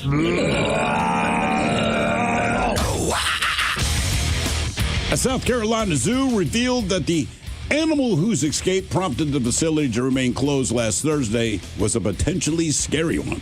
The Greenville Zoo said on social media that Irina, a 4-year-old critter, left her enclosure Thursday morning and was loose within the zoo grounds. Now they say it was safely tranquilized a couple hours later and returned to her enclosure. Now the zoo said, however, it would remain closed for the rest of that day while officials investigated exactly how the animal escaped. In other words, they're not entirely sure how the animal got out. So the zoo issued a statement saying, quote, the Greenville Zoo is temporarily closed while zoo personnel and first responders contained an animal that left its exhibit. That's fair. The animals inside the zoo walls. Greenville police and firefighters are on the scene to keep the public at a safe distance. It has since reopened. I just want to point out, when this animal had gotten out, there's a group of elementary school students that were there. And as one of the parents says, they got a text reading, hello, junior zoologist families. We have an emergency at the Greenville Zoo. Children that have been dropped off already are in the Brooks Playground. Please stay away from the zoo. We will update you as soon as possible. As a parent, that's got to be terrifying. In the end, no one got hurt. But the question is, what kind of animal escaped its enclosure? Was it a chimpanzee? Was it a leopard? Was it a crocodile, or was it a giraffe? So chimp, leopard, crocodile, or giraffe? Okay, so they tranquilized it. Yeah. So it's not a reptile. And I love them chimpanzees. So I'm going with the monkeys. I'm going chimp, Gary. Closest brothers. Okay. I think I'm going to go, I'm going to go crocodile. Give me the leopard. You going to leopard? I'm going leopard Okay. on this one. What escaped at the zoo in South Carolina? Chimp, leopard, crocodile, giraffe? We'll find out next. That was a tease. You are listening to The Men's Room.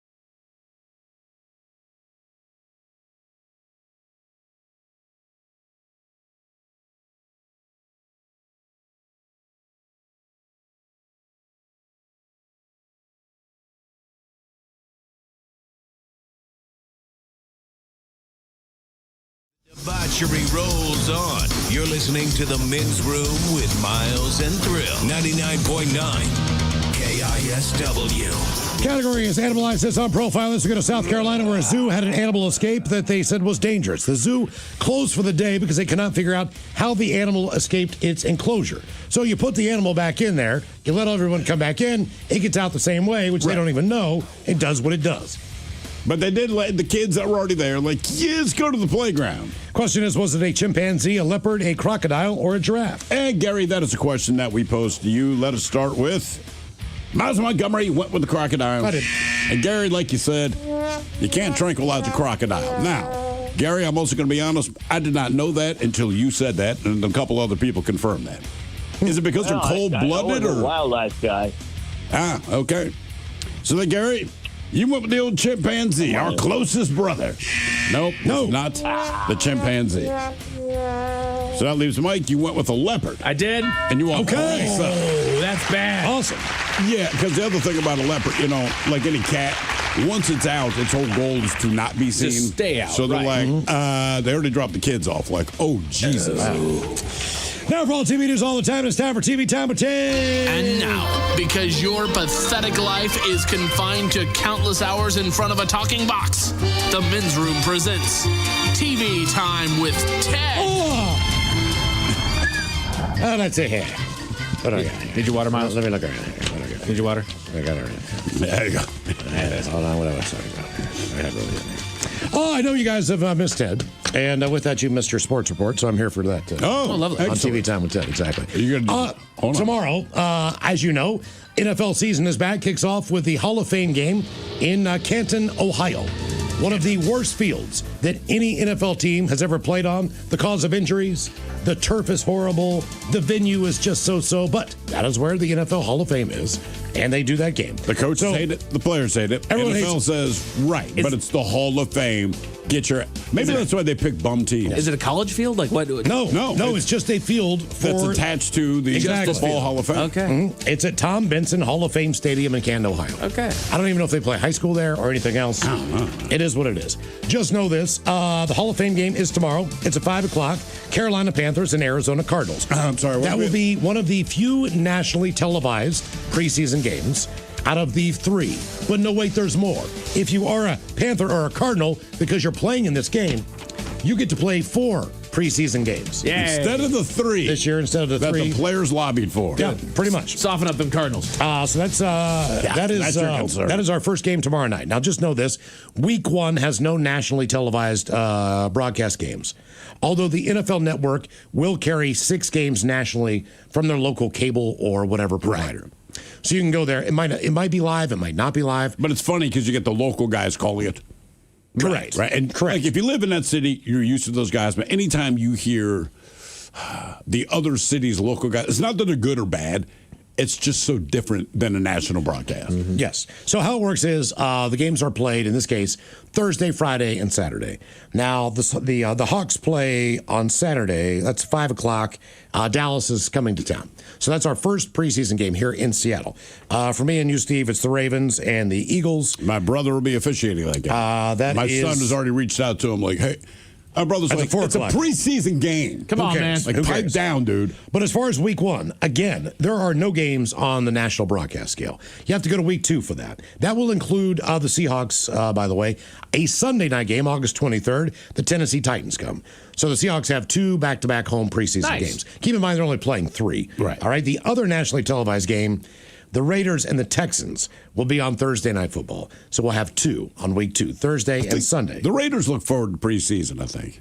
Like the regular season's god awful. Mm-hmm. They know that's it, because they're going to they might get some victories in preseason. Ravens are playing the Vikings, by the way, on Saturday in week 2. Ooh, purple on purple violence. Yes. Let's see here. As far as week 3 goes, the final preseason week, there are 2 nationally televised games. Your Thursday night game, Patriots and Brownies, and Friday night they got the Bengals and the Eagles as the Seahawks go to Kansas City and take on the Chiefs on a Friday game. So that one gets underway at 5 o'clock. So there's just a recap of your preseason 3 weeks of football if you're a Ravens or a Seahawks fan. Hooray! But I'm kind of happy when you hear the preseason schedule, only because that means you're not going to play those teams in regular season.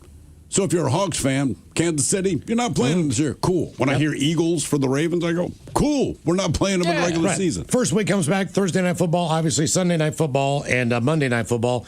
Good news, if you're a Carrie Underwood fan, for the 14th straight season, you will see her doing her thing for the show's open on Sunday Night Football. That kicks off September 13th on NBC. That is the cushiest gig in music right now. It is and it's not. The way she explained it, she said, look, it's kind of an honor when they come to you, but she goes, those opens that we do, right? It lasts, maybe 90 seconds of her singing and all that. I guess the shooting schedule for that? One day. She's like, listen, man, it is.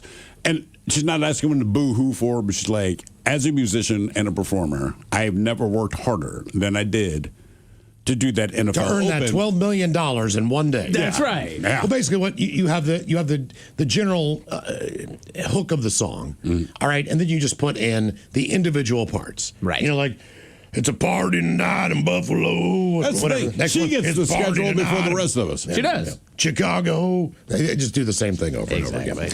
All right, let's move on to the world of sports here a little bit. Believe it or not, this is kind of a big deal. But the Women's Professional Baseball League, the WPBL, actually debuted on Saturday. And it's professional women's baseball. All right. Good for them, man. A league of their own. Over the years, there have been several attempts at this. But during the first big game, the league chose Motown legend Martha Reeves. All right? She's going to perform the national anthem. This is a big deal as well. For Saturday's inaugural game, brand new league, women's professional baseball. Here we go. Now, Martha Reeves, by the way, is a musical legend. What song do we play from Martha Reeves on this radio station? Probably once every 2 or 3 days. It is in the United States Library of Congress National Recording Registry as one of the greatest songs that Americans have gifted to the people of the United States. Martha Reeves and the Vandellas. Oh, the Vandellas. It's a cover. It is. Obviously. Vandellas. That's a name. Hang on. Dancing in the Street. So it's covered by Van Halen. Okay. That's Martha Reeves and the Vandellas. It's also in the United States Library of Congress as one of the quintessential songs that make up American history, right? So she does have her place in musical history. Now, she's also 85 years old. Keep that in mind.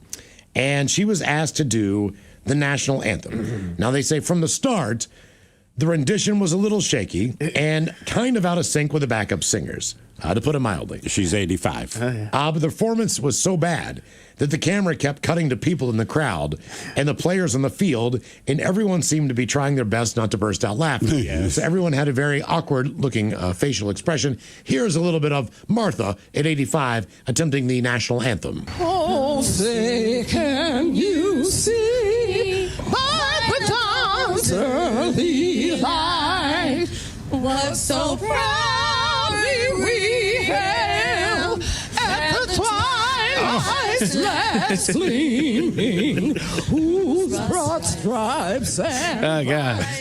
It continues. It doesn't slow down. play. Yeah, She just keeps going. Yes. Now, I hate to do this to you. Don't step on Martha. Turn it up. Turn it up. Come on, man. Streaming. Here we go. And the rocket's red glare, the bombs burst. She sounds like Edith from All in the Family. Gave proof She sounds like an 85-year-old woman doing that anthem. that our flag was still there. Oh, no. There. Oh, stand us that star. Just run right in. And go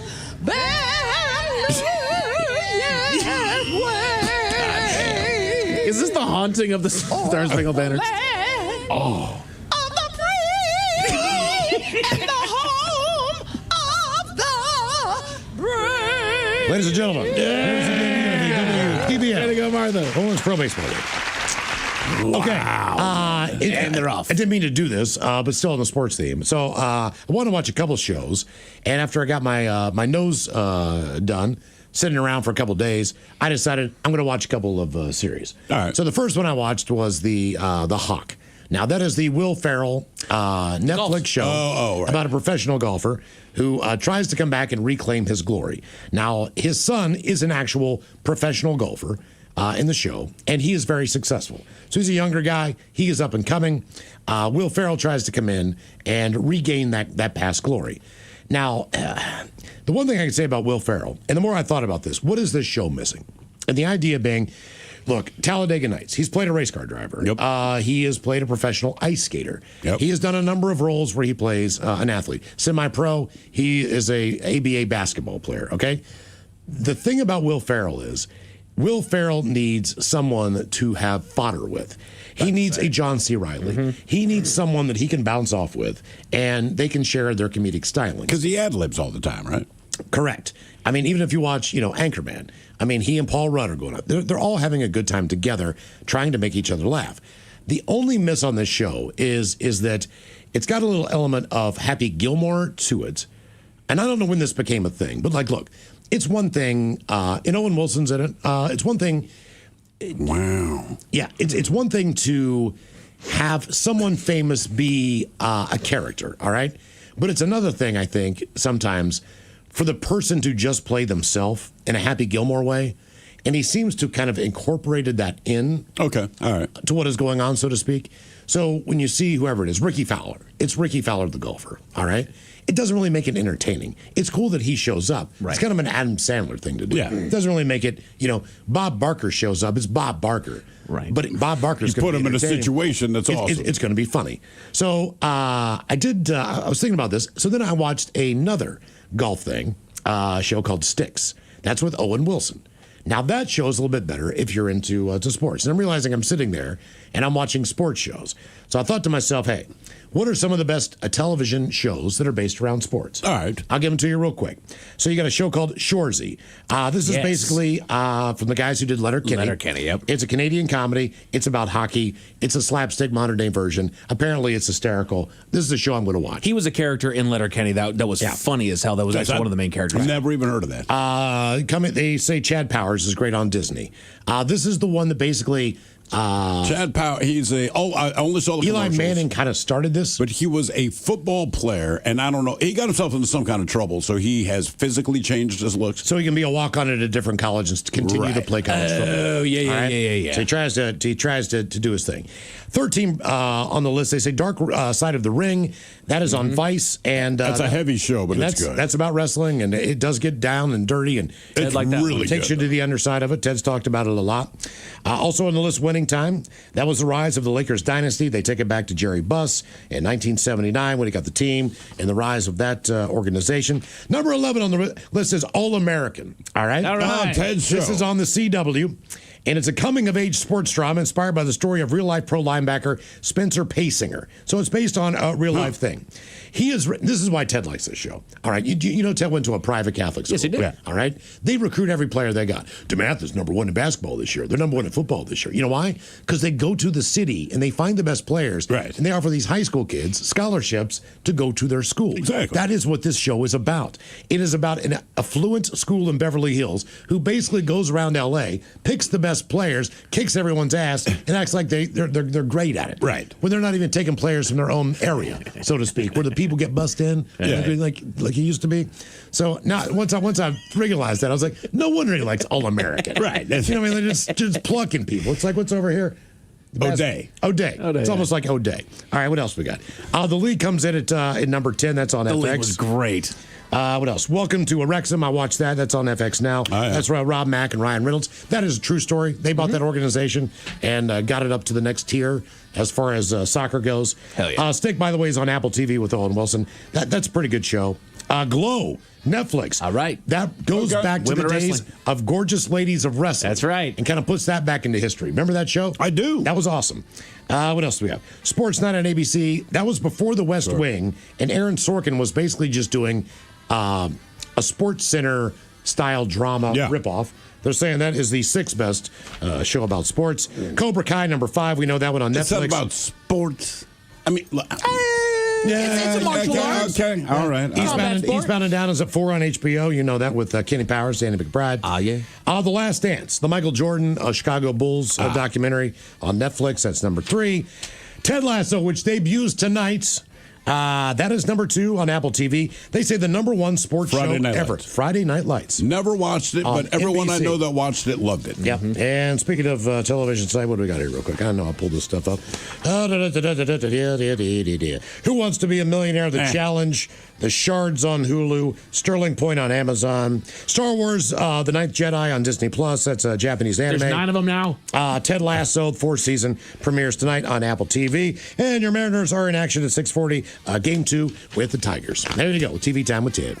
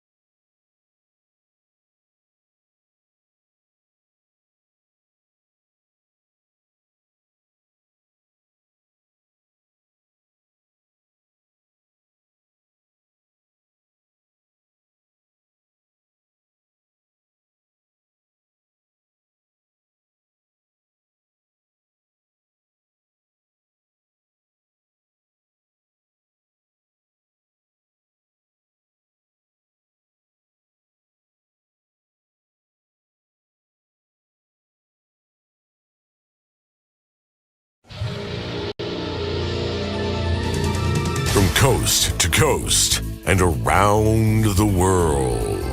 If it's not important, you'll hear it here, exclusively on In Action News. Here now are Stone Ledbetter and Felix Foxworthy. Tonight, a local punk bar celebrated when one patron used the men's bathroom for something other than vomiting or drug use. But first, 3 people were stuck Are you seriously wearing the Knight's costume again, man? It's been 3 days, Playboy. Yes, Felix, I am. I told you yesterday that I'm stuck in this thing. You still haven't figured out how to get out of it. No, it's getting exhausting.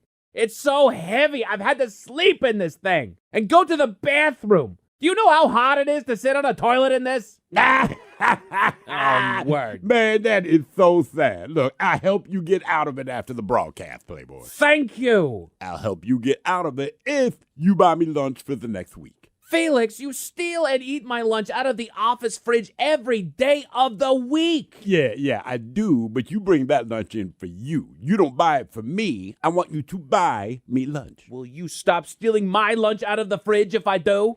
I cannot guarantee that, but I will get you out of the costume. Deal. We are off next week and I have to go out of town after Friday. I can't go through the airport dressed like this. Where you going for a week off?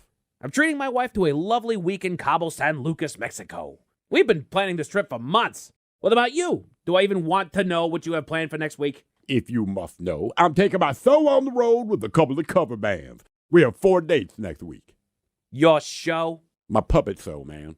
Your sock puppet? What was his name? The Lil Reggie? Yes, Stone, me and Lil Reggie are the comic entertainment between bands. You and your sock puppet are touring with musical acts? Yeah, man, we got a couple of gigs at area old age homes. You're touring old age facilities? I am, and each assisted living facility has its own rock cover band made up from the residents there. The elderly have formed rock cover bands? Oh, yeah, man. There's Earth, Wind, and Fiber. Earth, Wind, and Fiber? That is correct. There's also Dead Nugent, Jane's Prescription, and Grateful We're Not Dead. Me and Little Reggie provide comedy between sets. Felix, that sounds both noble and like a terrible idea. What? Man, I've been practicing my routine for weeks. Hang on. No. Do not break out Little Reggie, Felix. I told you puppets make me uncomfortable. They're creepy. Oh, hey, Stone. Good to see you. Better not to. Where did that laughter come from? What's the secret of having a smoking hot body in old age, Stone? I don't know. Regular exercise? Cremation. The best part of old age is it doesn't last very long. Felix, I don't know if these jokes are right for elderly people. Well, Felix won't be telling the jokes. I will. I see that old age makes some of you great multitaskers. The man in the front row sneezed and peed at the same time. Working single men over 70 find women who are interested in them. The bookstore, under fiction. Okay, Felix. I have to say a lot of you are aging gracefully. No, don't thank me. Aging gracefully is just a nice way of saying you're slowly looking worse.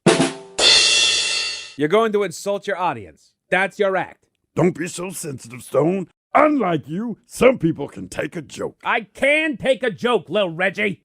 Yeah, you know you're yelling at a sock, right? That's a bad look, Playboy. You do kind of look ridiculous, yelling at a sock dressed like a knight. Okay, enough. Let's go to break. Put away the sock puppet and get me out of this costume. Oh, hi. Congratulations for being you. You have one job. Go and subscribe to the YouTube channel and social media pages at In Action News. I did it slowly for you.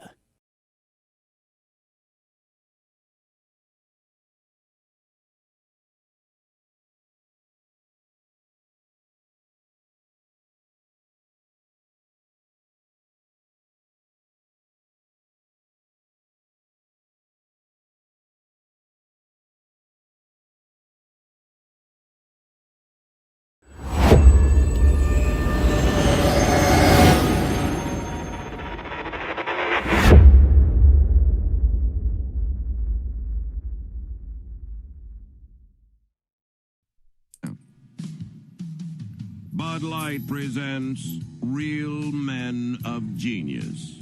Real men of genius. Today we salute the men of the men's room on KISW. The men of the men's room on KISW. Steve the Thrill Hill, whose thrill is breaking a breeze and clearing the room. Thrilling. Thanks for sharing. Miles Montgomery, from arena football punter to radio redneck. A short distance of just under a 17-yard average. He kicked himself out. The Ted Smith, caught in a one-man nightmare, death spiral, fat and bald, thus getting zero loving. Thinks lip-syncing Justin alone. So crack open an ice cold Bud Light and include Ben, because you never exclude a psycho with one eyebrow from anything. Don't go in the men's room alone. Bud Light Beer, Anheuser-Busch, St. Louis, Missouri.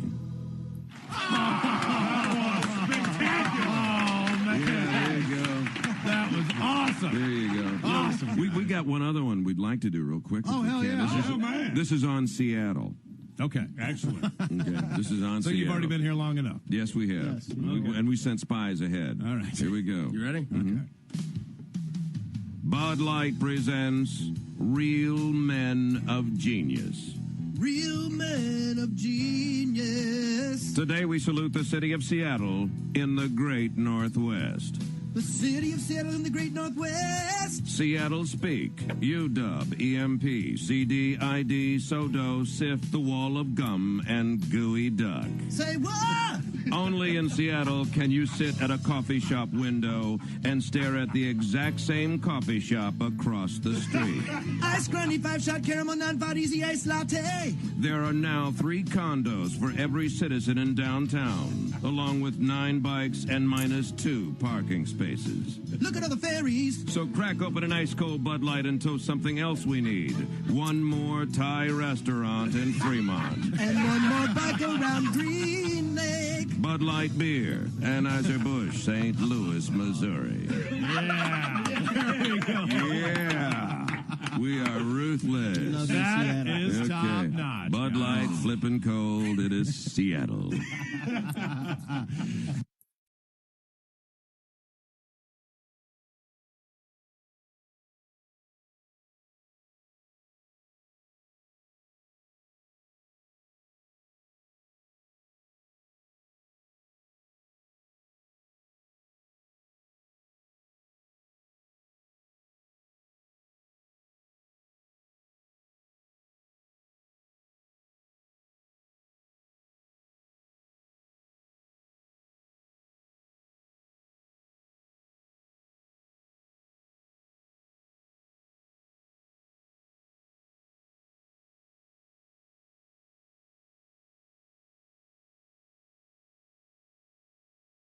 The men's room returns with Miles and Thrill. Now, let's see what's happening in the real world. All right, here we go. Guy in England gets 4 years in jail after slamming into cop cars 30 different times. Meanwhile, it turns out even a crematorium can burn down when caused by crime. Pennsylvania lost dog found in Wisconsin after 2 years. A python in your car should be one of life's fears. And today's rescued animal is a cat hiding in a closet for 3 days in a burning apartment. And it's time for your headline. Now, it's time to hit the headlines.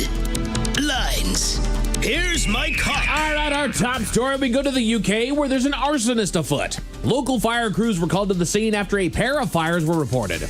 They were able to safely extinguish the fires before too much damage was done, and nobody was harmed in either blaze, with the incident declared under control by earlier that evening. After an investigation, it was determined that both fires were set intentionally, but it makes it even more ironic that both fires were intentionally lit at the local crematorium. Why?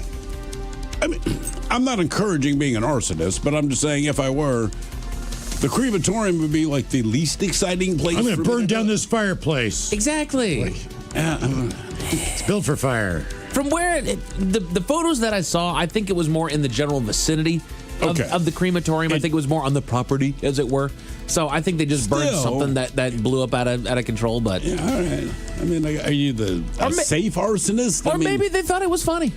Hey, man, we're going to burn down the crematorium. Get it? There's some irony to it. Right? Sure. In other news, we will stick with the UK, where a mystery has been solved. Police got a call from a driver of a runaway Jaguar, claiming that his brakes weren't working inside of his car and that he needed assistance bringing it to a stop. Apparently, it just kept on accelerating. After his harrowing ride, he told authorities and eventually media outlets that his car continued to accelerate in spite of him hitting the brakes, trying the emergency brake button, taking it out of gear. Nothing would slow down the vehicle that eventually reached dangerous speeds of 125 miles an hour. He said the car just had a complete meltdown. This thing just started flooring it. But an investigation was conducted by authorities as well as Jaguar in an attempt to save face here. And it was later discovered our boy made the whole thing up. What? They found out that he had taken a call shortly before his call to authorities from his car finance company, informing him that his request to borrow more money had been rejected. Okay. He took that call while he was completely stopped 30 seconds before his 999 call about his car not being able to stop. And they were able to determine all this, that while he was accelerating, he never made any attempt to hit the brake at all. Like they have ways, I don't know how, maybe it's cameras inside the car, maybe it's just data on some sort of computer, and it's a Jaguar. So a lot of it is the information on the computer in the cars, basically. That people are protesting that here because insurance companies and stuff. Absolutely. Like, you speed a lot, but I didn't get caught. So, but with that, maybe he did not know that. Right. But that's why it's like, look, if you're going to make something up about it, man, they're going to tap that computer. Right. And they were saying that he basically did one, if not millions of dollars in reputation damages to Jaguar, that they had to spend that money to backspin it to get it out of there. Because until you know, right. It's like, man, Jaguar makes a weird car. Exactly. And so they put out this recovery effort like that's not what our stuff does. Look, like, there's literally our no way. cars are notoriously crappy, but that's not one of the problems. I like Jaguars. What's wrong with a Jaguar? They're just notoriously crappy. Are they really? Just break down. Crap. All those international cars do. It's any car from England. If you have a Land Rover, you know. I'm not. People love them. Yeah, they love them. They're stylish as hell. You look at them and they want to sucker you in. But if you buy one of those cars, you become best friends with the entire service department at the place you bought it. Oh, yeah. Mm-hmm. You know everybody in the back. It's a notorious. Because you're in there every weekend. Right. And you're waiting 6 months for a part to come out. It doesn't matter if it, you could buy a 70s Triumph. Fiat. Right. Seriously. It doesn't matter what it is. Well, Fiat's Italian, but still. That's true enough. Same difference. To Australia, where animals like to perform jump scares. A driver called authorities one afternoon when they opened up the glove compartment of their car to find a rather large python taking shelter inside. A snake catcher made their way out to the scene and took a video of the encounter with the reptile. While unenthusiastic about being removed from his hiding spot, the snake was captured without incident and taken to a wildlife hospital. Without incident? He didn't resist arrest? Pretty much. She was screaming like, "Don't strike at me." And she was just able to grab the snake and pull it out. Let's see here. It appeared to have a small injury that needed to be looked at before they relocated the animal. It was captured without incident and taken to a wildlife hospital. And then what? I don't know. And snake's taken care of. They fed it to somebody else. He's fine. Yeah, pretty much. It's Australia. You got to knock it off, man. Right. I mean, it's just, I can't open up. I can't drive without something coming out and scaring the living daylights out of me. Or that giant ass spider in the corner of my bedroom. I'm good. We've got some good news in the midst of tragedy in Utah. Crews got a call about a 5-story apartment building that went up in flames. It turned into a 4-alarm fire likely caused by a mechanical issue and affected the 220 units within the building. They did manage to get the fire extinguished and began the long process of assessing the damage, and that included searching the affected units. 3 days after the blaze, they discovered an animal that had managed to survive being in the midst of the inferno, a cat that took up shelter in one of the closets for 3 days and managed to survive. But the reason that this cat is making headlines is because he has a rather fitting name. After surviving 3 days in a burning apartment building, his name's Toast. All right. Good for Toast. It's probably like, change my name. Right. You're manifesting it at this point. That's awesome. No. And just in case those stories left a bad taste in your mouth. Thankfully, there's good news. We go to Pennsylvania, where miracles happen. A family was devastated when their 6-year-old boxer Charlie Sue went missing. Charlie Sue. They searched for her for a while before ultimately coming to the conclusion that they had lost her for good. That was until 2 years later that they got a call from a humane society claiming that somebody had found Charlie Sue. She was rescued by a good Samaritan that took her in, and her microchip was scanned, and that's when all parties discovered that Charlie Sue, she traveled 600 miles in 2 years. Damn. Eventually, her family made their way out to Wisconsin from Pennsylvania, where she was found, and both were reunited. Hooray. Bad sense of direction. Right. I just want to get the hell out of Pennsylvania. Yeah, no kidding. I hate the Pirates. Men's Room Sports, there's more championship soccer quarterfinals over on FS1 and FS2 and baseball on ESPN. And the Mariners have game 2 against Detroit tonight over on Mariners TV. Tigers. As far as your weather, the heat continues. Should be clear with a low of 58 tonight. Tomorrow, they're expecting more of the same. Sunny and clear skies with a high right around 86. That is it for headlines. With that, Mike Hawk, huzzah. Thank you, sir. Appreciate it. We'll see you next time for the game known as Big Dummy. The lovely Jolene is up in just seconds. Yes, indeed. It's all true. But in the meantime, well, we be all about this bitch. So until tomorrow, please do what you do best. And for Aletha's sake, stay beautiful. The Men's Room has been taped before a live studio audience. Wardrobe and makeup provided by Mantastic Limited. This has been a presentation of the Men's Room Radio Network. Oh, man! A Double Flush production.